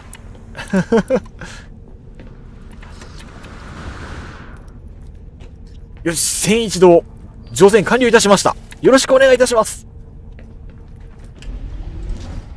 おおこれ空飛んでる時にジャンプしたら置いてかれるんですかね？ちょっと怖くてできないですけど、今ジャンプしたら置いてかれる可能性大。あー、すげえ。この旗震えてる感じもまたちょうどいいですね。いやー、すげえ。テンション上がる。わらわら。いやー、やっぱテンション上がるっすよ。この景色といい。あ、でもやっぱ人がめっちゃブレる瞬間はある。なんかジャンプしたらマジで吹っ飛びそう。いやー、すごい。やっぱ緑、星が緑なのもやっぱいいっすね。景色も良い。この星あれなんですよね。なんか一定の時間で虹が出たりするんで、景色もいいんで、そのタイミングで飛べたらまた。危ない、チャレンジャー。吹っ飛ぶっすよ。危ない危ない。吹っ飛んじゃう、吹っ飛んじゃう。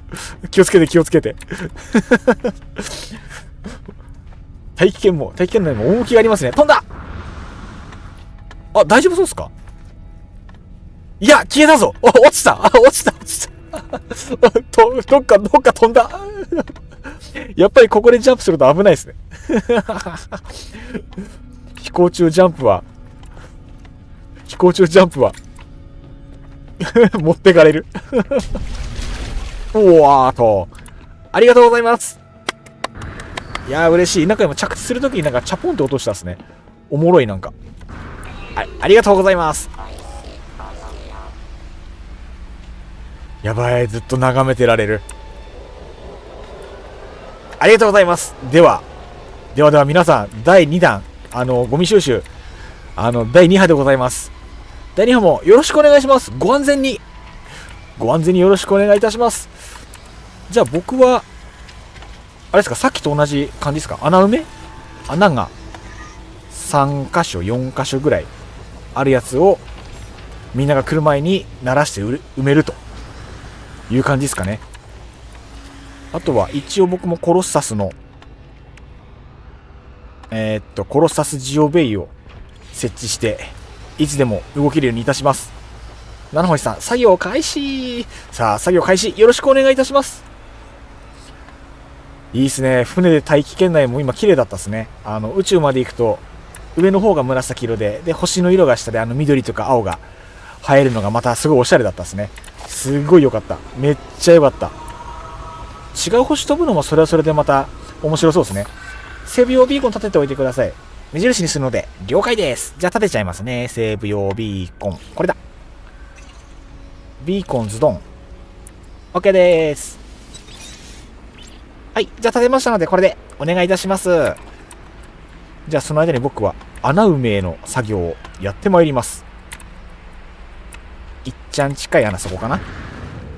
なんか地面がようわからんことになっちゃう。なんじゃこりゃ。こいつを地形操作、この宙に浮いてるのは逆に掘ってしまいたい感じ。なんか半端に残ってると埋め立てづらいので、いや変わんないか、丸々埋め立てちゃ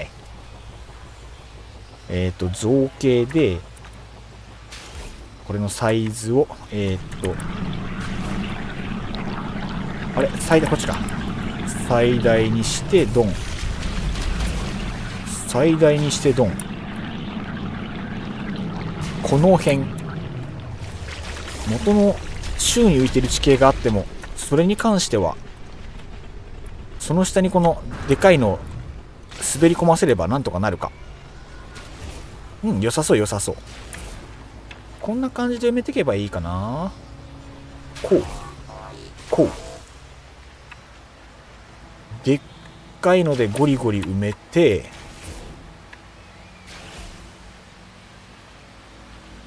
だいたい埋まったかしら。だいたい埋まったかしら。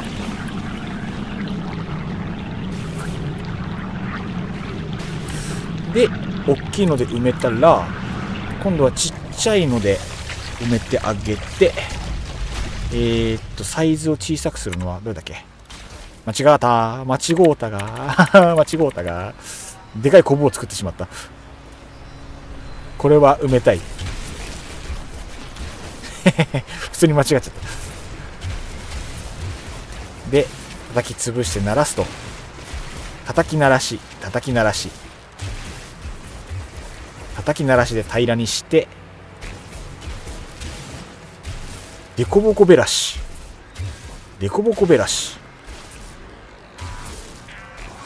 で、ある程度平らになったら隙間をちっちゃいので埋めてって、また叩いて、中さんと場所かぶった絶妙にかぶっちゃう。よし。ちょっとみんなに負けないぐらいこの辺の僕の作業をスピーディーにしないと。私別の場所探してみますねやっぱりゴミ捨て場所も、やっぱり近い場所も数が限られるんですね。造形でちょっとサイズを調整したぐらいにして、ちっちゃいサイズでいこうかな。最小サイズで埋めちゃおうかな。穴埋めの最高率を目指す。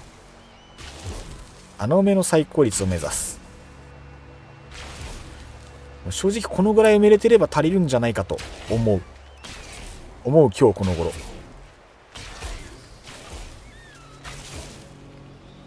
ゴミの一番角埋められればちょうどいいのかな。なんかものすごいなんか角が立ったけど、どうなんだろう。これもこんなもんなら多分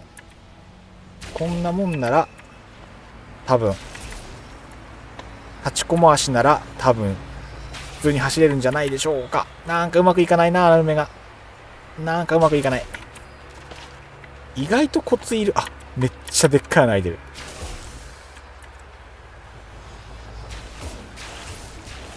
穴埋め担当国和。趣味特技建築土木、よろしくお願いいたします。建築土木歴は現実で約2年半程度です。よろしくお願いいたします。はじめまして、国和です。御社に入社したら建築土木の2年半の経験を生かし、最大効率で穴埋めをすることによって皆様の交通ルートを確保し、御社に貢献したいと考えております。よろしくお願いいたします。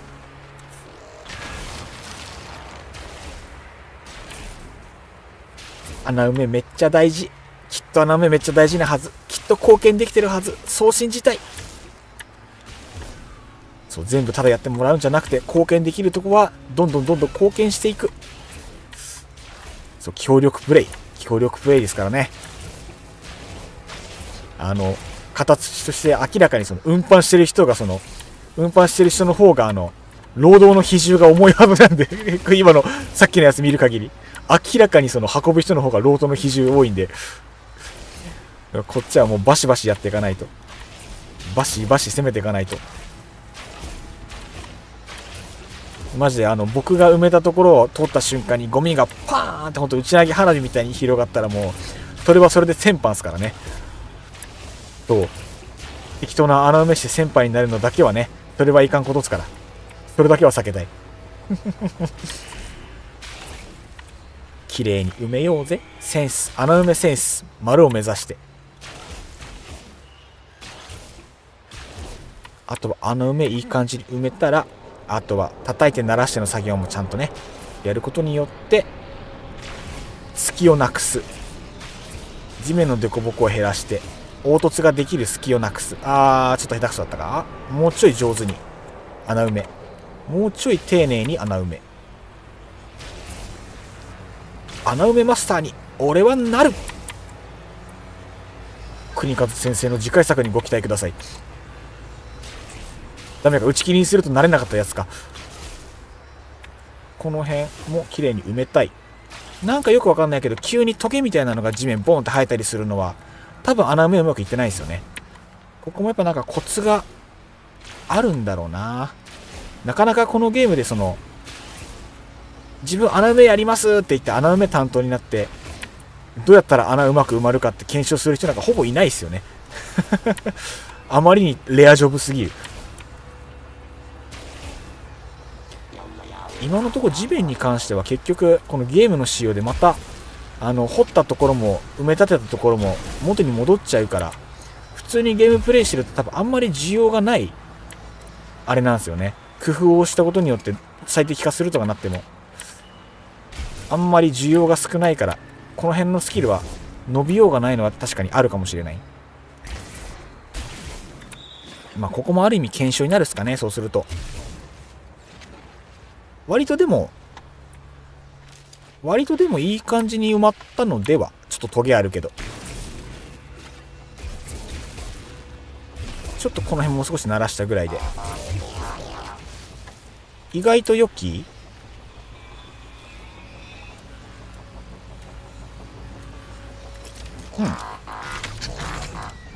七星さん落ちた。いやもうお約束、それはもうお約束。やっぱり危ないですね。やっぱり危ない。なんかやっぱあれですよね。せっかくだからこのコロッサス自体に、やっぱこのぐらい穴を埋めれば大丈夫そうですね。コロッサス自体に即座にその場の穴を埋めるための何か欲しいとこですね。なんか今日一日で穴埋めめっちゃ上手くなった気がする。この辺がちょっと怪しいな。でもこれは元の地形か。多分大丈夫なライン。了解、OK。そっちに穴があるので今度はそっちを埋めましょう。埋めましょい。いやー、穴埋めだ。拠点のところの周りは任せてください。もう安心して来れるようにこの辺の穴は全部埋めときます。穴埋め担当国和やります。やらせてください。水分補給しながら。う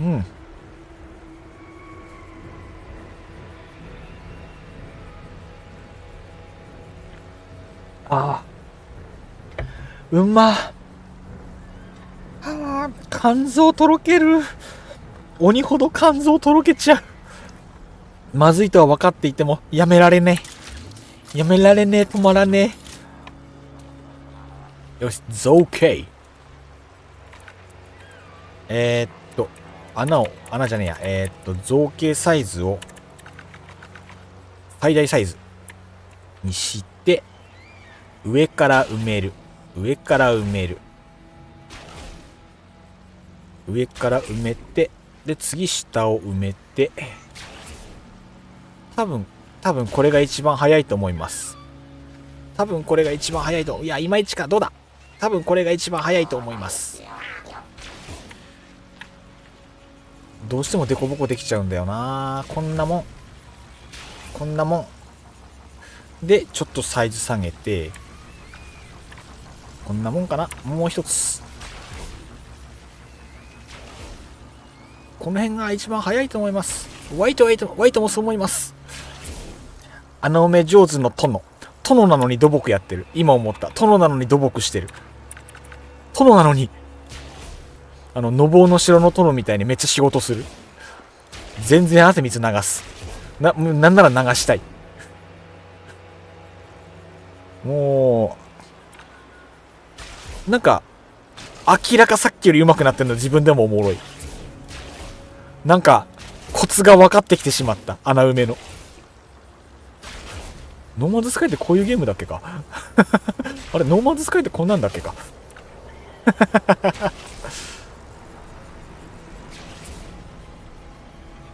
なんかものすごく綺麗に穴埋められた気がする。マジで。本当に穴埋め上手になっちゃった。どうですか。かなり綺麗に埋まったのでは。おもろいな。なんか本当に綺麗に穴埋まった。大地がね言ってるんですよ。ここを埋めろって。ガイアは俺にもっと輝きと囁いている。ガイアが囁いているのでこれは仕方ない。穴埋めうま。悲しい。なんかちょっと悲しい。でもこのぐらい綺麗に埋まったらもう本当に引っかからないでしょう。完璧パーペキバッチリでしょう。これはパーペキも興味言わんか。ジェネレーションギャップを感じる。ポロポロ出てくる。やべ、おじんが出てくる。おじんが。国和おじの姿が出てきちゃう。あ、佐藤さんお待たせありがとうございます。いやー早い。助かります。じゃあ今そちら向かいます。おかえりなさーい。こっちの穴埋めもぼちぼち OK なので今よいしょー。ありがとうございます。では早速荷下ろしをさせていただきます。どっこいしょ1。よし、ギリギリさっきこの辺だったかな。この辺に立った気がする。 OK。 じゃあここからやらせていただきます。よいしょ。はいしゃい。よいしょ。爆発物。よいしょい。よいしょい。よいしょい。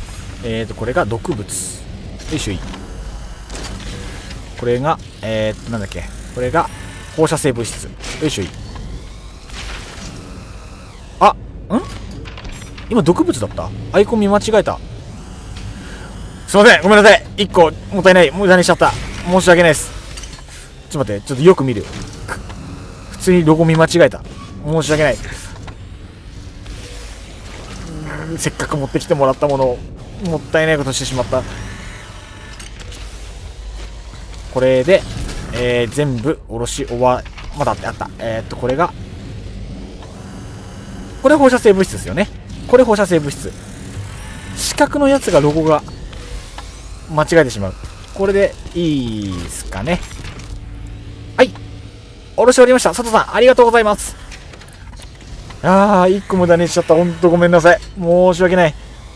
微妙に似てるんですよね。いやー、暗いとわかんない。明るいと色が緑と黄色で全然違うんでわかるっすけど、色で判断できない。もったいないことした。ロゴちょっと気をつけます。本当貴重ですからね。本当に貴重だからマジで気をつけます。本当に。あとは今穴埋めしたところもうちょっと綺麗にならしとこう。まだこの辺ちょっとデコボコするっすもんね。また敵が来た。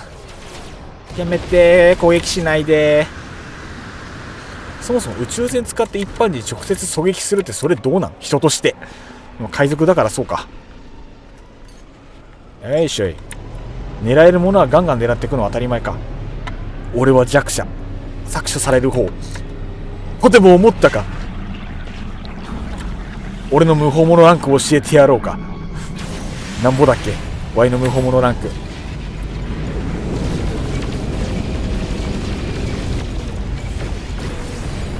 この俺を舐めちゃいかんぞ。さて、おじさんとお空で遊ぼうか。なんだ、そっちから攻めてきてて逃げてんのか。宇宙に出ちゃったよ。頼むぜ。頼むぜマジで。戦闘終わった？なんかよくわかんないことになったから戻ります。なんだかね、変なの。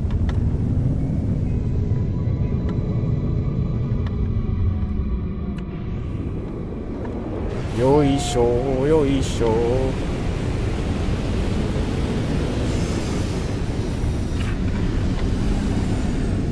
廃棄物拠点。さっきの自分の廃棄物拠点。廃棄物拠点。廃棄物拠点。向こうか。踊り足りねえぜ。踊り足りねえぜ。さっきの自分が整備用ビーコン置いた場所、そっちだと思う。どこだろう。あれかな。あれだ。オーライ親指痛いな。よいしょ。すぐそこ整備用ビーコン。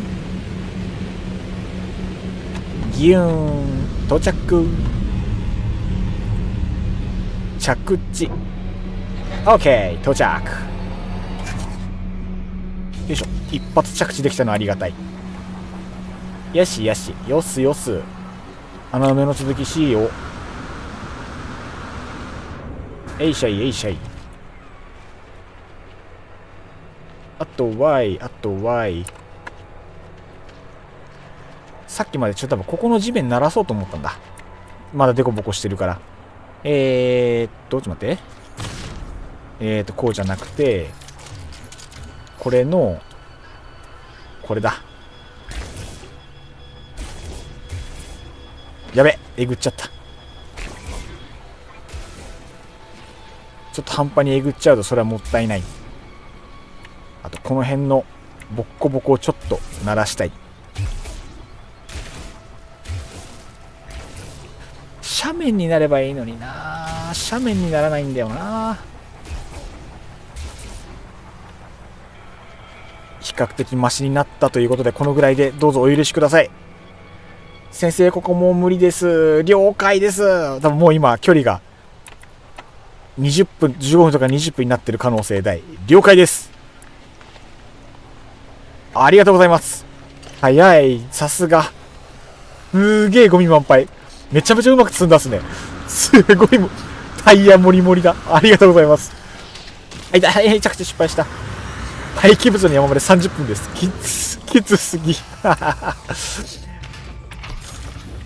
やっぱ意外とあれっすね、本当に、廃棄物処理場の距離はあんまり密集してないですね。本当に多分みんな遠くになってるんだ。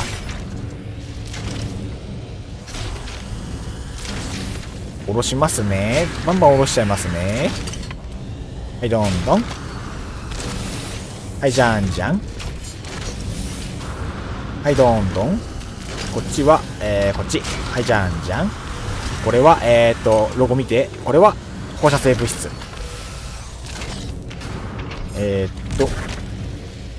これは普通の、燃えるゴミ。ナイスシュー。燃えるゴミ。普通の燃えるゴミ。これが、爆発物。これが毒物。痛い。なんだ。皆さん私の画面をご覧ください。ここはどこでしょう。さっき30分のが出て処理所に戻ってきて再検索したら3分のが出ました。あれもしかしてもうリスポーンしてる。すいません、皆さんから見て僕どこにいます？その時不思議なことが起こった。つってここどこ？みんな暗いよ、怖いよ、暗いよ、怖いよ。コルベットか何かの間？コルベットの間。同じく宇宙船の中でスタック中。あれ、巻き込まれ事故。巻き込んでしまったかもしれない。この場合どうすればいいんだろう。どうしよっかな。ワンチャン、乗り物呼んで、これで近くに着地できたら、そいつに乗り込んで、着地できないか？無理か。いけた。痛い。呼べました。なんとか。ここどこ？ここはどこ？今あれか、自分の船に飲まれたのか。違うかわからない。でもとりあえず復活できたんでなんとか。回避完了。危なかった。なかなか怖いバグだ。これは怖いバグ。適当に着地しておきたい。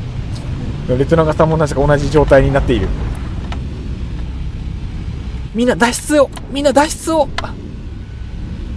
またね、ほら、また着地できないバグが発生しております。細かいバグが鳴りやまぬ。はい、着地 OK。 オライ。スタックされたもう一人は大丈夫なのだろうか。レトナガさん大丈夫ですか？無事ですか？今どうなってます？レトナガさん今場所どこですか？ちょっと待って。レトナガさん何色だっけ？緑。レトナガさん緑ですね。緑。青。もうみんな大丈夫ですね。よかった。みんな無事っすね。安心。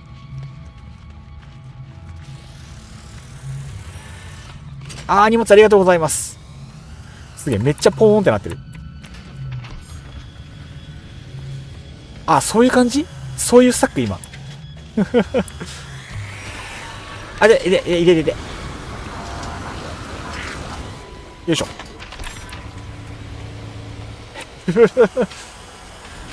めっちゃスタックしてる。じゃあ、そっから運ばしてもらいますね。えらい。ギュンギュンだんだん。ギュンギュンだんだん。眺める。リエさん、よかった。これ無事じゃないのは荷物積んだ状態で穴の底に落ちた私だけか。つらい。無事ではなかった。全員無事かって言ったけど、無事じゃない人がいた。よいしょ。直接ボーン。オッケー。これもいいか。これは毒？すいません。今、毒拾っちゃいました。ごめんなさい。毒物今拾っちゃったので、これ直接放り込んじゃっていいですか？ごめんなさい。じゃあ入れちゃいますね。ファイヤー。すいません。ありがとうございます。よし、じゃあ配置につきます。オライ。よし、ありがとうございます。じゃあ積みますね。じゃなくて下ろしますね。よいしょ。いざ。よいしょ。結構やっぱ毒は距離ギリギリなんですね。よいしょ。よいしょ。で、黄色。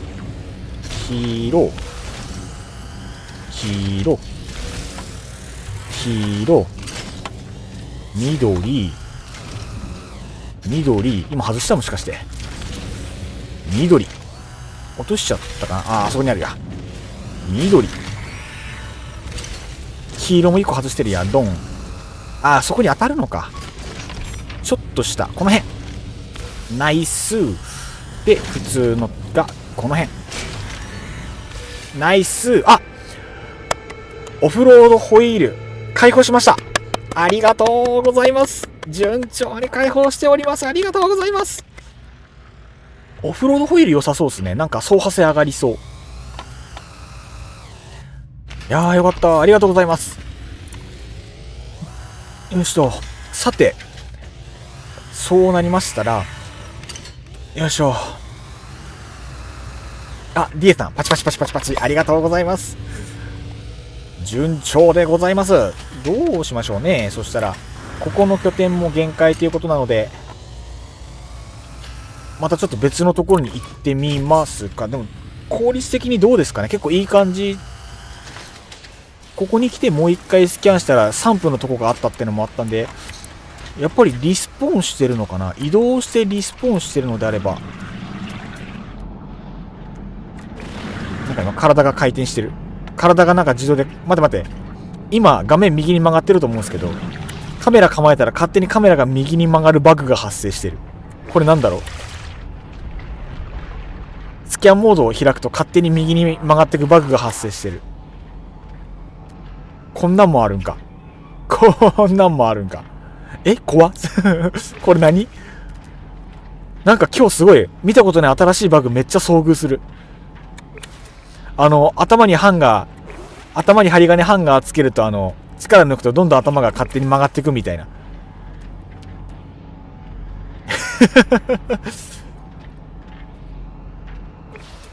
よし。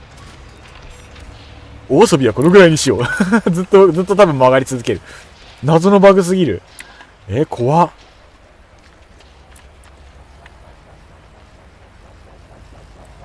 今みんな回収に行ってるのかな。今みんな回収に行ってるのか。じゃあ待ちます。待たせていただきます。じゃあどうしようかな。じゃあその間にちょっと、私も今なってますね、それ。なってます？あれなのかな。なんか、産業廃棄物処理施設の方に問題があるのか、それともこのイベントの展開してる時に何かそういうフラグが立っててこういう邪魔をしてるのか。めっちゃ曲がるっすもん。これ離れた場所でもなるのかな。七星さん戻りました。ありがとうございます。じゃあこちらに行かせていただきます。よし。はいちょーい。大量だ。ありがとうございます。みんな積み込みも運搬もみんなめちゃめちゃうまいんだな。着地。ありがとうございます。じゃあ、下ろさせていただきます。いざいざ。爆発物。あ、やべ、外した。もう、爆発物。と、通常スクラップ。爆発物。イエさん、あるいはそのスキャンの先に何かがいるのか。だわ、だわ。信じるか信じないかはあなた次第。だんだんこれのゴミの投げ込みも上手くなってくるですね。だんだん上手くなってくる。だんだん上手になっていく。あなたはだんだん上手くなる。この配信を見てるあなたも、あなたはだんだん上手くなる。ゴミ捨てがだんだん上手くなる。テクニカルになる配信、テクニックが身につく配信、素晴らしい。よく見たら下の方にいっぱいコロコロ落ちてるかもしれない。あとは入った入った OK です。荷下ろし終わりました。ありがとうございます。多分大丈夫なはず。マウス感高いかな。早すぎて多分なんか見逃しちゃってる可能性がある。じゃあ今ここで全員集合したらまた次の場所移動しますか。どうします？まだいけそうっすか？まだいけそうな感じですかね。いいっすね。その履帯もかっこいいですね。このアームもかっこいいな。これってここに立つと穴にはまったりするのかな。持ち上げられちゃわない。いやー、ここはどうやらこんな感じや。なるほど、了解。レトナガさん、次の山30分きつ。30分はちゃんときつい。ちょっともうさすがに30分だと厳しいですかね。30分はさすがに厳しい。痛い。移動しますか？さすがに移動しますか。どうしたらいいんだろう。Y のコルベット出せばいいのかな。ちっちゃいけど、ちっちゃい Y のコルベットで、コンパクトコルベットで移動しますか。あ、いや、出してもらってる。乗っけてもらおう。あれ、黒いコルベット誰でしたっけ。こうみんなのコルベットに順番に乗っていくっていう今日の配信豪華。ワンチャンパトカーもパトカーも止まっている。七星さん、移動しますか。移動しましょう。移動しましょう。移動しましょう。次、誰のコルベットで移動します逮捕されるのもあり。最強ブースターで飛んでいくのもあり。佐藤さんの佐藤さんのありがとうございます。じゃあ、それでいきますか。これはそうか、繋がってない造形になってるんだ。この造形いいっすね。いいな、リンク機構。素晴らしい。じゃあ、お世話になります。よいしょよいしょ。お邪魔します。わーい。素晴らしい。ちゃんと見えるようになってる。いいっすねー。じゃあ、船長、よろしく。全員乗りました？もうあともう一人ですね。あれ？今、一人入りました？なんか。七星さん乗りました？乗ってる？乗ってる。外に乗ってる。外に乗ってる。そう。一応乗ってることにはなるのか。乗ってることにはなるんだ。すごい。そっか、いけるんだ。そうですよね。ゲームのシステム上いけるんですね。おもろい。D さん、かっけえ船が多すぎる。みんなすごいっすよね。もう、みんなほんとセンスがすごい。おしゃれなんだな。ちょっと他の回見せてもらおう。お邪魔します。乗ってる間ちょっと。内見。次住む物件を内見していく。ちょっと僕が住めそうな部屋ありますか？いや、いいな。船、広いな。いいな。お、パンダさん、こんばんは。いらっしゃいませ。今日も配信来ていただいてありがとうございます。今日はね、皆さんでわちゃわちゃしておりますよ。よかったらゆっくりしていってくださいな。今日は皆さんにいっぱい手伝ってもらいながら、あれやってます。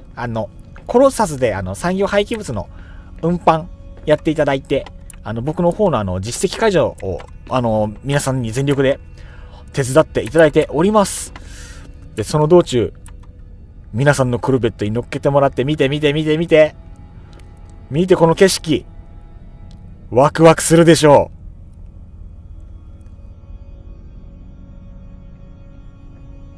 う。やばい、もう楽しい。もうワクワクが止まらん。こんな感じで楽しんでおりますので、皆さんもぜひぜひ一緒に楽しんでいってください。よろしくお願いいたします。やばい、超テンション上がりまくる。いや、なんかもう、口角が突き上がりすぎて、ほっぺが痛い。今日はもう楽しすぎてほっぺが痛い配信でございます。ニヤニヤが止まらん。いやー、楽しい。すんごい楽しい。よいしょー。一番下まで降りてきたかな。いいっすね。船広いっすね。いいな。でっかいコルベット作りたいな、やっぱり。やっぱコルベットのパーツ集めもやりたいっすね。いつの間にか外に出されていた。悲しい。吹き飛ばされてた。お、到着。ここら辺がさっきの30分のとこですね。了解です。ありがとうございます。D さん。でけえの作りましたけど、結局操作むずいです。やっぱ操作確かに難しいのあるっすよね。僕も最近はしばらくコルベット乗ってなかったですけど、やっぱコツあるっすもんね。うん。着地フェーズ。ありがとうございます。よしと。上から行った方が降りるの早いかな。よっこいしょ。どっから行けばいいんだ。上から行くか。上から。よいしょ。よいしょ。ありがとうございます。よいしょー。着地。痛い。骨折。着地骨折。おでこかいかい。よーしゃー。いや、これどうやってつけてんだろう、これ。これ多分どれかにその接触判定があるってことですよね。すげえなー。やっぱコルベット製作もっといろいろやりたいな。シャキーン。ありがとうございます。こっからどうすればいいのかな。よいしょ。電線とか、そっか、電線はそっか。見えても見えなくても当たり判定があるのか。あれそのリンク機構頑張れば小さいのが7つぐらいで構成できます。おお、そうなんですね、これ。乗ってくださいね。了解です。乗ります。そっか、今降りるとこじゃなかった。申し訳ない。よいしょい。はい。先生、乗りました。先生じゃねえや。船長、乗りました。よろしくお願いします。わーい。また、外見えるとこに行こう。外見えるとこに行きたいやつ。操縦席に乗ってるのがなんか一番間違いない気がしてきた。よいしょ。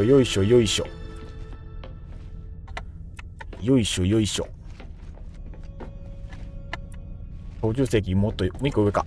よいしょ。誰か船の先端に乗っとる。レトナがさ、一番いいとこ乗ってるっすね。やっぱ船早いっすね。この窓から見える景色もいいっすね、やっぱり。今のうちにジュース飲も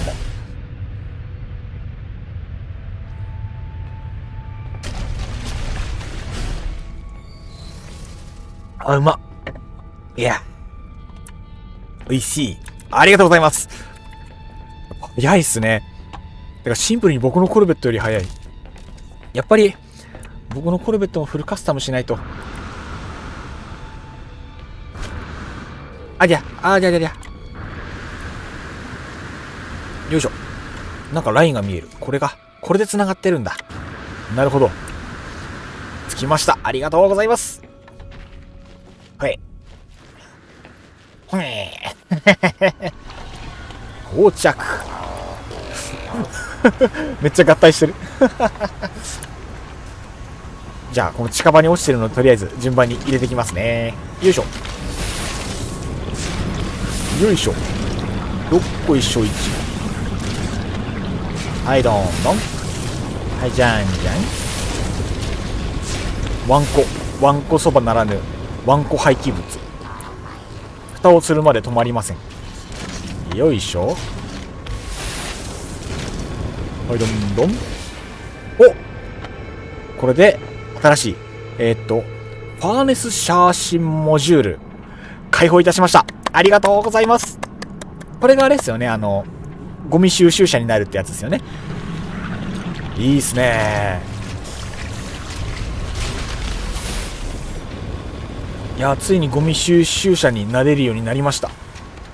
順調ですね。楽しみがどんどん増えていく。さてと、リエさんパチパチパチパチありがとうございます。嬉しい。いや本当に嬉しい。もうすごい勢いでいろいろ。さっきもセーブするの忘れた気がする。ちゃんとセーブしよう。よいしょい。 OK。 セーブ大事。ビーコン立てますね。もう立ってる、もしかして。よし、ビーコン立てセーブ用ビーコンドン。 OK。 じゃあセーブ用ビーコン、はい、設置完了です。ここは穴ぼこない感じですかね。周りに見た感じなさそうに見える。穴ぼこはないけど、周りが断崖絶壁囲われてる。やっぱ地形によって全然変わってくるんですよね。さてそうすると僕は今穴埋めの必要がないので、近場の回収に行こうかな。どうしようかな。スキャンして見える範囲の近いところはチャカチャカっと行って回収してきてもいいかもしれない。金属プレートとかがない。さっきのところでジオベイトがバラした方が良かったか。まあいいや、仕方ねえ。いつの間にか荷物がいっぱいになっている。荷物不足。やばい。今何が足んなかったっけ。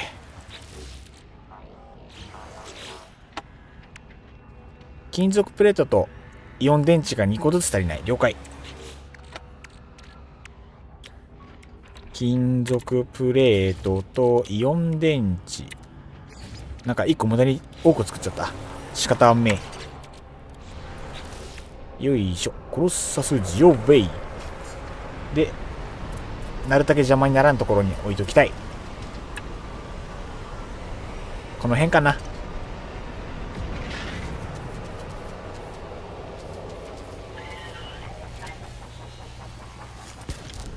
間違った。 OK。 じゃあ一瞬近場に行ってまいります。近場目の前にまだゴミあるや。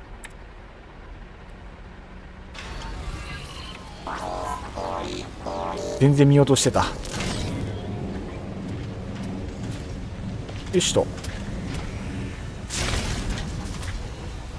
ツーショット飛ぶな。飛びすぎだな。であればこうだな。ナイス。でここにもまだ多分見えないところに、こういう風に入ってるんだ。覚えとこう。よし、まだあるかな。まだ何ぼかある。この空間内にゴミないか。終わったっぽい。了解。のでじゃあちょこっと走りに行ってきます。で一番近いところが29秒。よし。レッツゴー。そっちの方が近いや。そっちにしよう。21秒。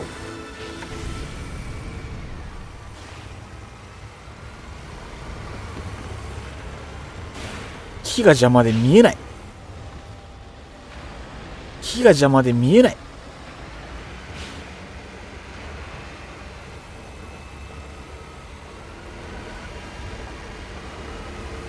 むむむむむむ。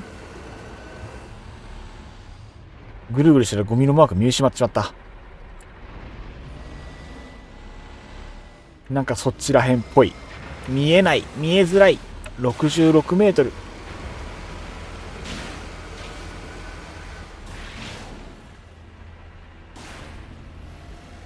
それかゴミ。それっぽいな。ほんと暗くて見えづらいですね。え？あれ？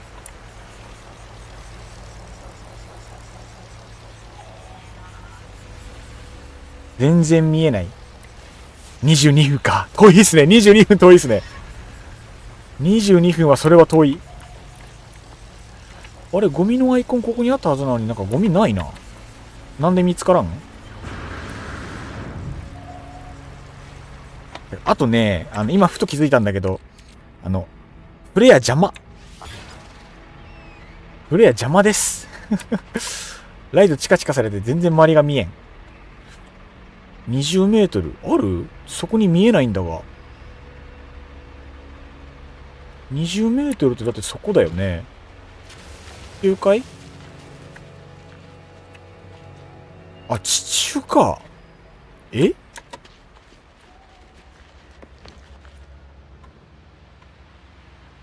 それが回収済みってこと？あ、違う。地中に埋まってるや。そんなことあるんだ。あらー、地中はいいや。地中はいいや。洞窟の中ってことでしょ？多分、洞窟があって。それちょっと厳しいですわ。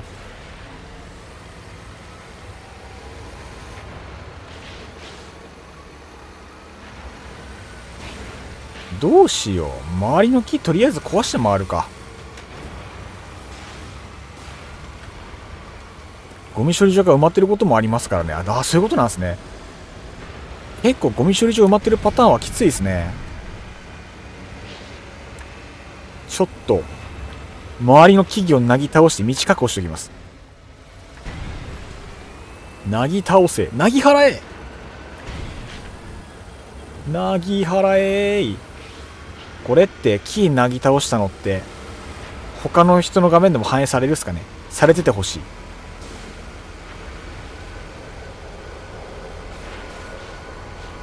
果たしてこれをやることによって作業効率が上がるのかどうか定かではないが、何もしないよりはいいだろう。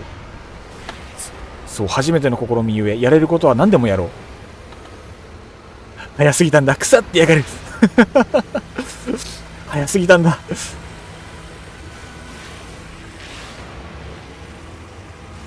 埋まってるパターンきついな。とりあえずどんどんじゃんじゃん木は粉砕していくが、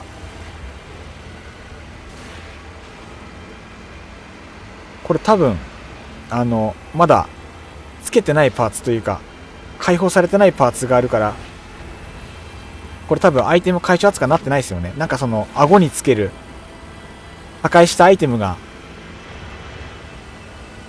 回収されていくやつがまだ確か出てないはず。それを装備するとこれで炭素がガンガン手に入る。炭素とか酸素とか手に入るんですよね多分。まあまあまあ、とりあえず道を開けていこう。道を開けよう。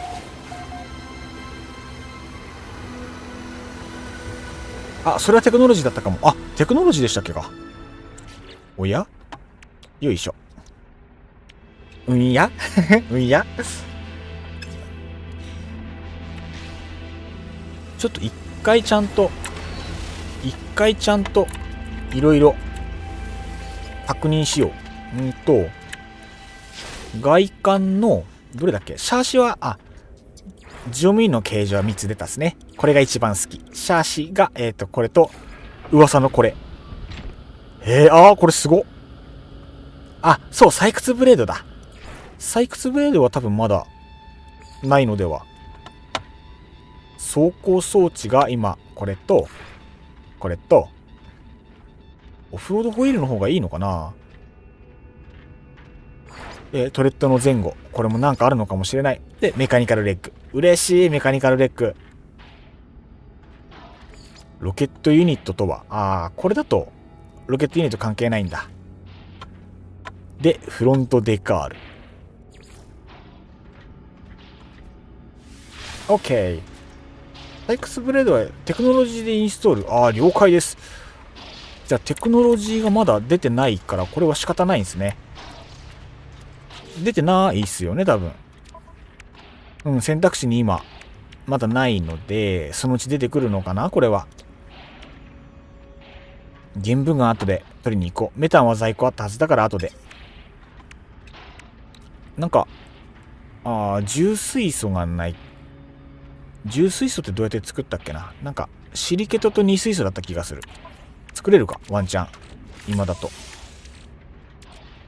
スペースアノマリで習得できたはず。じゃあちょっとあれっすね。どっかの機械に解放しといて、くっつけないといけないですね。その方が絶対に効率良い。なんか暴走カビがちょっとだけ入ってる。なんで？じゃあちょっと、シリケトパウダーと、シリケトパウダー。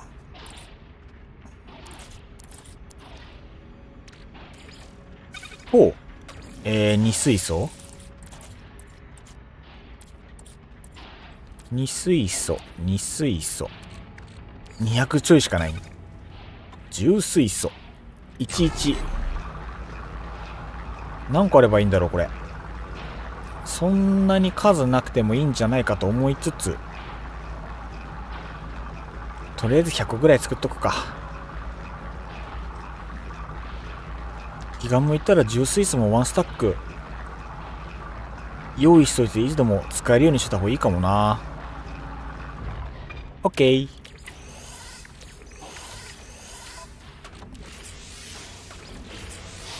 これで、エクソクラフトの、これが解放 OK。素晴らしい。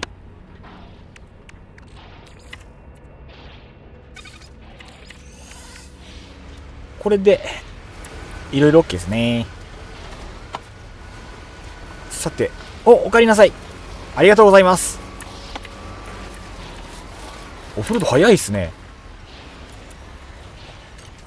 ではでは、構えます。よいしょ、着地。よし。では、参ります。はい。少ないけど、いやいや、ありがとうございます。本当に助かります。これを、よいしょ。ここだけ距離ギリギリなんだな、投げ込むとき。よいしょ。よいしょ。よいしょ。よいしょ。黄色。間違えないようにね。色間違えないように。黄色。いいことしてるな。よいしょい。よいしょ。よしよしよし。よいしょ。お！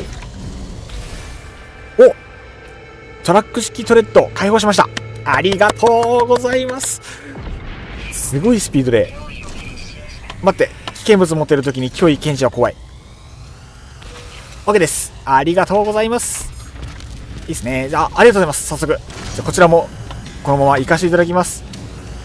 どんどんじゃんじゃん。間違った。間違った。間違った。間違った。そう、敵が近いとビビっちゃって、こう、手元を間違えるっていう。で、通常のゴミと、よいしょ。少しだけ、いやいや、ありがとうございます。武器の、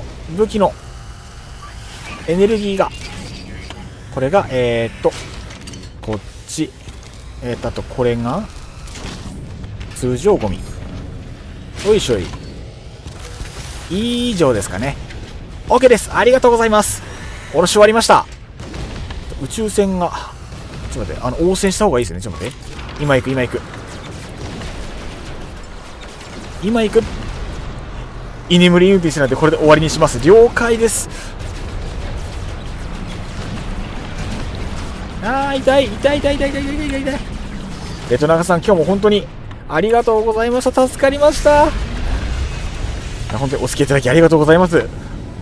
お疲れ様でした。まさかのこの配信に来ていただいて、もうずっと仕事をしてもらうっていう。ありがとうございました。本当におかげさまでめちゃめちゃ解放されました。それで海賊との戦闘中で申し訳ないんですけれども、またよろしくお願いいたします。ありがとうございました。はい、レトナさんおやすみなさいでございます。ありがとうございました。いい夢見ろよ。よし、これで戦闘の方もちょうど終わりましたので、いや本当にすごい。そうですね、 DA さんどんどん解放される。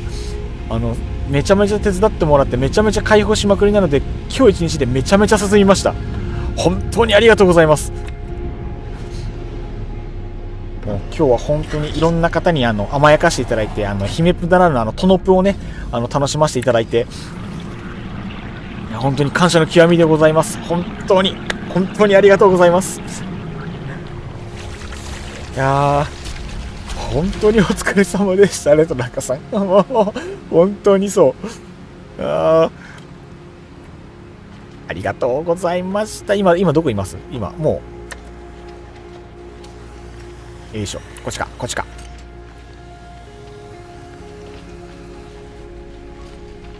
よいしょ。人徳なればこそ。いや本当にいつもよくしてもらってばっかりっす。よし、手振っちゃう。よいしょ。間に合わなかった。じゃあレトナガさんお疲れ様でした。ありがとうございました。嬉しい、とても嬉しい。めちゃめちゃ手伝ってもらえて本当ハッピ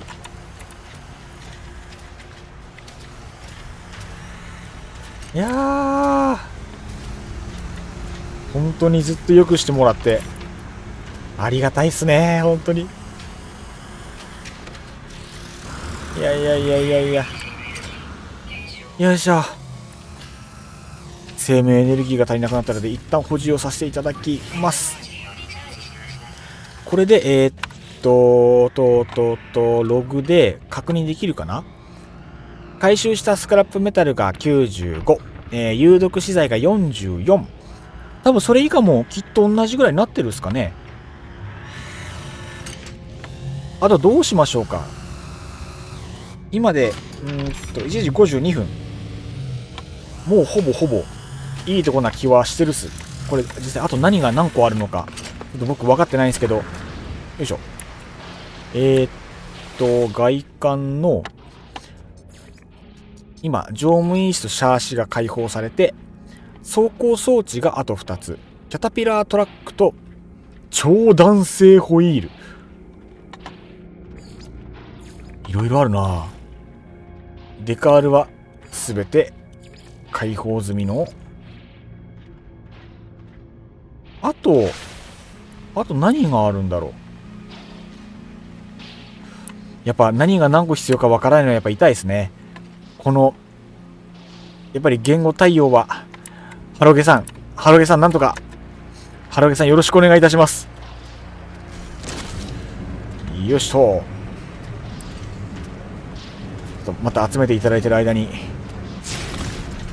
まだ集めれるものはいけるものはやってしまおう。まだこの辺に2個ぐらいあるはず。この位置でこうあれ入んなかった。こう OK ナイス。ここの空間であとゴミどのぐらいあるんだろう。そんなにないのか。そんなにないのね。了解で、そうすると、さっきは地面に埋まってたので致し方なかったけれども、そこのセーブもやっとくか。いつも忘れちゃう。いつもいろいろ忘れちゃう。これもセーブしてるや。ビーコンも立ててるや。爆発放射線有毒を各50個集めれば解放されます。そう、各50個。各50個ってやっぱこうやって見ると結構ボリューミーですよね。かなりボリューミー。放射性が44個ってことは本当それがあともう何個かでいけるってことですね。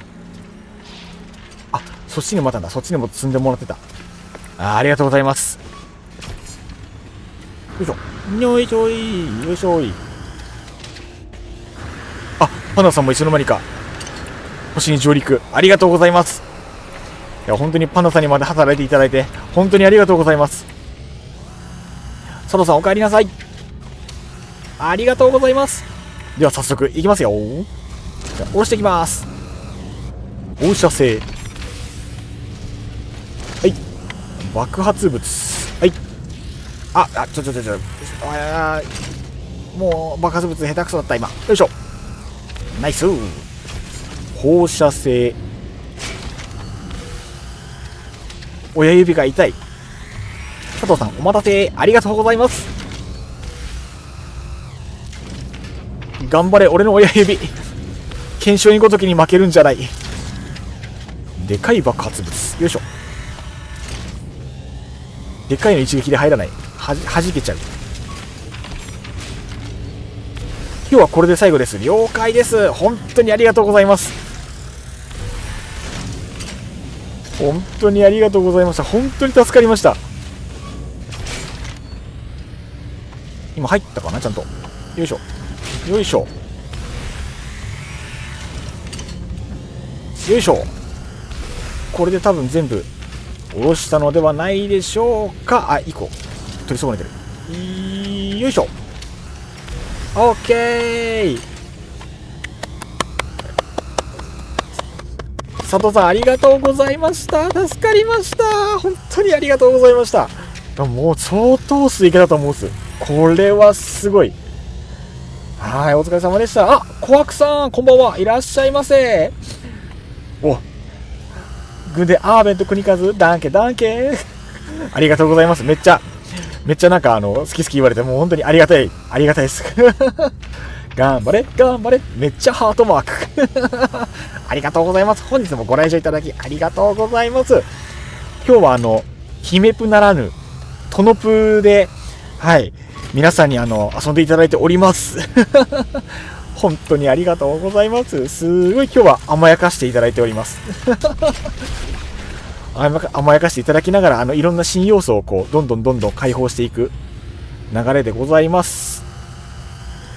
いやーめちゃめちゃ解放できた。本当にありがとうございます。あれもう行っちゃいました。もうお空の向こうに。ありがとうございました。助かりました。いやすごい。やばい、進捗見て。めっちゃ進捗見たいディエさんわらわらいやでも今日本当に皆さんのおかげでめちゃめちゃはがどったっす。そしてパンダさんはいらっしゃいませ。素晴らしい。もうすごい。今日はすごい。めっちゃピンクいいです。カラーリングがめっちゃいいですね。乗ってる位置が今一瞬バグってたいいカラーリングいいですね。よいしょい。よーし、ワイはどうしたものか。よいしょ。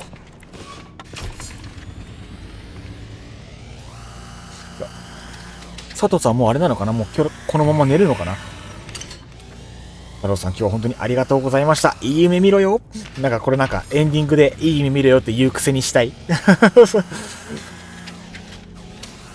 僕の配信はあれなんですよね。固定の挨拶も固定のエンディングも何もないので、なんか一個新しいの最近欲しくなってきたかもしれない。今日は流れで寝る時間でみんなにいい夢見ろよって言ってたから、なんかこれをテンプレにちょっとしたくなってしまったさて僕はあとどうしたらいいでしょう。数がこれどのぐらいバグってるんだろうな。そこがわからない。僕もやっぱ集めに行きますか。僕も多分集めに行った方がよろしいかもしれない。小白さん、いい夢見ろよ。配信中に急にタバコの空き箱で警察無線のものまねしそういい夢見ろよ。あばよあ、佐藤さん、ありがとうございます。薬の時間なので落ちますね。お疲れ様でした。おやすみなさい。佐藤さん、本当にありがとうございました。お疲れ様でした。お薬しっかり飲んで、しっかりお休みになってください。ありがとうございました。また来週もどうぞよろしくお願いいたします。おやすみなさい。お疲れ様でした。いい夢見ろよ。いい夢見ろよ。あばよ。もう早速やらせていただいてます。本当にあれですね、タバコのパッケージ、透明なフィルム外さない状態のやつを用意しなきゃいけないですね。本当にありがとうございました。もう本当にお世話になりっぱなしでございます。いや、嬉しいな。本当にずっとよくしてもらってるから、本当にありがたいですね。D さん、頑張れー。ありがとうございます。本当に。七星さん、おやすみなさい。いや、本当におやすみなさいでございます。いや、本当にめちゃめちゃ船かっこいい今日なんだろう、楽しすぎてちょっとテンションがおかしいですね。僕ね、ワクワクが止まらなさすぎて。じゃあちょっとだけ周り歩いてこよっかな。近くの分をちょっとあれば回収したい気持ち。レッツゴー。カサカサこれ垂直登れるんでしたっけ。垂直登れないのか。改造がいまいちで垂直の壁はまだ登れない。いや、なんか随分斜面ギザギザだな。なんかそういう仕様なのかしら。いっちゃん近いところどのぐらいだろう。22秒。ちょっとあそこ行って回収してこよう。よし。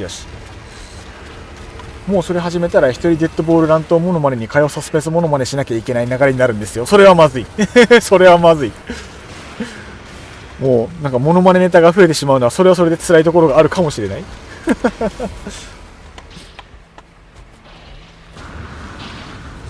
水素の小さな水色のに引っかかりやすいのでお気をつけて。了解です。あれってパッチ当たって治ったんじゃなかったんですか。まだ引っかかるんですか。あれ気をつけよう。危険かもしれない。おわ、石引っかかる。危ない。ゴミ自体がこの辺引っかかるのもあるのか。危ねえ。やっぱりあれですね、このレブナントで追加されたこの辺の要素に関しては結構いろいろまだまだ当たり判定という面で改善の余地がいろいろありそうですね。こんなもんかな。こんなもんだね。あ、もう治ったんですね。多分治ったのかな。治ったんだと思います。多分記憶が定かじゃなさすぎてそんな気がしてました、僕は。小涌さん、水素の音水素の音エセ商品の通販。もう最近は水素の音聞かなくなったっすね。いや今日皆さんそろそろ来ましたが、今日の初あくびでございます。だいたいこれが時間の指針で、そうですね、2時ぐらいですね。だいたい眠くなってくると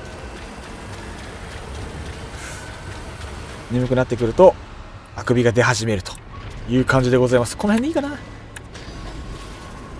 この辺に止めてよっこいしょ。よいしょい。でよいしょ。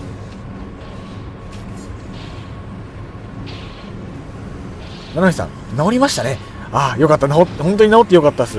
水素のバグやっぱほんと致命的だったみたいですもんね。僕この始めたのが遅かったんで、僕が初めてこの要素触れた時には確かパッチが当たって治ってるみたいな話だったと思ったんですよ。はい、よいしょい。よいしょい。さすがにね、さすがに。もう時間的にはもうそろそろあくびの時間。あくびタイマーあくびタイマーそう僕の配信は決まった時間がなくて、僕の体力の限界か、経のいいところに行くまでは続く配信なので、だいたいこのタイマー頼りです。この角度全然ゴール決まらん。ゴールポストにめちゃめちゃ当たる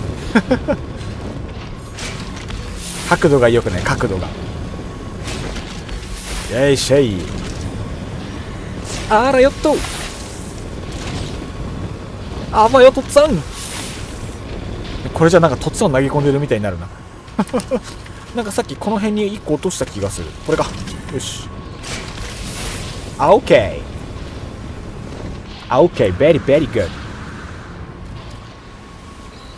ド。よし。じゃあちょっと周り見てきますか。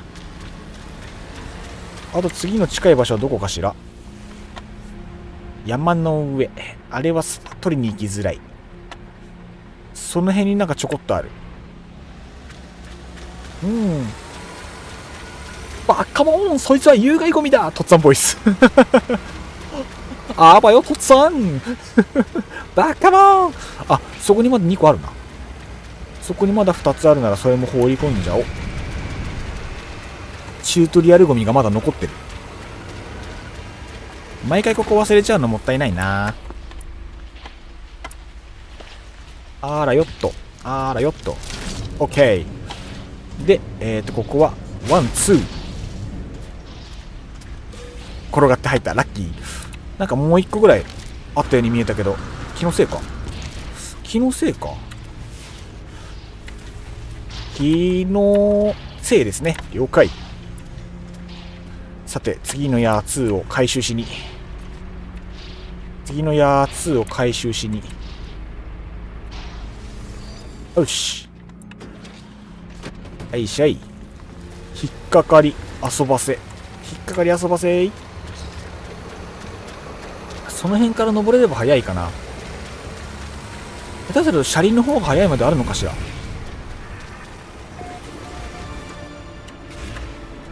これ登れないか、さすがに。これ登れないんだ。登れそうに見えるのに。あ、到着ですね。ありがとうございます。今そちらに参ります。究極進化すればやっぱり足とかタケコの方が走破性で頼りはいいんだろうか。確かにどうなんすかね。なんかやっぱ段差とか道を整備するよりは乗り物を進化させた方が。着地下手くそだった。よーこいしょーい。ありがとうございます。じゃあすみません、パンダさん失礼します。廃棄させていただきます。いきますよー。どっこいしょ。燃えるゴミドン。オッケー。爆発物ドン。放射性物質ドン。爆発物ドン。放射性物質。爆発物。爆発物。爆発物。放射性物質。放射性物質。爆発物と爆発物。以上ですかね。 OK 終わりました。ありがとうございます。もう一個ある。もう一個あった。よいしょ。入ったー。これで忘れ物ないかな。 OK です。パンダさんありがとうございます。爆発物が結構多かったですね。なかなか。小白さん、これ分別間違えるとどうなるんですか？これ分別間違えると、処理したこと、どうなるんだろう。これ1個処理するたびに報酬が発生するんですけど、間違えると報酬がないまま、捨て間違えで、そのまま消失します。悲しいことに。実はせっかく運んでもらったやつ、今日2個ぐらい間違ってしまって、ここ。これ緑と黄色なんですけど、暗くてわかんないっすよ暗くてわかんなくて間違って、そう2個ぐらい間違っちゃって、せっかく運んできてもらったの、本当に申し訳ないことしたっす。報酬になるんですね。そうなんですよ。これがちゃんとお金と実績になるので、なので結構大事なんですよね。今手伝ってもらってるのが、お金というよりはその実績解除のために今日は手伝ってもらってて、なんだっけ、その数をいっぱい回収した実績によってこの乗り物のパーツが解放されていくので、なのでパーツを全種類揃えたいというところでございます。やっぱ岩陰とかスキャンに入らないところにゴミがあったりするんだよな。岩陰の裏も全部スキャンできればいいのに、この辺の仕様はまたハロゲさんに改善していただきたいところですね。それこそあれなのかな、スキャナーの性能自体もうちょっと上げたらマシになるのかしら。あとはまたやっぱりカメラが勝手に曲がってく。このバグは多分なくならなそうですね。まだ目の前にあるっぽいので取りに行く。国数心の俳句。距離にして時間にして20秒。時間にして20秒。これ地下だ。埋まってるやつだ。やめた。埋まってる分は手間ばかりで美味しくないでしょう。今拾った分だけは確実に捨てに行く。あんまり遠くに行っちゃうと持ってきてもらった時に間に合わなくなる。戻るのが。よいしょいしょい。よいしょいしょいしょいしょい。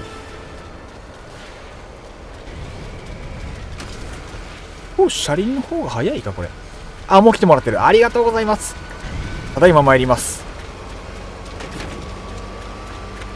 よいしょ。七星さんありがとうございます。じゃあすいません、接させていただきます。よいしょ。参ります。よくしょ。これが毒物と、これが金属ゴミ。よいしょい。やべ、遠すぎだ。よいしょ。22分で運んで直前で爆発した。残ったのが2個。切ないそっか、爆発で持ってかれるのか。爆発物危ないですね、意外と。七星さんご苦労様です。ありがとうございます。ご苦労様でございます。本当にありがとうございます。貴重な分を運んでいただいて本当にありがたいです。いや、結構マジでリスクあるっすね、これ運搬。いやーしんどい。そろそろこの辺もあれですかね、もう近いところは全部行った感じですかね。進捗であと何がどのぐらい解放されてないんだろう。その辺が分かればいいのに。どうしたらいいだろうか。あとちなみに今日どうします。今2時13分ですけど、皆さんの具合も聞きながら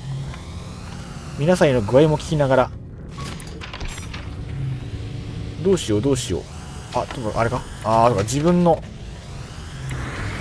やつに積んだ分は下ろすか。さすがに下ろす。痛い。着地失敗。よいしょい。どっこいしょ1でバック走。全身あるのみ。オライでこの辺で止まる。 OK。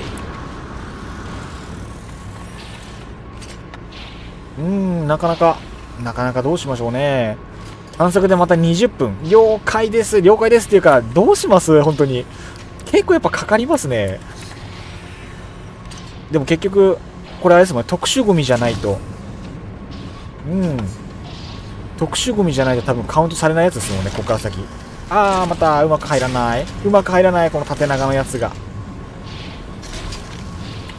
この角度だと入んないんだな、このでっかいやつが。もう、やねー。小白さん、声を聞きながら、はい、元気です。小学生並みの返事。元気はいいこと。元気いっぱいでいいですね。いや、やっぱかかるっすね、これ。これ本当に一人でやってたら、3日も4日もかかる規模感っすね、これ。いやー、マジで大変だな、これは。配信は何時までの予定ですか？今の体調なら多分あと1、2時間はいけそうではありつつ、どうしましょうね。僕はまだいけるっすけど、そうですね。今一緒に走り回っていただいてる七星さんとパンダさんと、そちらの方のご予定というか具合も聞きながらいけるとこまでやれるとこまでどうしたものかというところでございます。実際いけそうですかね。今今見えるところだと回収したメタルスクラップメタルが117、有毒資材が46までは今読めるので、有毒資材今3つですね、入れた分で増えて、あと他のが今何ぼなのかわからないんですよね。あ、七星さん、3時くらいまで行きますよ。ありがとうございます。あと、じゃあもう一山付き合っていただけたら助かります。すいません、甘やかしていただき、甘やかしていただけるところはもう今日はとことんまで甘えさせていただいてもよろしいでしょうか。とことんまで甘えさせていただいてよろしいでしょうか。パンダさん、全然 OK です。ありがとうございます。よろしくお願いいたします。ありがとうございます。今日は全力でお殿様を遂行いたします。次の場所行きますか。了解です。了解でございます。小白さん、行けるとこまで地獄の果てまでランデブーってことさあみんな行きましょう。地獄の果てまでランデブー。さあ行こう、地獄の果てまで。壮大な BGM OK です。ありがとうございます。じゃあ今度はあれですか、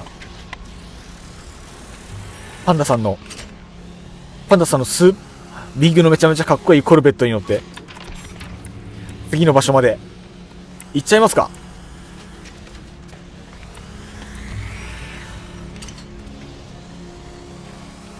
参りましょう。これもう乗っちゃって大丈夫ですか。乗っちゃっても、ちょっと待って、コロッサスジオベイを回収したい。できればさっきこれを間違った、こうの回収どれだっけ、削除、これか。でちょっともったいないことしたんで、じゃあ乗らせてください。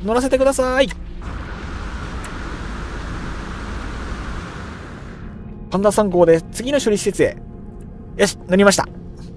よろしくお願いします、船長。次の現場まで職長、よろしくお願いします。次の現場まで。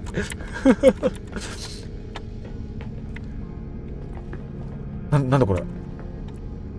パーツ中に入ってるんだ。こういう感じになるんだ。かっこよい。内装でここ入るのもかっこいいな。いいっすね、これも。乗る場所ここで合ってます。乗る場所ここで合ってます、バンドさん。なんかアイコンが出る。貨物ポット。こういう風になるんだ。まだ運んでんですけど。そうだ。ごめんなさい。今いるもんだと思って、ちょっと、気が流行りました。大変失礼をいたしました。申し訳ございませんでした。めっちゃ気が流行りました。ごめんなさい。ち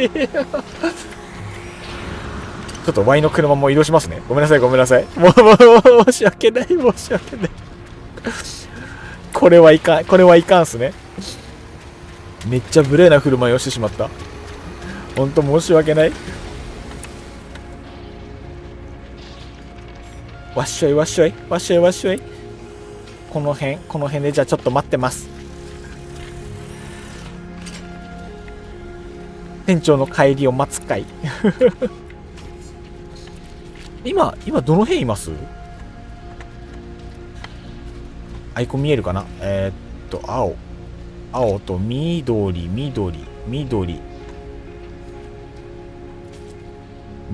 アイコン。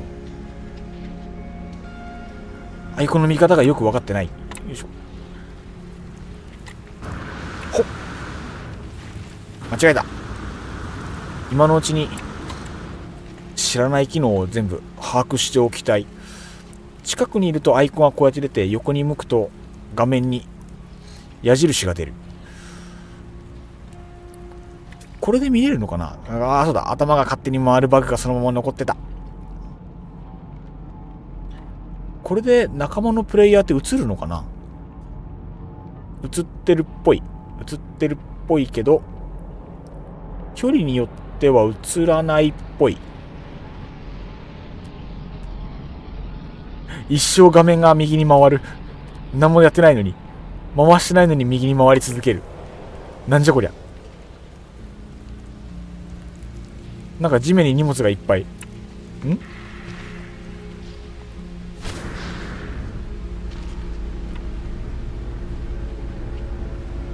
パンダさんありがとうございます。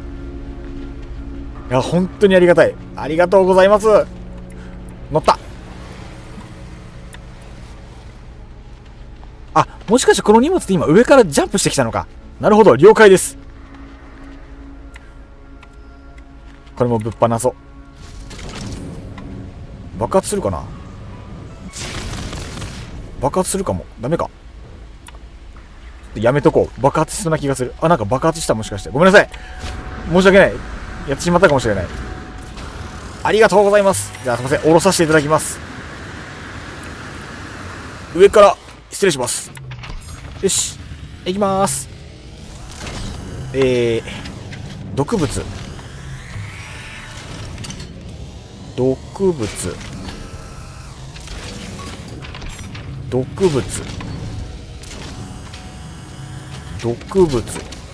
あれ、もしかして間違って落としてる？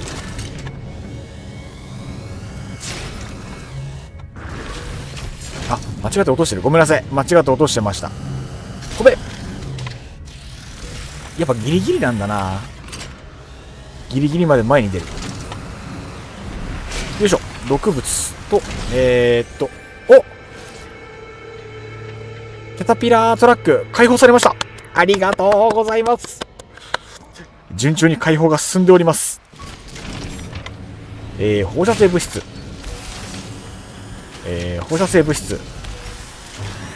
毒物だけ慎重に。毒物、放射性物質 OK じゃない。ここいやギリ当たる。もうちょい下か。 OK。 あ、外してましたか。すいません、ありがとうございます。じゃあ毒物ドン、入れ。ナイスシュー。これで全部いきましたかね。ありがとうございます。あと回収してないのは走行のやつですかね。今でこれで回収した有毒資材が50を超えました。ありがとうございます。あと何が言ってないんだろう。画面で見れないんだよな。スクラップメタルも117なんで、これももうクリアしてるんですよね。いやー本当にそうすると、あと何があるだろう。解放されたやつを確認したいのか。もうちょっとかな。多分もうちょっとっぽいですよね。あとはあれですね、そっちの方にあるやつを回収して、あれも積んじゃおう。あれも積んでしまおう。あ、これ自分のじゃなかった。間違えた間違えた。自分のかと思った。あの荷物って発射してもいいのかな。まだいけそう。これでこれでこの近くまで撃っちゃいたい。あんまり危ないかも、この運び方。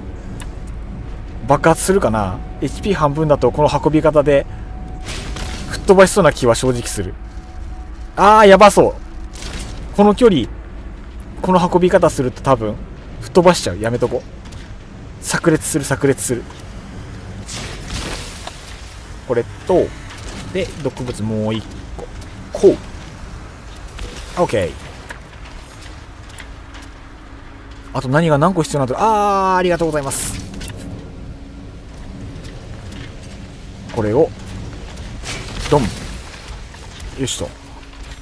あとは2つ。この距離からでも吸えるのか。吸える。めっちゃ便利。これ爆発で消えたと思ってたやつかな。それかもしれない。さっきの話のヤーツーかもしれない。結構最初の時で結構数落ちてたんで、それかもしれないです。ありがとうございます。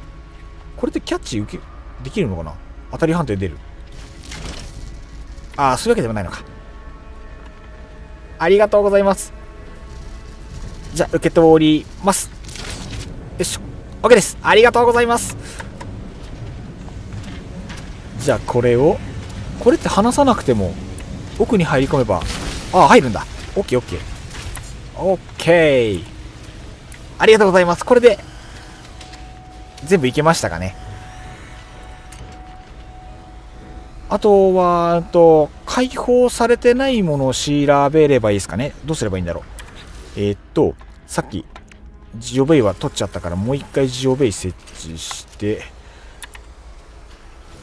で呼んで解放されてないもの、乗務員数 OK、 シャーシ OK、 走行装置があと1種類。これが長弾性ホイールですね。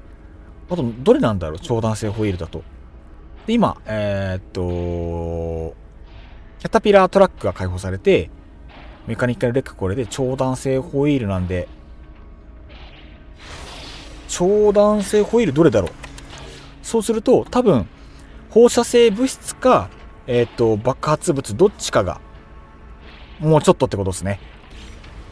これあと1回の回収でもしかしたらいけるっすかね。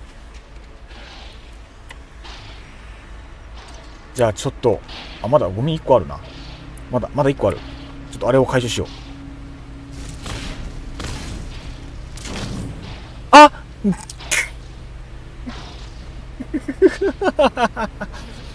吸い寄せたら爆発しました。何もなかった。あそこには何もなかったです。紫だったから有毒物かな。多分有毒物はなんか放り込んだ時にいけた気がしたんで、もしかしたら放射性物質なのかな。何なんだろう。何もなかった。ゾロ海賊王の右腕両翼の片方。じゃあここの場所はまた1個終わりですね。ではちょっとこれ今バラしますね。これバラして OK。 じゃあすいません、また船乗ります。よいしょ。ワイも先端乗ろう。景色のいいところ。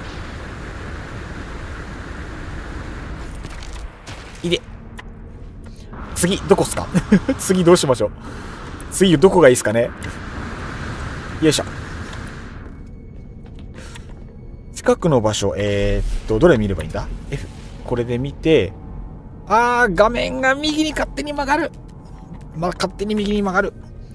あれか、コロッサスに乗って調べなきゃいけないのか。次の場所、コロッサスに乗ってレーダー使って、スキャン。こうすると向こう。よいしょ。アイコンが潰れて見えない。見えるかな。次の場所、18分46秒の場所です。これってマーキングって共有されるんですかね。今1箇所マーキングしました。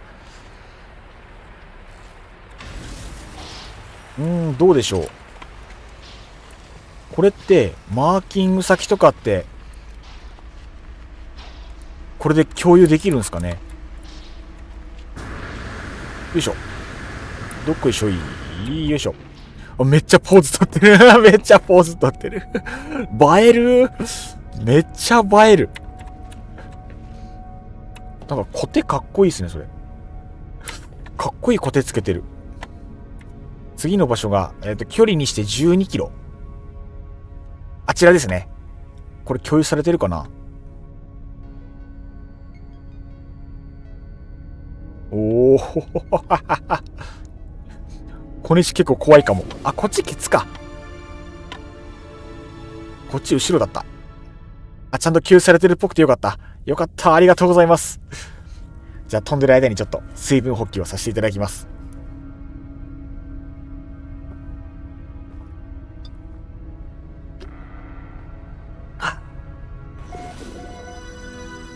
前。ハワイで人気のパッションフルーツ、オレンジ、グアバを絶妙にブレンドし、モンスター独自のエナジーブレンドをふんだんにミックス。かのビッグウェーブのようにこのパイプラインパンチも伝説となるはずだ。なんかモンスターエナジーの後ろになんか書いてある文章を読んだんですけど、なんかよくわかんない。なんか英語直訳したみたいな説明文章だったっす。味はうまい。量多いんすよね、これ。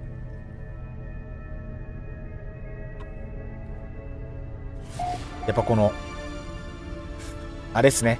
宇宙船からこう、エンジンから吹き出るこのラインがかっこいいっすよね。あ、でもこの翼みたいな造形めっちゃいいっすね。こういうの作りたいな。コルベットこだわりたいな。めっちゃ景色綺麗、めっちゃいいな。いいですね。注意書き。ピンポーン。この配信はプロモーションを含みません。そう、回し物じゃないですからね。何の回し物でもないので、皆さん勘違いなさらぬように。こちら CM ではございません。配信の設定画面のところにプロモーションを含むか含まないかのチェックポイントがあるんで、この配信はプロモーションを含みません。皆様ご注意ください。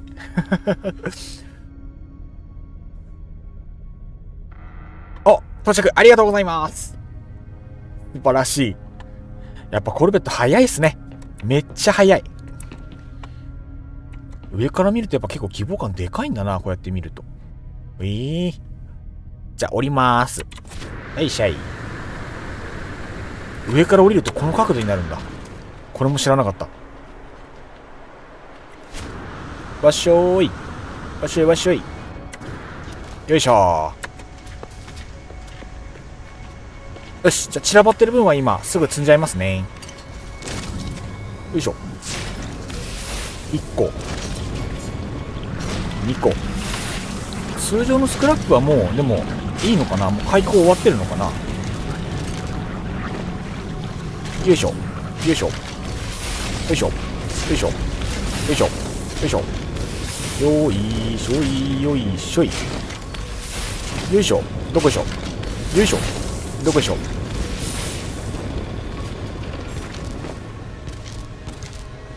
OK かな、この辺は。OK。あ、先にビーコン立てなきゃか。ビーコン立てる。ビーコンを、ちょっと待ってね。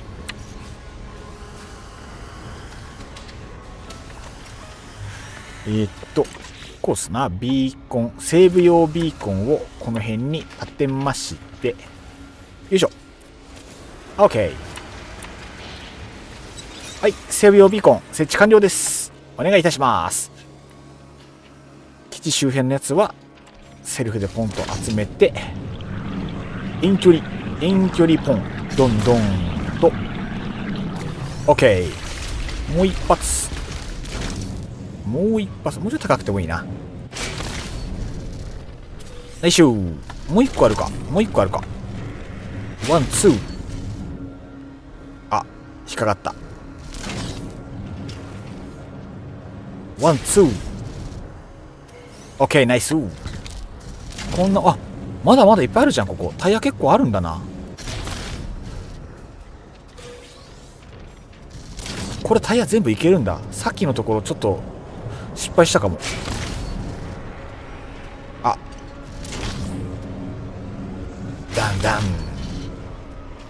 OK。タイヤは転がりますからね。実はこの周辺って意外とゴミ転がってるのかな。ちゃんと見てなかっただけで実はあるのかも。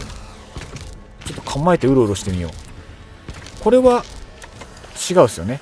これは違う。この辺も違うか。うん、違うかも。違うかも。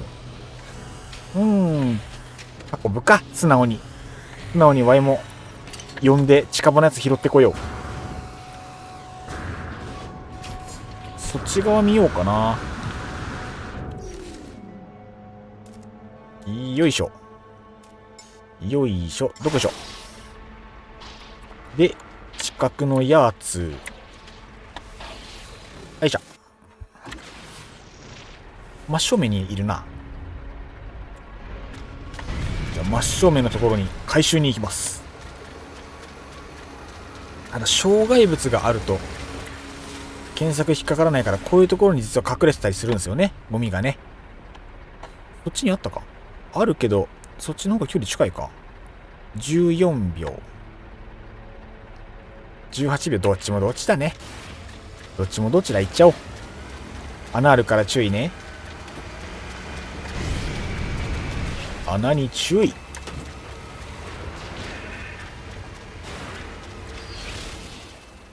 オッケー。通常ゴミよいしょ。通常ゴミをどんどん集めましょう。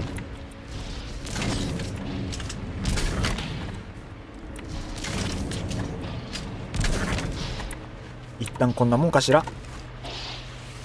で、安全にさっきのとこまで帰りますよと。こぼさないように。足元注意よ。あとはコロッサスの改造はやっとかないとな。厳しそうだな。オライオライ。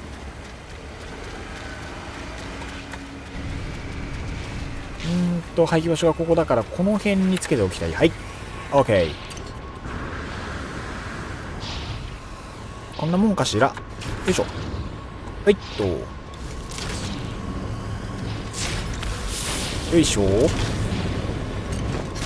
よいしょ。どっこいしょ。画面酔い注意でございます。オッケー。次近場。そうか、サイコスコープついてないんだ。真正面25秒、横28秒。真正面25秒でいきますか。発進。カサカサいやー、もっとブースター効かしたいな。木々はなぎ倒す。あとはもうこまめにスキャンして、意外と距離近いとこあるんだよな。お、やった。爆発性のもあるで。素晴らしい。あとちゃっかりガスポット回収。あ、間違った。あんま発射するのは良くないよ。手癖やね。間違ってるで。はい、どんどん。はい、じゃんじゃん。はい、どんどん。はい、じゃんじゃん。よし。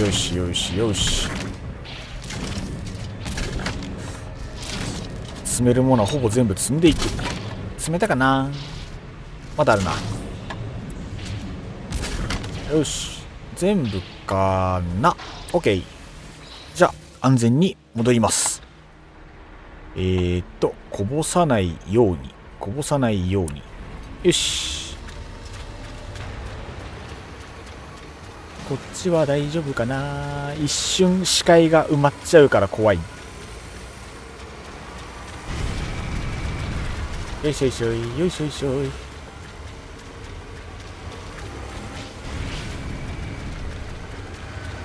よし。で、方向転換しながらここにつけます。はいと、最近の Y の定位置。よし、じゃあ、よし、燃えるゴミ。やっぱりこの辺だと燃えるゴミばっかりになっちゃうんですよね。やっぱりちゃんと回収できるゴミがあるところに行った方が本当はいいんだけれども、この角度、こうナイス、ありがとうございます。じゃあ今そちらに向かいます。よいしょ。うまく飛べなかった。なんで今飛行に失敗したんだろう。よっこいしょーい、よいしょ。ありがとうございます。七星さんの廃棄物入れさせていただきます。戻りました。了解です。ありがとうございます。じゃあ入れてきますね。よっこいしょい。爆発物、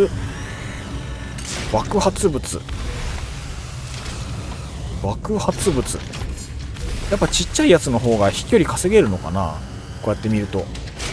で、通常ゴミ、あ、届かんかった。あれ OK で、通常ゴミで、これが放射性物質と通常ゴミと、あれ2つ外してた。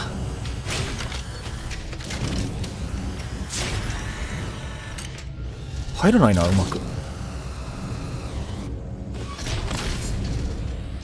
入れるの下手かも。すいません、七星さん、下ろし終わりました。ありがとうございます。もう今自分がうまく拾えなかったものをやっぱり出入り口の近くまで行って確実に入れていくスタイルで、なんかエイム力がすごい下がってる気がする。エイム力下がってる。あと自分のこれの分も入れていこう。つうか Y の車邪魔か。ちょっと車動かしますね。前進します。トラック運転はあれですからね、やっぱり車同士がつまらないように場所をこうやって譲り合うのがすごい大事ですからね。 OK、 よいしょ。あとこうして、よいしょ。あとどれ何個で残りのやつ解放されるんだろう。マジでわからん。次のパッチで回収されるかな。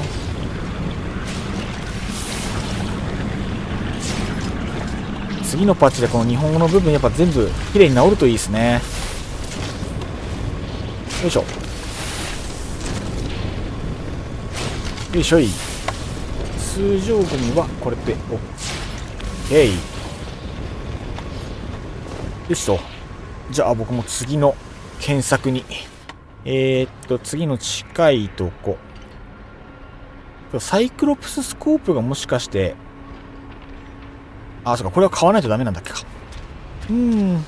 買わないといけないのはなかなか辛いところ。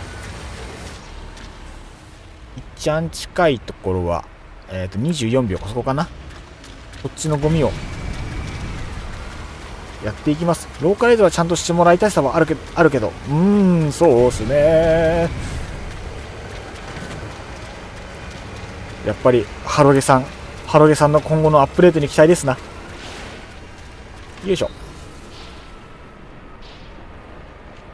もっと特殊ゴミが近くに落ちてくれればありがたいけれども、なかなかそうもならんですな。よいしょ、よいしょ、よいしょ、よいしょ、よいしょ。多分いろいろ大変なのだろう。ろれつが回らない。ろれつがレロしてる。これが2時過ぎの国数。多分いろいろ大変なのだろうなと思うので難しい。いや、ほんとそうっすね。本当にそうっすよ。いろいろありすぎて。実際このゲーム自体が多分システム的には複雑なゲームっすよね。要素が増えれば増えるほどこういうのは複雑になるっていうのはもう決まってますからね。待って、本当にろれつ回ってない。唇が開いてない気がする。ゆっくりゆっくり参ります。いやあ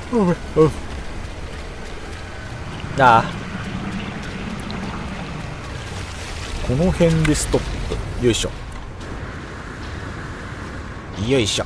これでこうしてこう、こうしてこう、こうしてこう、こうしてロッセイ。オッケー。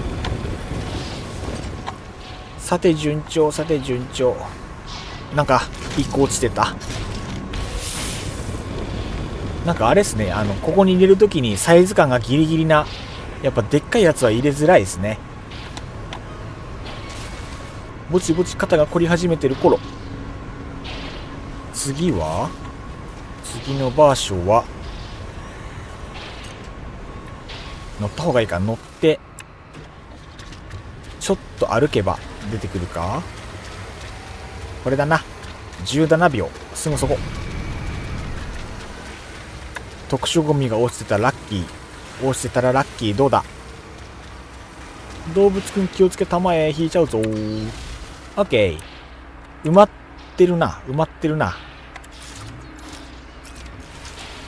埋まってるのでこいつをドン。あるね、いいね。よいしょい。よいしょ。よいしょい。どっこいどっこい。よいしょい。どっこいどっこい。よっしょい。24分しか出ない。もうきついかも。もう結構きついかも。なかなかきついっすな。なんかやっぱあれっすね。結構みんな残り遠いのしか残ってない感じなのかもしんない。なかなかきついかも。やっぱ今日中ってのはなかなか厳しいもんですね。これもなかなかきつそうではある。よいしょ。やんべ、どうしよう。どうしましょうね。今日中に足残りもう1個見つかるかどうか悩ましいところ。惑星がどんどん綺麗になっていく。確かにこれ概念的にそういうことや。星の掃除自体は今めちゃめちゃ順調に進んでいる。いいっすね。なんか仕事してるって感じ。なんか貢献してるって感じ。お、この状態で燃料なくなることあるんだ。 OK。 物を浮かした状態で燃料切れになると浮きっぱなしになるみたいですね。物を落とすとかではないんだ。これは一つ勉強ですね。 OK。 発射完了。よしよし。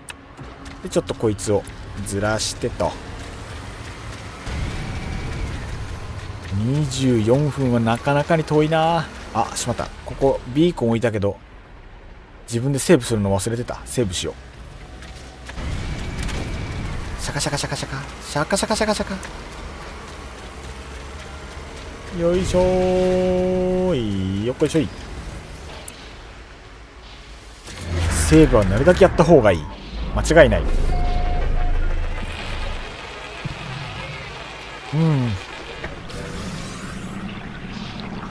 えいや。あとどうするべきか。近場でいっちゃんゴミの近いところ。これだと出ないんだな。これだと出ないのでこっちに乗ってから。なんか後ろ1個乗ってるな。さっき下ろし忘れたか。まあいいや。また拾いに行こう。ゴミマークそこ。21秒。それ拾いに行くぜい。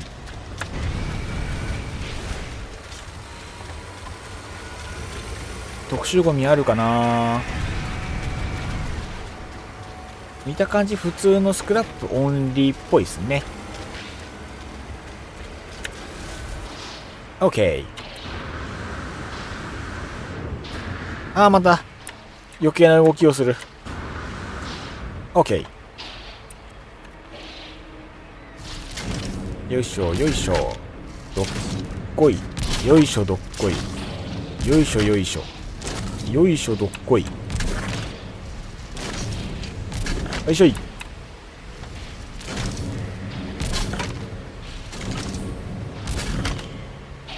れリスポーン地点が、物資のリスポーン地点が多分基本的に固定なのかな。他のアイテムとかもなんか割と固定っぽいとこあったっすもんね。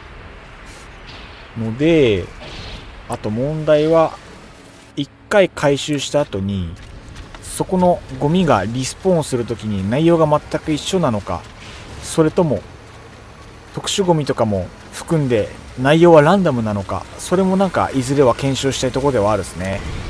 なんかそれがどうなってるかによってだいぶ難易度が変わってくる。オライオライオライオライ。お、タイミング良かった。ありがとうございます。じゃあ今おろしにかかりますね。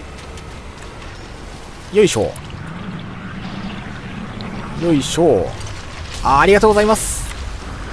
よいしょよいしょよいしょよいしょ。着地失敗。よいしょ。パンダさんありがとうございます。では降ろさせていただきます。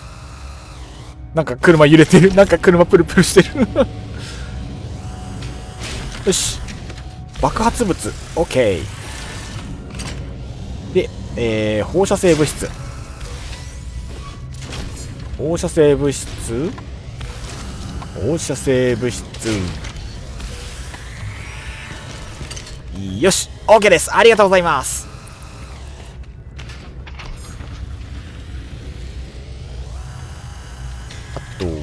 あとはいい感じですかね。いい感じでしょうか。なんかもう一個ある。なんだ、なんかもう一個ある。ああ、これか。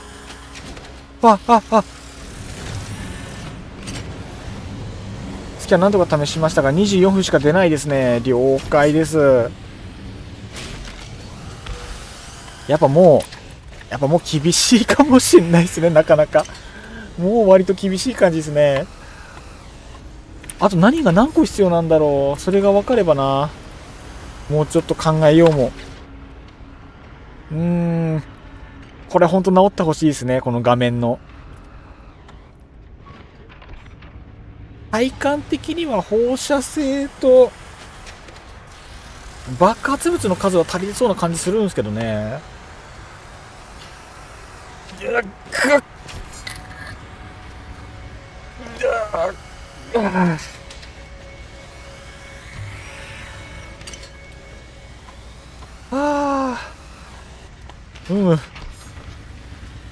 どうしましょうか。もうちょっと離れた施設がいいかも。了解です。それであれば離れた施設であればどうしようかな。惑星の裏側行っちゃいますか。いっそのこと。惑星の裏側にバザー拠点があるんで、そっちに一回移動してそこを中心に周りの探索するってどうすか。そしたら結構たくさんスポーンしてるかも。そうなると一回僕がそっちに行った方が、僕のコルベットで行けばいいですね。そうすると裏側了解です。じゃあちょっと僕がコルベットを召喚して、ちっちゃいやつですけど、久しぶりのコルベットだな。飛べるかしら。うまいこと。よ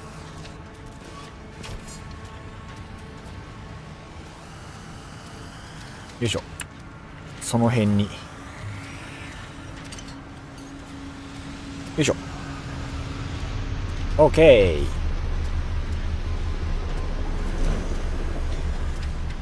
どこでしょう。よし。はい、ではご乗車ください。よろしくお願いいたします。上でも中でもいいですよ。普通のちっちゃい船ですけど。 OK。 こ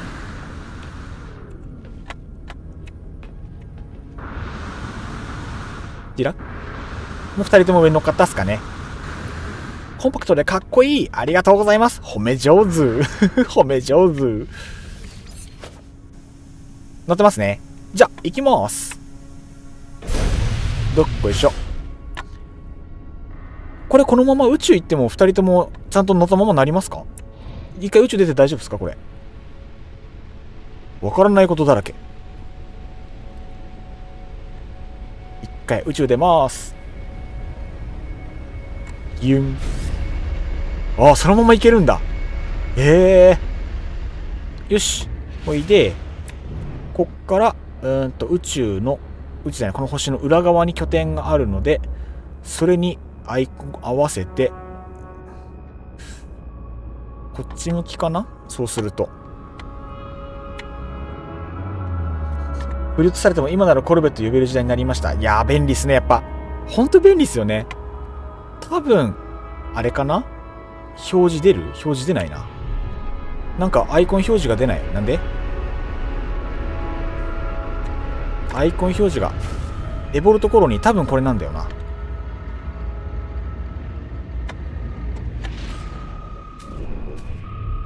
ちょっと待って。もうちょっと上に行かないとダメだ。慣れてない。慣れてないぞ。ちょっと離れて、ゆっくり下向いて、そうすると多分これが合わさるので、合わさらないぞ。もしかしてずれてるか？もしかしたらセンターの印とあれずれてるかも。いや、なんかもう直接降りて良さそうだな。裏側のつもりだったのに全然裏側じゃないな、ここ。オーライオーライ。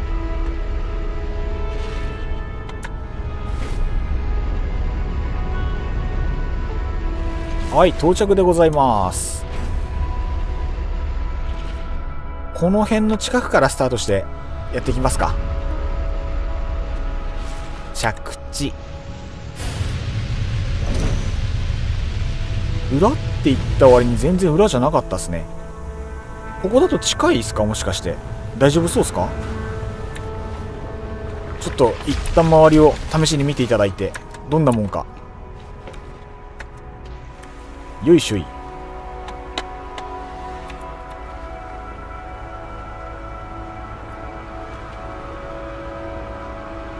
こうやって見ると横に大きいサイズですね。いいな。翼の再現がベリーグッド。じゃあこの辺からスキャンをかけのいろいろ設置しのウィギウィギウィギウィギウィギウィギウィギウィギ。よいしょ。せっかくだからコルベットこの辺止めとこう。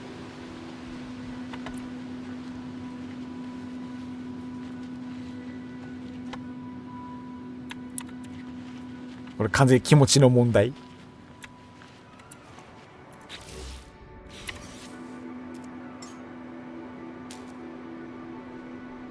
あら、エンジンのエネルギーがない。しまった。普段乗らなさすぎてエンジンエネルギーがチャージされていない。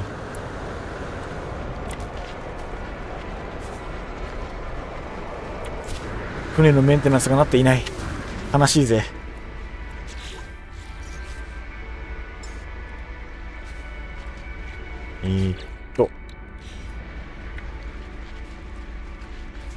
気持ち大事。気持ちは大事っすな。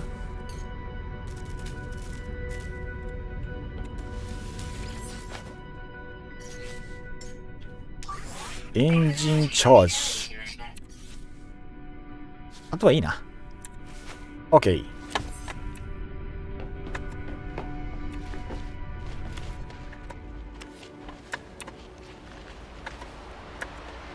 あれみんなどこ？今みんなどこ？あ、普通に。そっか、パンダさんはここ初でしたっけか。こんな感じでございます。こんな感じでございます、パンダさん。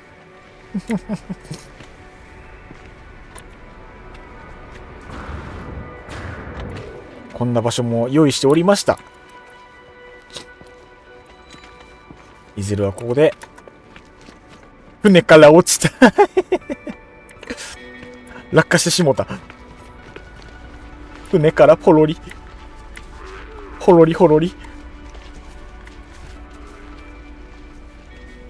さてどうしようかな。そうか、どの道あれか、Y が、エクソクラフト召喚して、で、こいつに乗ってスキャンして、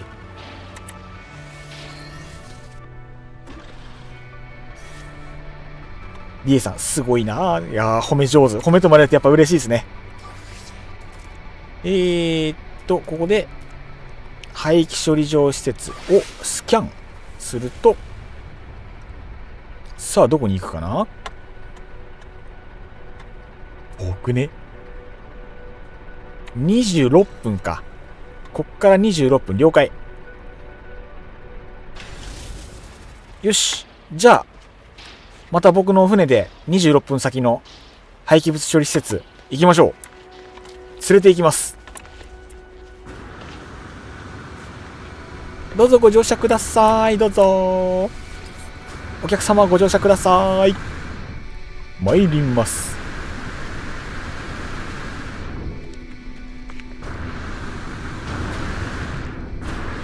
なんかちょうどいいところに乗っていただいて。一番いいとこ。一番目立つところ。よし、じゃあ飛びますよ。行きまーす。3、2、1、ファイヤー。よいしょ。で、印つけた場所が、こちらでございます。16キロ遠いな。この調子で飛んで、だいたい3分ぐらいですね。あら、初見さんいらっしゃいませ。ご覧いただきありがとうございます。お名前、ミスター・カーンさん。ご視聴いただきありがとうございます。初見でちらりこんばんは。こんばんはでございます。はじめまして。ノーマンズスカイやってる国和と申します。毎週水曜日やってますので、はい、今日はよろしくお願いいたします。今日は皆さんに手伝っていただきながら、姫プならぬトノプでね、いろいろ至らり尽くせり手伝ってもらいながら、廃棄物処理施設でゴミを集めて、コロッサスのね、パーツの全開放を目指してプレイしておりましたので、どうぞどうぞお付き合いくださいませ。今かなりもう、あともうちょっとですよね、多分もうちょっと。やっぱりどのゴミを何個集めたか、全部分かる状態になってれば最高なんですけど、バグのせいでね、日本語だけ全部表示されないという状態なので、早く直してほしいですよね。これもね、日本人プレイヤーが増えたらやっぱり対応も早くなるのかしら。ハロゲさん、なんとかよろしくお願いいたします。ハロゲさん、この配信見てねえかな。ハロゲさん、聞こえますか？地球の裏のハロゲさん、何卒よろしくお願いいたします。さあ、行ってる間に到着でございます。この辺に着地したい。オーライ。よいしょ、到着です。 OK。 じゃあ皆様よろしくお願いいたします。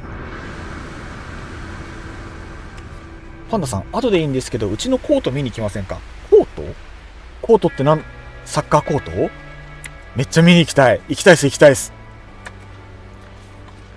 なんかあれらしいですよね。なんか今回のこの、なんだっけ、この自家装置、新しいこの装置のおかげで、なんかバスケットボールよろしく、ドッジボールよろしく、新しい遊び方ができてるのはなんか聞いてだったんで、この後行きますこの後行きましょうか。楽しみ。ビーコン設置早い。テーブ。すごいフットワークが軽い。みんな優秀な社員すぎるよ。みんな配信に遊びに来てもらってんのに、めっちゃ仕事してもらって。い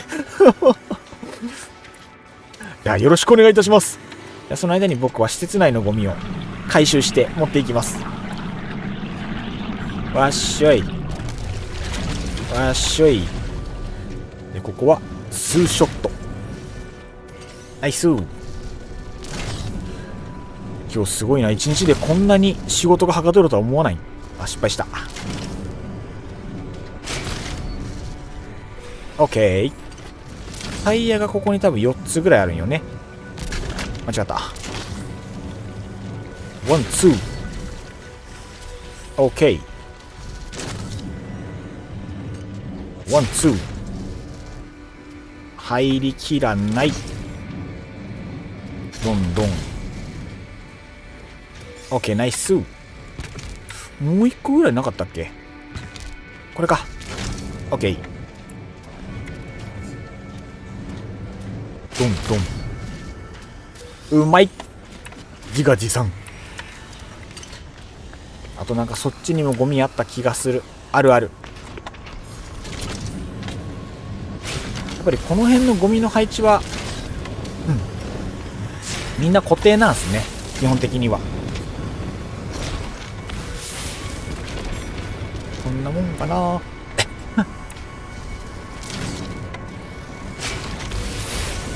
栄養ドリンクというかエナジードリンク飲みすぎなせいか喉がザリッザリする。すごいなんか喉ザラザラ。なんでだろう。あれかな、廃棄物処理のガスにやられちゃったかな。喉がザラザラするや。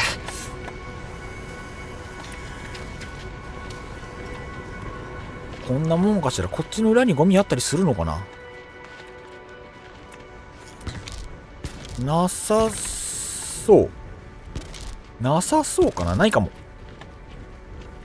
カンさん、七星さんって X のノマスカ関係で見かける方かな。違うかな。正解だと思われます正解だと思われますいや、七星さん本当に有名人や。すごいな。改めてなんかいつも来てもらってるからなんか感覚が麻痺してくる。そうだ、七星さんめっちゃ有名な人なんよなんか感覚が麻痺してて忘れてる。多分皆様ご存知の七星さんで間違いないかと思われますいつも本当にお世話になっております。助けてもらってばっかりっす。情報でも助けてもらって、現場でも助けてもらってるもうね、大変。もうこの恩返すために、さっき時給が発生するみたいな話があったから、多分あれですね、不思議な鉱石を、いっぱい砕いて、給料払えるように、次準備しとかなきゃいけない普通の水飲んでくださいね。ありがとうございます。確かにそう。私もよく情報でお世話になってます。ね、やっぱみんなお世話になってるんだ。やっぱそうっすよ。七星さん、ここで改めて、本当にいつもお世話になっております。いつも本当に助かっております。本当に喉がパリパリしてるかも。結構パリパリや。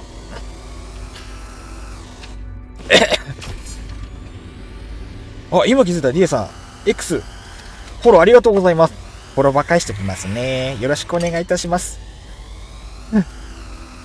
僕の X アカウントの方はたまに雑多なアカウントでいろいろつぶやくので、もしあれだったら全然ミュートで大丈夫なので喉ザラザラでごめんなさい。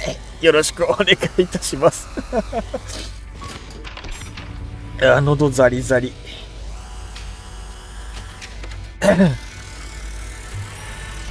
星さん、私が楽しんでるだけですから。いやー、なんか本当になんかその流れでもいつも助けてもらっているので、感謝の気持ちでいっぱいでございます。ありがとうございます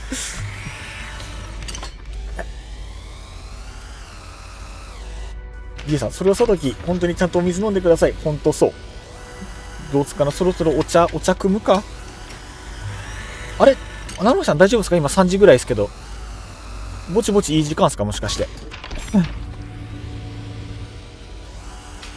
あと必要なものが何々あるか。でももう正直もうほぼクリアしているのではないでしょうか。ちょっと今あれですね、Y もあれを設置して、ジオベイ設置してちょっと確認しますか。また金属プレートが足りない。さっきのとこばらさなかったっけか。金属プレートを作って、ジオベイで呼んで、七星さん、この運搬でラストにしますね。本当にありがとうございます。いや、本当に最後のこの遅い時間まで付き合っていただいて、本当にいつもありがとうございます。もう感謝してもしきれないあとはもう今日、あれですね、今日というか、この走行装置が1個開放できたらもう、多分全開放になるんですよね、これ。すごいな、1日でここまで行くんだ。本当にもう助けてもらってばっかり、すんごい。あとはテクノロジーの方の追加を僕が、あれですね、また別のところで、コツコツ頑張って完成させれば、コロサスはもう完全に完成ですね。僕のこの青唇何わろとんねん号が完成するまでもうちょっとっすね。すごいなぁ。このデザイン好きなんですよね。この口元が笑ってるみたいな、これが。さあ、そんなこのやってる間に僕も周囲の回収できるものをどんどん回収していかないと。ちょうどいいのあるかしら。スキャン。マインドスキャン。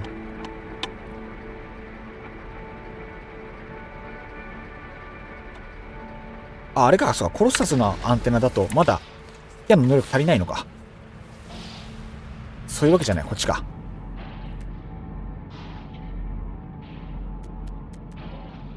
いや、廃棄物少ないぞ、めちゃめちゃ。廃棄物明確に少ない。いやね、マジか。今マーキングしたやつするか。行こう行こう。30秒。ベイ回収はいいのかな。ベイ回収ベイ回収ベイ回収ってなんすかね。ベイって何。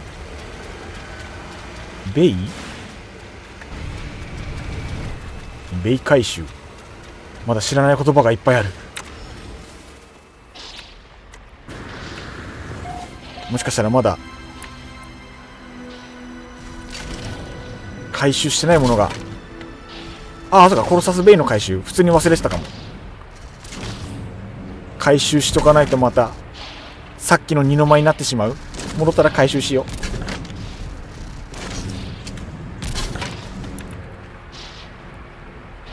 回収しよう回収しよう。多分他の拠点、今日の回収の中で多分3つぐらい回収し忘れてそのまま置いてってるんですよね。コロッサスベイだらけ。もったいない。いろいろ悲しい。小さなミスの積み重ね。これも自然消滅しないですもんね。コロッサスベイ建築物ですもんね。わっしょいわっしょいわっしょい。この辺で停止。よっこいしょ。よし。燃えるゴミ燃えるゴミ。ベイばらさないと。ちゃちゃっと片付けてベイをばらさないと。やらないと忘れちゃう。オッケー。シャカシャカシャカシャカシャカ。いやー、もっとスピーディーにカサカサしたいな。よいしょい。よし。ベイお疲れ。オッケー。セーブしたっけか。セーブはしてるっぽい。ついでに開けとこ。ついでついで。物はついでのついで。はい。よしと、ほいで、次の廃棄物。次の廃棄物。お、来た来た。ありがとうございます。じゃあ、ワイは、構えて構えて。よ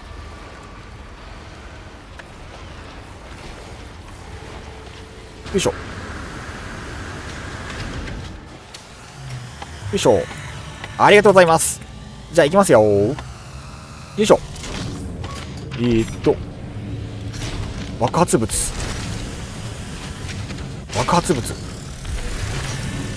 と放射性物質。放射性物質 OK です。ありがとうございます。破着にスタビライザー機能あったら使ったんですけどね。今は全キャタピラ一択になっちゃってますわ。全キャタピラが一番安定して使えるんですかね。全キャタピラやっぱ強いんだ。ワイも全キャタピラにするのがベストなのかしら。走破性の問題でもやっぱりそっちの方が早いんですかね。お、切り替えた。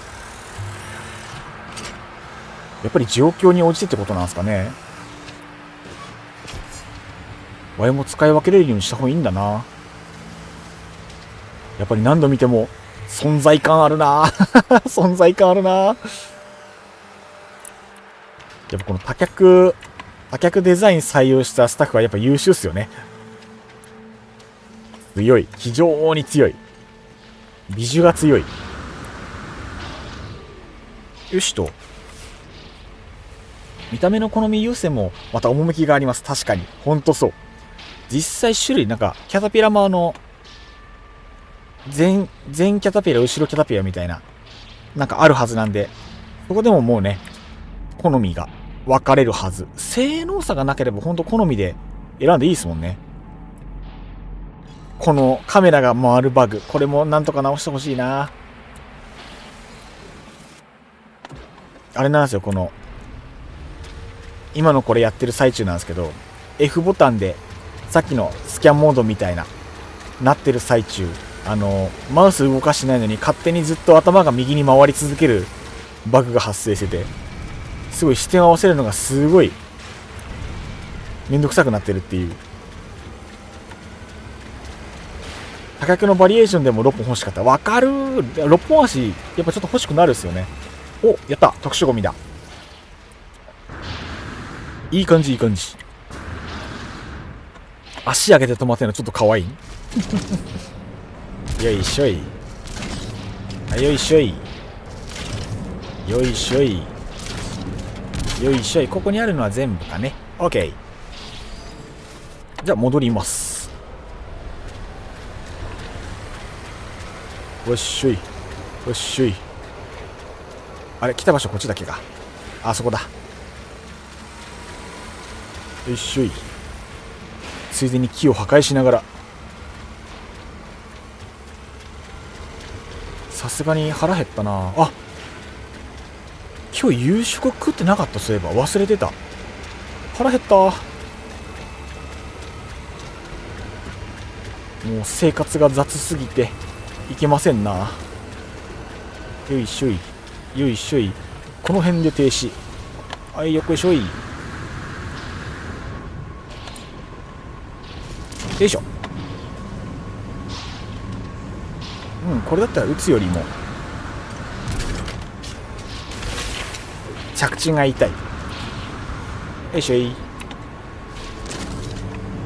どうしよう、夜中にカップ麺食うのもな、ちょっとあれだしな。悩ましいですな。かといってこれからお湯たっぷり使ってそうめん茹でるのもちょっと手ますからね。よし、じゃあ次よいしょ。いや、そっち側に抜けたい所存。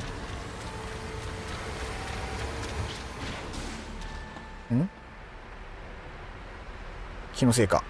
降りて、視点が回っていく。君に決めた。よし、オッケー。到着まで30秒。ブースターが全く足りない。あと足元注意ですね。皆さん足元注意で参りましょう。ご安全に。皆さん穴には気をつけて。おお、特殊ゴミあり。ラッキー。吹いてますな。素晴らしい。よし。特殊ゴミ2つもある。お、ラッキー。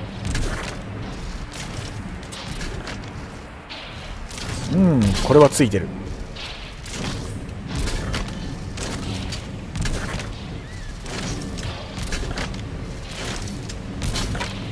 こんなもん。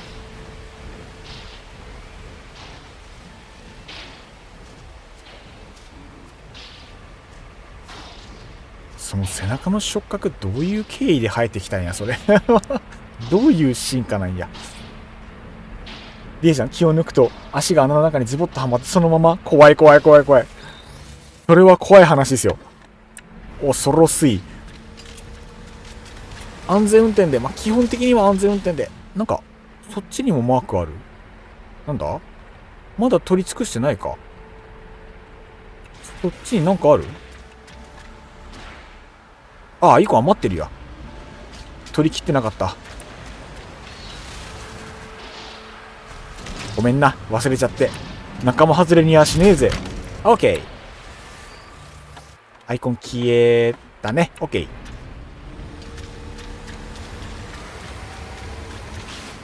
はい、どんどん。はい、じゃんじゃん。はい、どんどん。はい、じゃんじゃん。ぐいぐいよしこい。ターボが欲しい。ぐいぐいよしこい。この位置だとまあこの辺でいいかな。よいしょい。ちょっと遠いとこにつけちゃった。間違って。ちょっと距離遠いか。普通に間違った。こっから入るかこれ。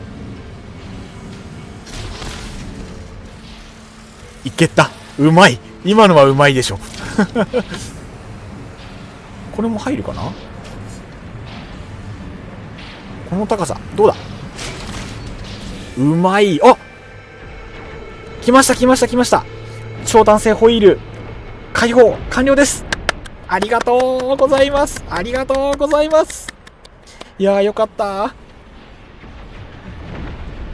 カンさん、有毒処理場に使われている高さのバリアをコロサスの荷台に使わせてほしいなり。本当そう。本当にそう。それは本当に思う。リエさん、投機レベルがどんどん上がってる。確かにそう。投げがめちゃめちゃ上手くなってる。おー、解放名。おー、パチパチパチパチ。おめでとうございます。ありがとうございます。いや、本当に皆さんのご協力のおかげで、本当に今日に行けると思わなかった。本当にありがとうございます。皆様の協力のおかげです。本当に心から感謝してます。ありがとうございます。ありがとうございます。いけましたね。いけちゃいましたね。いやー、嬉しい。本当にまさかいけるとは。いやー、すごい。予想の上。完全に予想の上。なんか攻撃されてる、もしかして。今大丈夫かこれ。いやー、おめでとうございます。ありがとうございます。ありがとうございます。いやー、よかったー。本当に嬉しい。ちょっと次回来ていただいた時に時給払えるようにいろいろ用意しておきます。いろいろ用意しておきます。祝報かもしれない。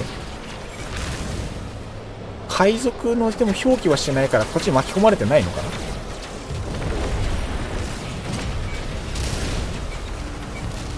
祝報をあげてる。祝報をあげてる。センチネル戦で祝報をあげちょる。いやー、本当にありがとうございます。いやー、これで全解放。ちょっと待って、確認しますか。せっかくなんで今運んでるやつまで終わらせますね。ありがとうございます。ラストまで本当にしっかり者、七星さんは本当にしっかり者。じゃあラストまで、はい、ありがとうございます。よろしくお願いいたします。どうしましょう。僕の方もじゃあここのセーブはもうしてあるから OK で、どうしようかなと。やばい、今めっちゃ気緩んだ。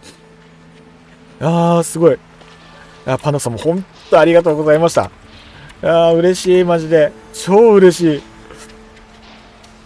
これ本当に今日で全部。これジオベイってこれ共有でしたっけか。呼べるのかちょっと借りていいですか。ちょっとお借りします。ちょっと確認だけさせてください。確認だけさせてください。はい。超弾性ホイール。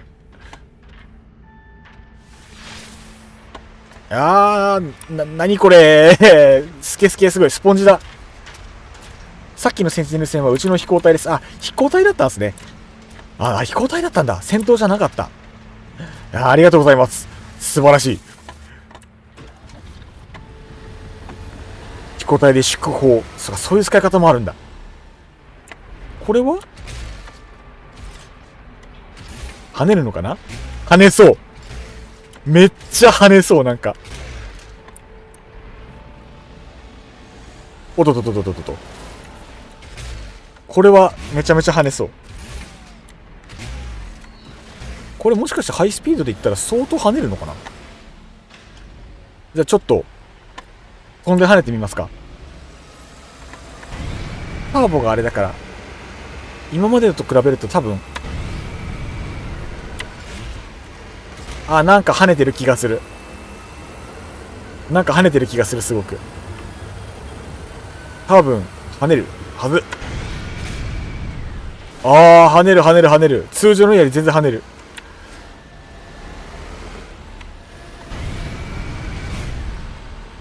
跳ねる。普通のタイヤより跳ねる。おもろいおもろいこれ。おお、いい感じいい感じ。飛んだー飛んだー。少し前この形のパンクレスタイヤの動画が出回ってましたね。探せば見れるかな。やっぱり現実に即したというか世の中の情勢に即したパーツってことですね。これもあれですね。多分カスタムどんどん進めればもっとちゃんと飛びそうですね。あれ、七星さん、バグでコロサスが地中に埋まってしまったのでこれで終わりにします。なんて災難、なんて災難な。悲しい。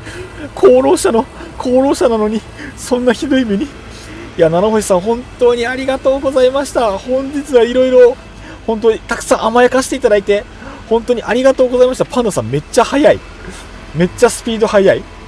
冷え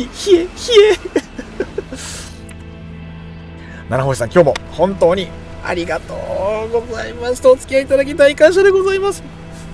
いやー、今日は本当にたくさん助けてもらったっす。いやー、楽しかった。めっちゃ楽しかった。今日どうしよう。もう今これ3時半か。ぴったり。運転うま。運転めっちゃうま。いいっすね。じゃあエンディングはじゃあちょっとパンダさんとツーショットで終わりにしますか。今日はスリーショットで終わりにしますか。じゃあめっちゃイケてる。リエさん、おーかっこよ。ちょっと見てこれ。ちょっと見てほしい。これかっこよ。鬼かっこいい。いいエンディング。ちょっと待って。僕の向きをこうしたい。全員映したい。こんなもんかな。なんかもっとかっこよく映したいけど僕のカメラワークがいまいち。トラック野郎トラックの集会みたい。いやーかっこいいっすな。これめちゃめちゃかっこいい。カメラ飛ばしたいけど映っちゃうからな。どうしよう。もうちょっとこっちか。もうちょっとこっちか。この辺全員が映るかついい感じのアングル。この辺が限界か。難しい。やっぱ勝手に回るね。本当だちょっとずつ左。パンダさん左回転なんですね。僕右回転なんですよ。回転向きが逆なんだ。ちょっといや、この位置これが全員見れるか。キリがないからこの辺にしとこう。難しい。それなんかちょっと僕が一番前になっちゃうんですけど、ちょっと申し訳ない。ちょっとカメラワークの関係でこのぐらいで。じゃあこれでエンディングにしたいと思います。じゃあ皆様本日もご視聴いただき誠にありがとうございました。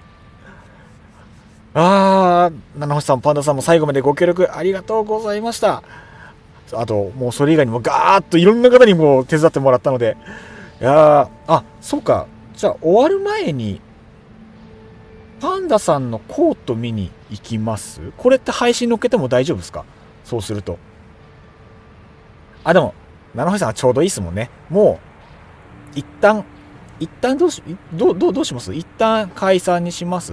それとパンダさんのにこのまま行きます難しいところ。っていうかパンダさん今度配信した時に僕がお邪魔すればよいのではと思いつつ、そう思ったりもする。